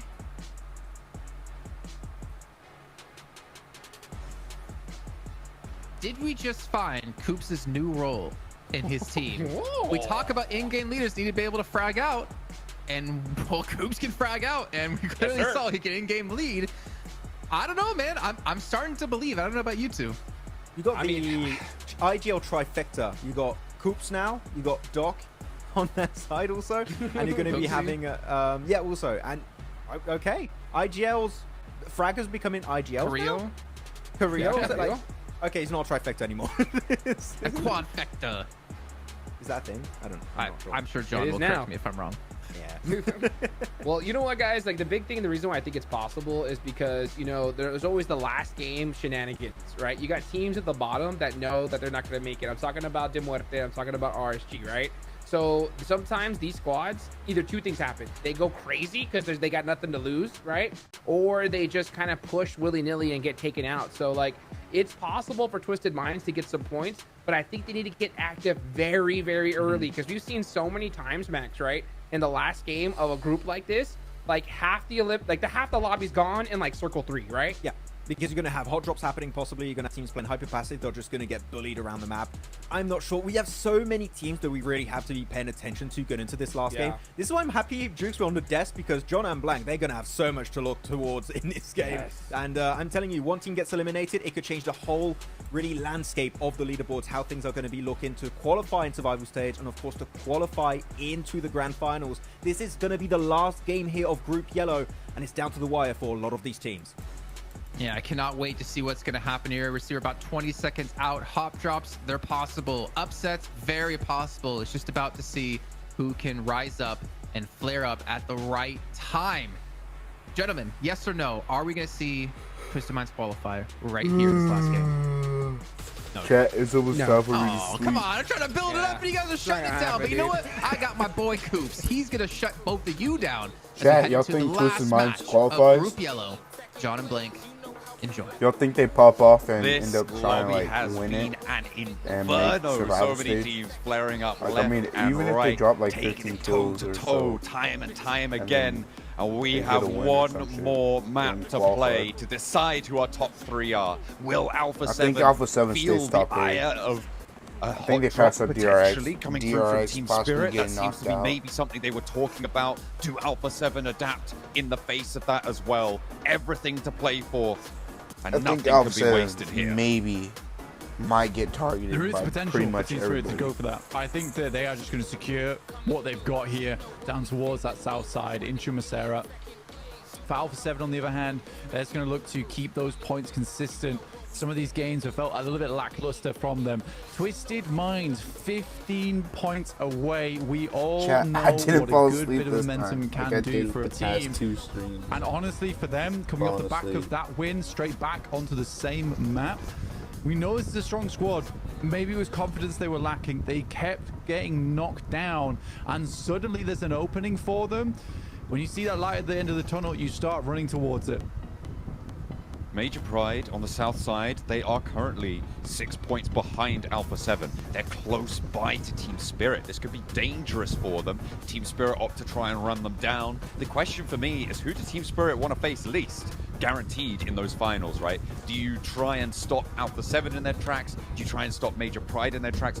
Force them to go into a much tougher scenario in those survival stages. Give themselves that chance. But we are going to see a hot drop. Unfortunately, it's not from one of the teams in a lot of content. It's Hang on a important. minute. No, it's for Loops. It's important. It's for Loops. It's important. This is the 11th place team. Loops They really get does taken need to down win this. early. All of a sudden, that bubble becomes so much easier to find. Unfortunately for those teams underneath, Loops seems to be dominating already in this fight. 2 eliminations above, making that gap even harder to close for Horror, for Twisted Minds. Fania's got the bag on his head there. But he needs to keep his eyes peeled as RSG. I mean, we've seen what a bother this team can be. Them and Harame Bro have been the ones to spoil so much, but Loops not letting it happen to them today. Hacienda will be theirs for the taking. 4 points and a crucial pickup for Loops. Cheers all around for the team. They're so happy about that one, and I would be as well. I mean, that might have just ruined your tournament life right there. But they sit themselves now ahead of BTR on 106. So the lifeline now for those teams in 12th and 13th is BTR going out early. That is the only way they can make that jump up. It's still quite a few points required for them. For Twisted Minds, it is 17 points needed on top of them. I think they do win the tiebreaker. I'm thinking back. I don't think we have had a BTR win just yet. Let's have a little look through. 1 win for BTR. Okay, so they wouldn't win the tiebreaker on that one. It'd be down to the placement points and elim, so we'd have to find out at the end of the day. And we check out the leaderboards. If it did happen in the first place, still got to get there. I mean, with Aura, they've had a chicken dinner as well. I think that was back in day 2, and Twisted Minds now have also had that 1 chicken dinner. So it is, it would be down to placement points next on that tiebreaker. It would be so down to the wire, though. If they can make that jump up, very much all to play for, and it's still so tense towards the top 3 as well. With Alpha 7 teetering on the edge here. Right now, they are 6 points in the lead, but that is not a safe feeling. Not at all. 173 to 179. And again, Major Pride is not a bad team whatsoever. They just made a bit of a mistake that last match. I think it was more terrain understanding based more than anything. They make the right choice at the start to leave the player up on the ridge side, but the follow-up, which was to go all in on that fight, was not the right decision, especially when they had information on the team down towards their self. So yeah, for Major Pride, I think just getting caught up in the pressure here, desperately trying to earn those points to clamber up over Alpha 7 into 3rd place. Alpha 7 on the rotate. A normal day on Miramar, you'd think, but there's so much riding on this ride out. For Alpha 7 to defend a spot, a direct qualification, it's a team that we absolutely expected to be in this top 3 flank, but it's still yet to be convincing. The PMWC champions right now under threat, in danger of having to play through those survival stages. So everyone knows you really don't want to have to go there, because as much as you can be one of the greatest teams in the world, and Alpha 7 certainly meets that metric, a lot can go wrong, and quickly. We look here, Coops is already down for Twisted Minds, and Rob's going with the savior play. As Seven was saying, Coops was IGLing that match and also fragging out. It takes a spectacular and unique individual to be able to make that kind of play and perform that role adequately. So for Coops, it is a big accolade for him on his shoulders, but they don't want to lose him early. He's so important to the game plan, where it's felt so doom and gloom this entire time. Pretty miserable, to be honest with you. Twisted Minds have been given a chance here. The door's been unlocked. It's for them to open it. Rob's going down to BTR nonetheless. Exactly. BTR so close by to them now. The team that's looking to defend against it. If they can get rid of Twisted Minds, that would be huge for them. A massive relief. And maybe they're looking for it, but the res came through. Twisted Minds stay as 4. Damn, it's so crazy how we've already had Loops in danger. Now we have both BTR and Twisted Minds. This is a real case for Twisted Minds to take destiny to their own hands, right? Try and fend off that squad and create a gap that they can squeeze through. They're in Sejong to fight off against Orame Bro here. Been a consistent problem. Just constantly pestering these teams, all looking for those points, but just denied. One player goes down to a snake, and you're all of a sudden completely changed. MSJ, their last chance to demonstrate strength that we've seen from them in the past. An ascension that the South Korean fans would love to see, but they've already got one hope in DRX, and is looking fairly secure for DRX, although it's not out of the question that they could get pushed out. But they are there nonetheless, and happy to be so. Obviously, they've got to go crazy in these games, essentially. Keep themselves there. And Mirror and Sejong does not strike me as a team that really wilds out in terms of eliminations. They're a team that keeps you on the back foot by just maintaining presence in the lobby the entire time. Elementrix going for a wide rotate alongside with the rest of the squad. This is over towards the eastern side. They're being overly cautious about this. You can understand why, being in 4th place, 6 points behind Alpha 7. Not willing to take any shots from the team potentially in Impala. We're heading into stage 2, 10 seconds away.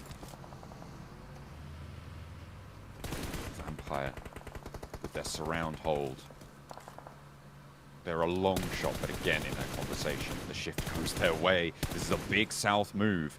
Gives MSJ a good slice of it. Team Spirit on that south. Vampire in the middle, in danger here. I don't know how long they can hold this position convincingly. Yeah, Vampire's in a spot where it is playable, right? Inco just roll up on the west side of them. Twisted Minds likely going to go try and play the ridge side off towards their east.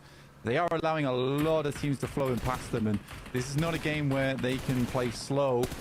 They have to get those elims early on to push this through into a big game. Because it's 15 points, right? You know, 3rd place can give you 5, so you need 10 elims on top of that. It's a struggle. DRX looking to get out of there against Demuerte to defend their spot in the top 3. Fuck, chat. I'm so tired. Twisted Minds still over in San Martin, not being able to leave under the pressure from BTR. Out on the west side, Zeus as well, a little bit further up to Hacienda, out on the northeast edge. Ora sending in from the north edge and straight towards Alpha 7. All right, another one of our teams is climbing. Arguably in a better position than Twisted Minds with their 2 extra points they have on side. There's a team that definitely can also make it. And the Paul fans would be super happy to see something like that happen. Loops coming off the back of an exhilarating fight in Hacienda. You've got to see how pleased they were. Definitely. I mean, 4 points is life-changing for your tournament life, at least. Major Pride over the top might spot Jae-Suk. This could be a huge pickup if they're able to find it. Slow MSJ down something awful. And they found the shots. They're looking to try and open up the cannons now. Can MSJ hold, move into a 2-2 split that they love to take? Jae-Suk currently just holding on the outside. Not really any positions at the moment for them to split along. They're not in a position where they control a lot of the circles, so likely they'll keep playing as 4 for the time being. But yeah, versus Major Pride, this is a big problem. Alpha 7 losing Revo. Does the res come through? The res is the real important factor here. Sure, he goes down, but as long as they can maintain that 4, it's not so bad. We're already into stage 3. It feels like this game is going at a lightning pace. Zeus is striking down members of Alpha 7. Fortunately, they do get that res. You could see the shots continuing to go on over. This is the sight lines that allowed this knock to happen in the first place for Zeus. You can see the high ground that they have. This is quite sequestered to the northwest side of this circle, and back over towards Graveyard, where this game may go to die. It's the Vampires thematically positioned atop it. Not too bad, I mean. Yeah, awesome position for the Vampires right now. It is slightly exposed towards that south side in terms of a crash being able to come on through. Good play of it. Twisted Minds is stepping on eggshells right now. You can see it in the way they're playing. They have been so unwilling to make any rotates, and you know why, because there must be so many thoughts just battling in their minds right now of what's the correct option to go next. For Coops, there is an unbelievable amount of pressure on him to make the right decision. Crash in the mid. Vampire open up for 2 onto Harame Bro, who make the approach. Stowed with that massive high ground there. And Tony K launching a nade. The Vampire nades today have been pretty spicy, and they will continue to do so. A flush and a knock as well, leaving just the 1 player going, and Tony K's got another one. Oh, beautiful! Not quite making the distance. It looked like it was there, but it was just blocked at the last second. Newsy's got one to unleash, and Schweppes towards the back line will look to find Yappy as range launches one back in response. A little short nade there from Schweppes is going to slow things down, but the bouncer from Newsy around the edge is great. No, wait a minute. That was Yappy. A self-nade for Harame Bro, and another one towards the backline. Vampire want to put pressure on. They can't waste too much time here, but they're not going to spend any longer in this. Can they re-establish their control over their position?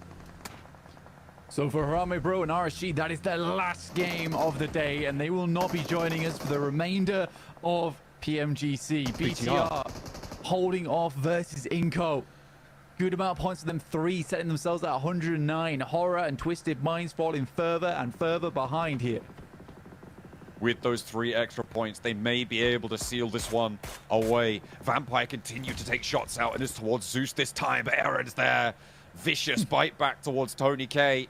And this guy has been such a powerhouse for Zeus over their season, over the course of this PMGC as well.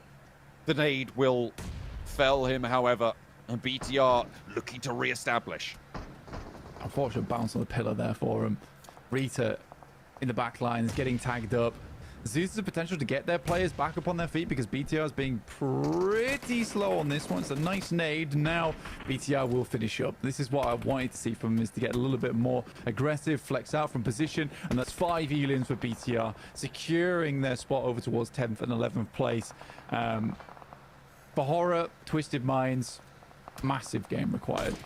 I think with BTR and Loops both starting the game off with 6 and 4, it is a horrendous situation to be in, and they might have just locked out those teams underneath them. Vampire with 4 elims now. BTR, you're right, they're just adding up that tally, playing next to that graveyard. Vampires still have oversight on towards it. But on the north side, it's going to Team Spirit. Why not? One last time. A strong finish from them. I mean, setting themselves up in first place. You'd be so pleased as Team Spirit. And again, at this point in time, it is very unlikely. We'll put it that way. It's very unlikely for them to drop out of top 3. I think they sort of know that they've done it. They're still playing out this game, just disciplined, which makes sense during a PMGC. Looking to finish out strong. but this will be the first time in a long time any of these players have not only got themselves a win from their respective PMSL or region, but then flown straight through in towards the top 3. This is a revitalized squad. The story for Team Spirit for so long has been, are they going to keep making mistakes? Are they just about going to survive? But now the question is, how far can they go? Because this, you're right, is looking strong for them. Vampire, they're looking pretty good today as well. As Push is the first to fall to them on the approach. The northern side, they've already had to hold off against one push. Now the second is up to the bat. Unfortunate pickup there, Tony K on the swivel, 180, finally taken down, but from the top rope, is there any more to do? Tresley has to go for the reload, but he's not going to be able to seal it away quick enough. Newsy's down, and in comes another position. Ora are going to send on in. The Muerte are eliminated. They're out of the tournament as well. Twisted Minds getting curtailed by Alpha 7, and it's all popping off here into stage 4. Alpha 7 looking to defend their third place position with a fight against the Xavier themselves. Lamborghini pulled out of the vehicle. You are not seeing London tickets today. Alpha 7 want that for themselves. Alpha 7 just come in and tear Twisted Minds to shreds.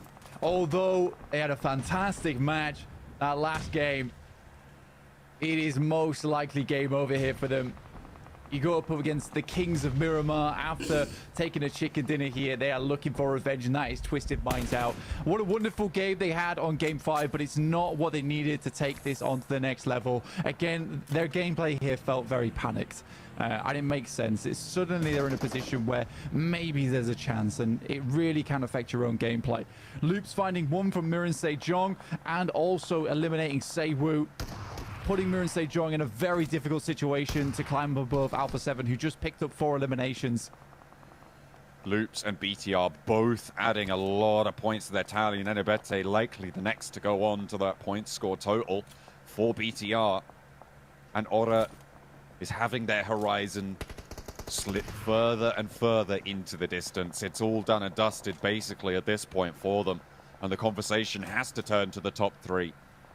Losing another player for Ora, that could be curtains for them. Satar moves up to the top of the tower, but it's not going to be needed because Lapart is down underneath, and Nenebete falls. 7 elims for BTR.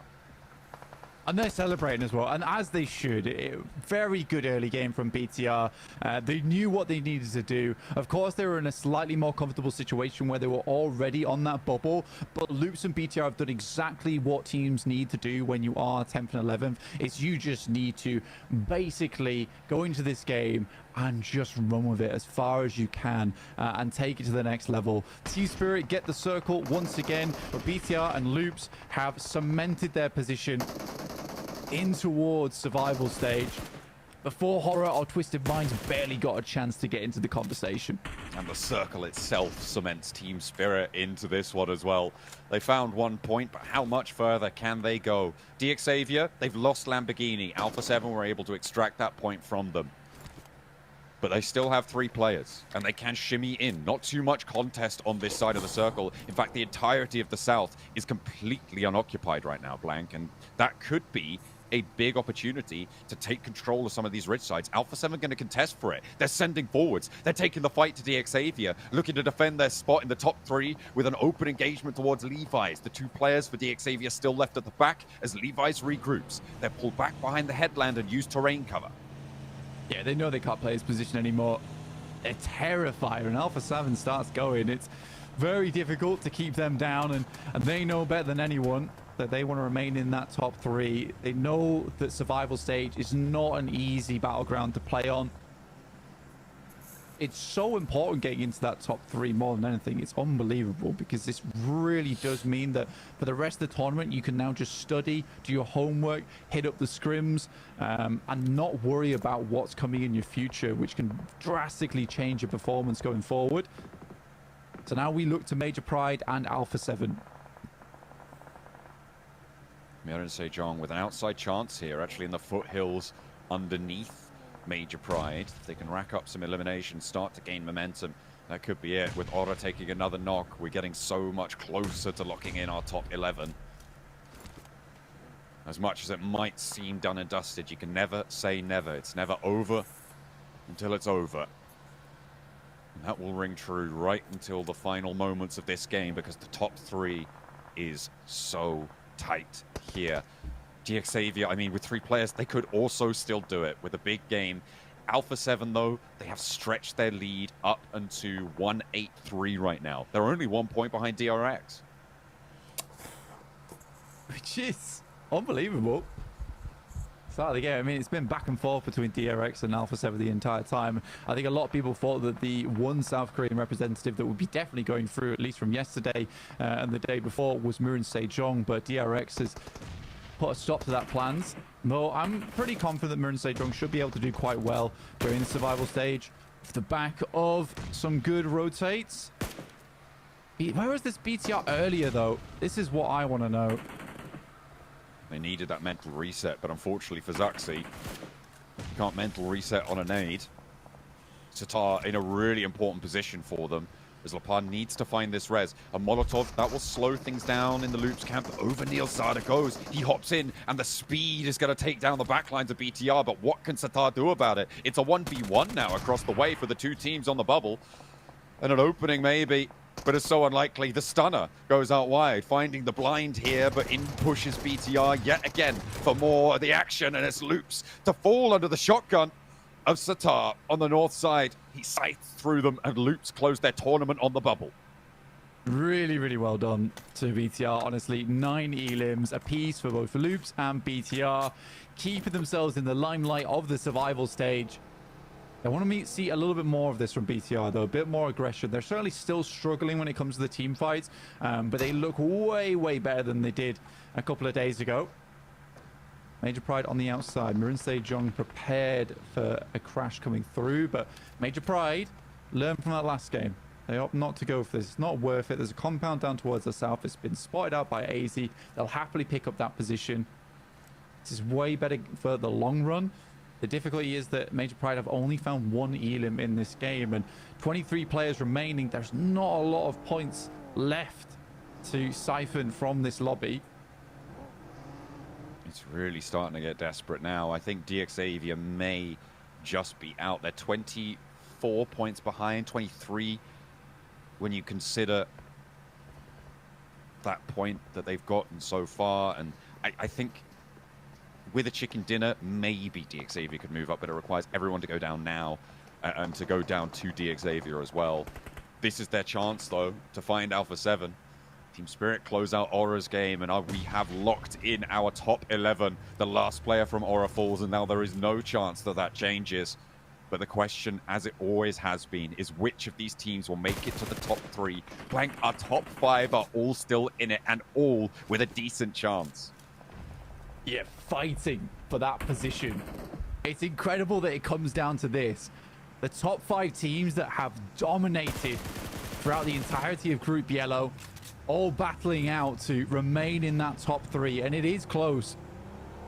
173, 179, 184. Team Spirit, realistically, the only team that is going to be very hard to move out of the way. They've already got 3 elims as well, 4 now as well, so they're up to 206. It's not possible that they fall out of the top 3, I'd wager, at this point.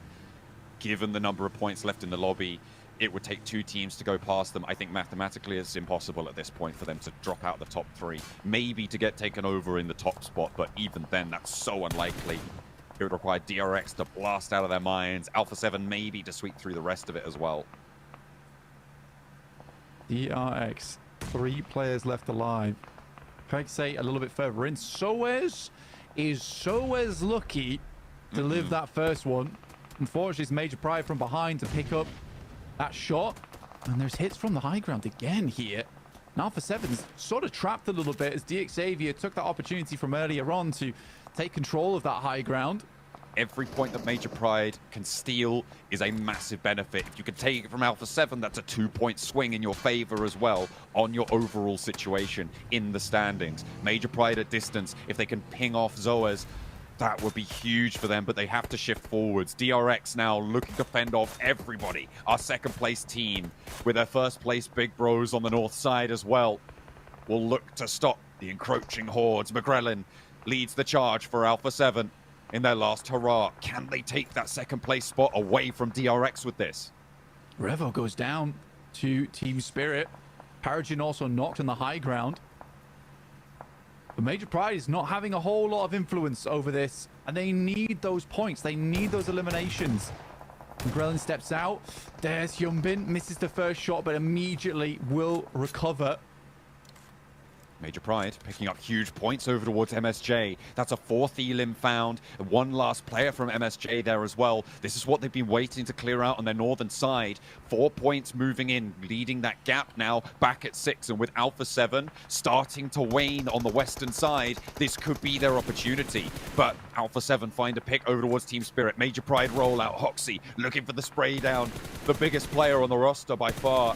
But he's not able to connect. Finally, it's going to go down, and Becca will fall and sprayed away. Kitsune gets the knock, but Hoxie gets the point. Ooh, Kaise so close to DX Xavier. One big nade here could result in 2 knocks and maybe some elims off the back of it. But they reposition, and Kaise has to put away the nade. Move right in front of him. They have no idea of his location. Alpha 7 still being in this game causes big problems for Major Pride. Down to just 3 players now. Kaise can bide his time. Every moment saved here for DRX is another potential point they can earn from placements to ladder on up. Mirin Sejong fall. In 5th place, they will languish. If DX Xavier can overtake them, that would be great for Vietnam, but they will not have an easy time to make it further than that. Alpha 7 suffering still out on this western side, but they survive for another moment longer. Circle has to shift over towards them on the western side. It's the only way they stay in this game. Great nades from Team Spirit.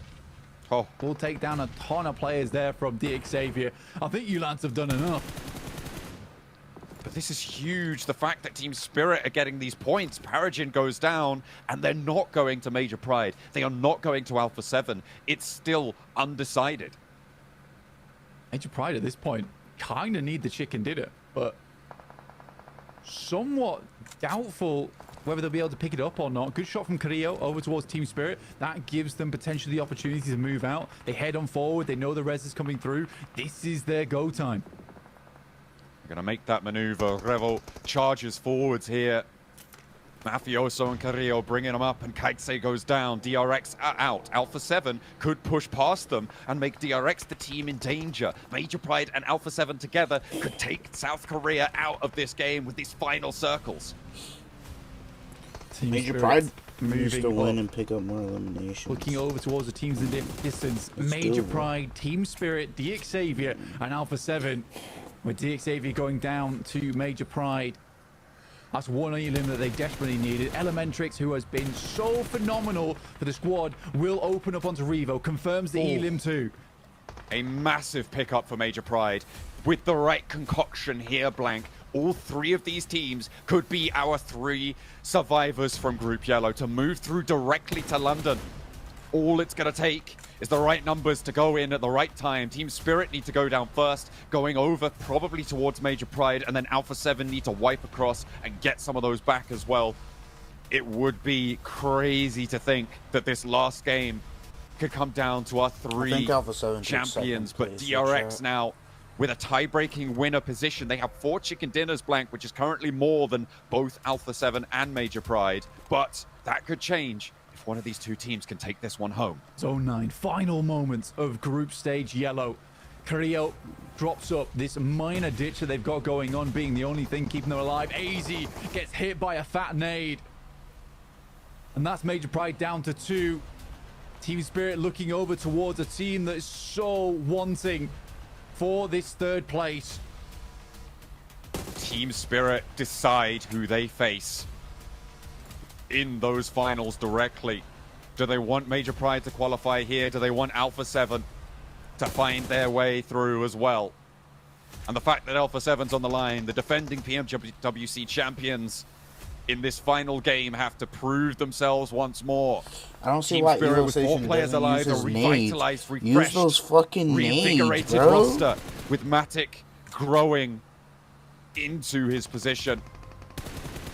backing up the rest of the team beautifully. As 4, they will move forwards, and Alpha 7 only have the 2 to play with, but Mafioso lights up Elementrix. Evo Station, a big nade over towards Team Spirit, doesn't connect, looks for another as well over towards Nomi, but Elementrix falls. Evo Station out, Major Pride down. Have they done enough? Will they overtake DRX? We'll have to wait and see, because it's Alpha 7 now, the last to stand in the way of Team Spirit. Mafioso gives it a good go, but Matic rolls on forwards. They roll out the red Evo carpet, Station's fucking retarded, and they will bring bro. Alpha 7 with them. I don't know the what top the spot fuck is theirs, he the was final thinking, chicken dinner, not and using Team those Spirit fucking needs. make it work.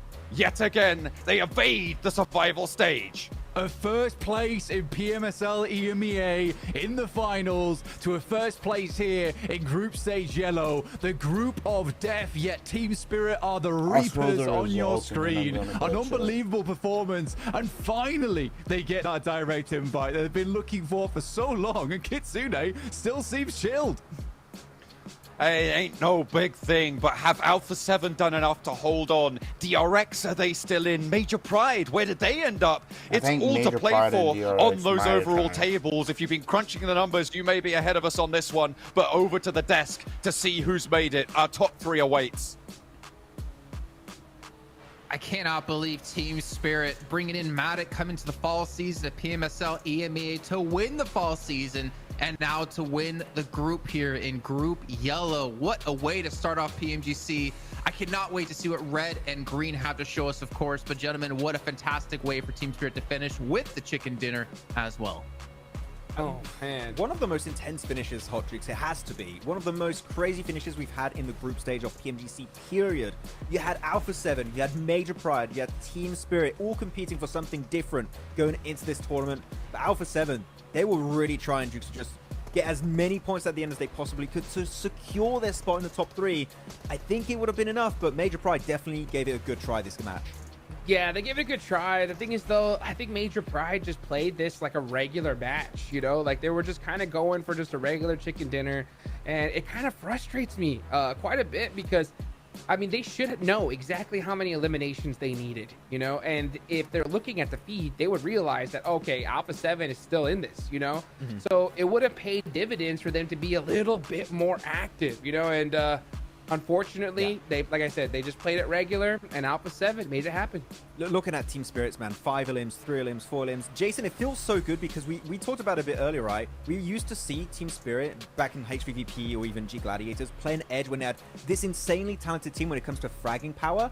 Man, this team now, of course, a few different players, but playing center has worked out tremendously well for them. If this playstyle, I'm not even joking, could be so successful going into the finals. Team Spirit, this is the best they've ever looked in my opinion, and I really hope this is going to keep going this way in the future because damn, they impressed me at the end. I mean, we think back to PMGC. Can they hurry up and shut the fuck up and show the fucking results? Like, they failed in the last chance. Nobody and cares. They failed horribly, especially with the back-to-back hot drops they pulled off in the very first day of play. But for them to bounce back like this now, regroup mentally, and have such a dominating performance as well here in this group has been fantastic to see. But I'm also still really curious to see what other teams have been able to make it through as well. Also looking back down towards, you know, the top 11, I think that was more solidified as we went on through that game of who we knew would make it and unfortunately not make it. But this has been a very interesting group, and if this is any indicator of how the other groups are going to go, I just, you know, forget these 2 days off. Let's just jump straight into Group Red. Don't deserve right? I can't wait. That's for sure, man. I'll tell you, the MWC, at the end of that day, I saw Kitsune, even though it was like the worst performance we could have expected. They didn't make it to the finals. The man was just walking around whistling, just like we didn't have worry in the world. I think he knew. Like, he was like, hey, you know what? Today wasn't my day, but come end of the year, we're going to bring it. And dang, did they do exactly that, man? Yeah, it's really such a good change of pace for this team. And yeah, again, going into the finals, hopefully we don't have a PMWC 2.0 happening for them, but they're going to be definitely a lot more confident. And Matic, I feel like they just had a meeting at some point. Kitsune is just saying, I know what we need. We need a Matic Classic right about now. And it was just what they needed going into PMGC, it seems. But what an incredible game. And especially, it even started from the get-go, right, Hodgix? We saw in some of the replays. RSG hot dropping in Hacienda del Patron, the side of Loops, and Loops then that were at some point the cutoff with BTR, already increasing that top 11 point barrier realistically, making it so harder for your Twisted Mind or your Horror to really catch up. So from the get-go, the nail was somewhat in the coffin for those bottom teams. Yeah, I mean, we talked about it watching it, Jason, right? Just the last game shenanigans are always there. I mean, you have to... That's why I stress so much. You got to perform before the last game and put yourself in a better spot. Because if you need those points towards the end, it's just not the same game as you played the entire tournament. And we saw RSG just like say, hey, you know what? We're already out of this. Let's just go and just full send it. Why not? And that just makes the lobby that much more difficult, right? Yeah, 100%. As we can see here, 23 points for Team Spirit to end things off with. Alpha 7, Major Pride both getting 11. DRX getting 6. Is it possible that DRX got knocked out? We're not sure quite yet, as we'll head to our overalls in just a bit of time. But BTR, I mean, considering they were a team on the bubble with 10 points, they secured their spot into the survival stage at a minimum. But yeah, just a shame here for Vampire as well, as we did see that fight in the warehouse. Losing out on one, they couldn't really pick up enough limbs later on to transition into anything much off of that. Same with D Xavier. It's been an interesting couple of days here, but I'm more curious about what our overalls are going to be at. Is there any way we can speed this up? Yeah, I really want to see it for sure. I mean, I ain't gonna lie, I'm still a little frustrated with, you know, MSJ, D Xavier, and honestly Vampire too, because we didn't see that hot drop. And let's be real, like, they had to, Max. Like, they had the hot drop if they wanted to do a chance. They didn't do it, so I guess in my eyes, at least personally, they're just like, hey, you know what? Let's just get ready for the survival stage. Yeah, because if you do nothing, you go to survival stage. If you hot drop and you lose, you still go to survival stage. Might as well just send it and give it a try, right? Yep. Be on the bottom of the rankings, Twisted Minds, 0 points. They were technically in reach of making it to top 11, but it's good to see Coopside yelling. I kind of want to see more of that for whichever team, or like what's his next event going to be, right? Like, that was some good rotates happening on the first Miramar, but here they encountered some teams. I think it was especially Alpha 7 that just did not care if they wanted to make it to London or not. No, we see you. We're going to shoot at you. We're going to take you out. We don't care who you are, and it worked out for Alpha 7. Say please, not quite for them. Oh yeah, and they were asking also for less of that, but Alpha 7 didn't want to give less of that. Nope. Well, Inko, they didn't get top 3 hot troops. Ugh. Like a dagger in the heart. We need to make sure to get that wax ready for Hot Juice's beard when we get. What do you mean? What? We've been talking about this every single day, son. Hey, you know what, dude? I want that. I'll take some wax, dude. My beard needs some moisturize. You know what I'm saying? Okay, well, wax. You can moisturize it with your tears once we rip the hair out of your face at the finals. But Nomi going to be the MVP, and why would it be Nomi, man? This guy has really stepped up under the leadership of Kitsune as well. He's really kind of come into his own. Not to say Nomi's not doing it all himself, but the support of his team definitely makes this possible. He's easily become one of the best players, if not the best player in EMEA. But here we go. Fucking tie between second and third place, and Major Pride coming up 6 points short. Oh man, it was so close. A few more they could have maybe gone to Alpha 7, but Alpha 7 started just it's just the fucking at the wins. end. They're getting eliminations on 76 placements, and it was enough to maintain a spot in the top 3. But tied with DRX, man. So really, we said it this year. It was Japan at the start of the year, but now South Korea and Brazil. Very clearly, we have to say Hot Troops are looking great. With an EMEA team up there with Team Spirit that fucking tied. So impressed. The second half of this league stage, what the hell happened? This team just leveled up and just said, yeah, we're the best team in the lobby now. Yeah, like, oh, you're gonna try and push us, our building? No, we're just gonna take out 5 squads. No big deal, you know? Like, it is just so wild to see Team Spirit push it up towards the end. Honestly, I'm gonna say this, Jason. I want to know both of y'all's It doesn't really matter if you win group stage. Right? Looking at these leaderboards. As long as you fucking MSJ, man. I mean, I thought these guys were a lot, but how well they were playing. No hesitation pushes. It doesn't matter who I mean, super won. Risky rotates, but they were working for them. And then just towards the end, just couldn't cut it. What they finished in fucking biggest disappointment on the top of the leaderboard? They finished they barely fucking finished in to qualify for finals. I feel like that has to be one. But top of the leaderboards, I feel like the lobby started playing a lot more center, so unfortunately that was something the Mirror and Sejong were struggling to make work in their favor. But here we go, the cutoff is still going to be looped. 114 points, and that hot drop of RSG was really a godsend for them. Those early eliminations they got was just able to keep them nice and comfortable in top 11. For me, even without, they would have still been fine. But Horror, Twisted Minds, not quite the game they hoped for. There might be another stream later, just depending on the weather. Unfortunate for those 5 teams you see at the bottom of the table, they unfortunately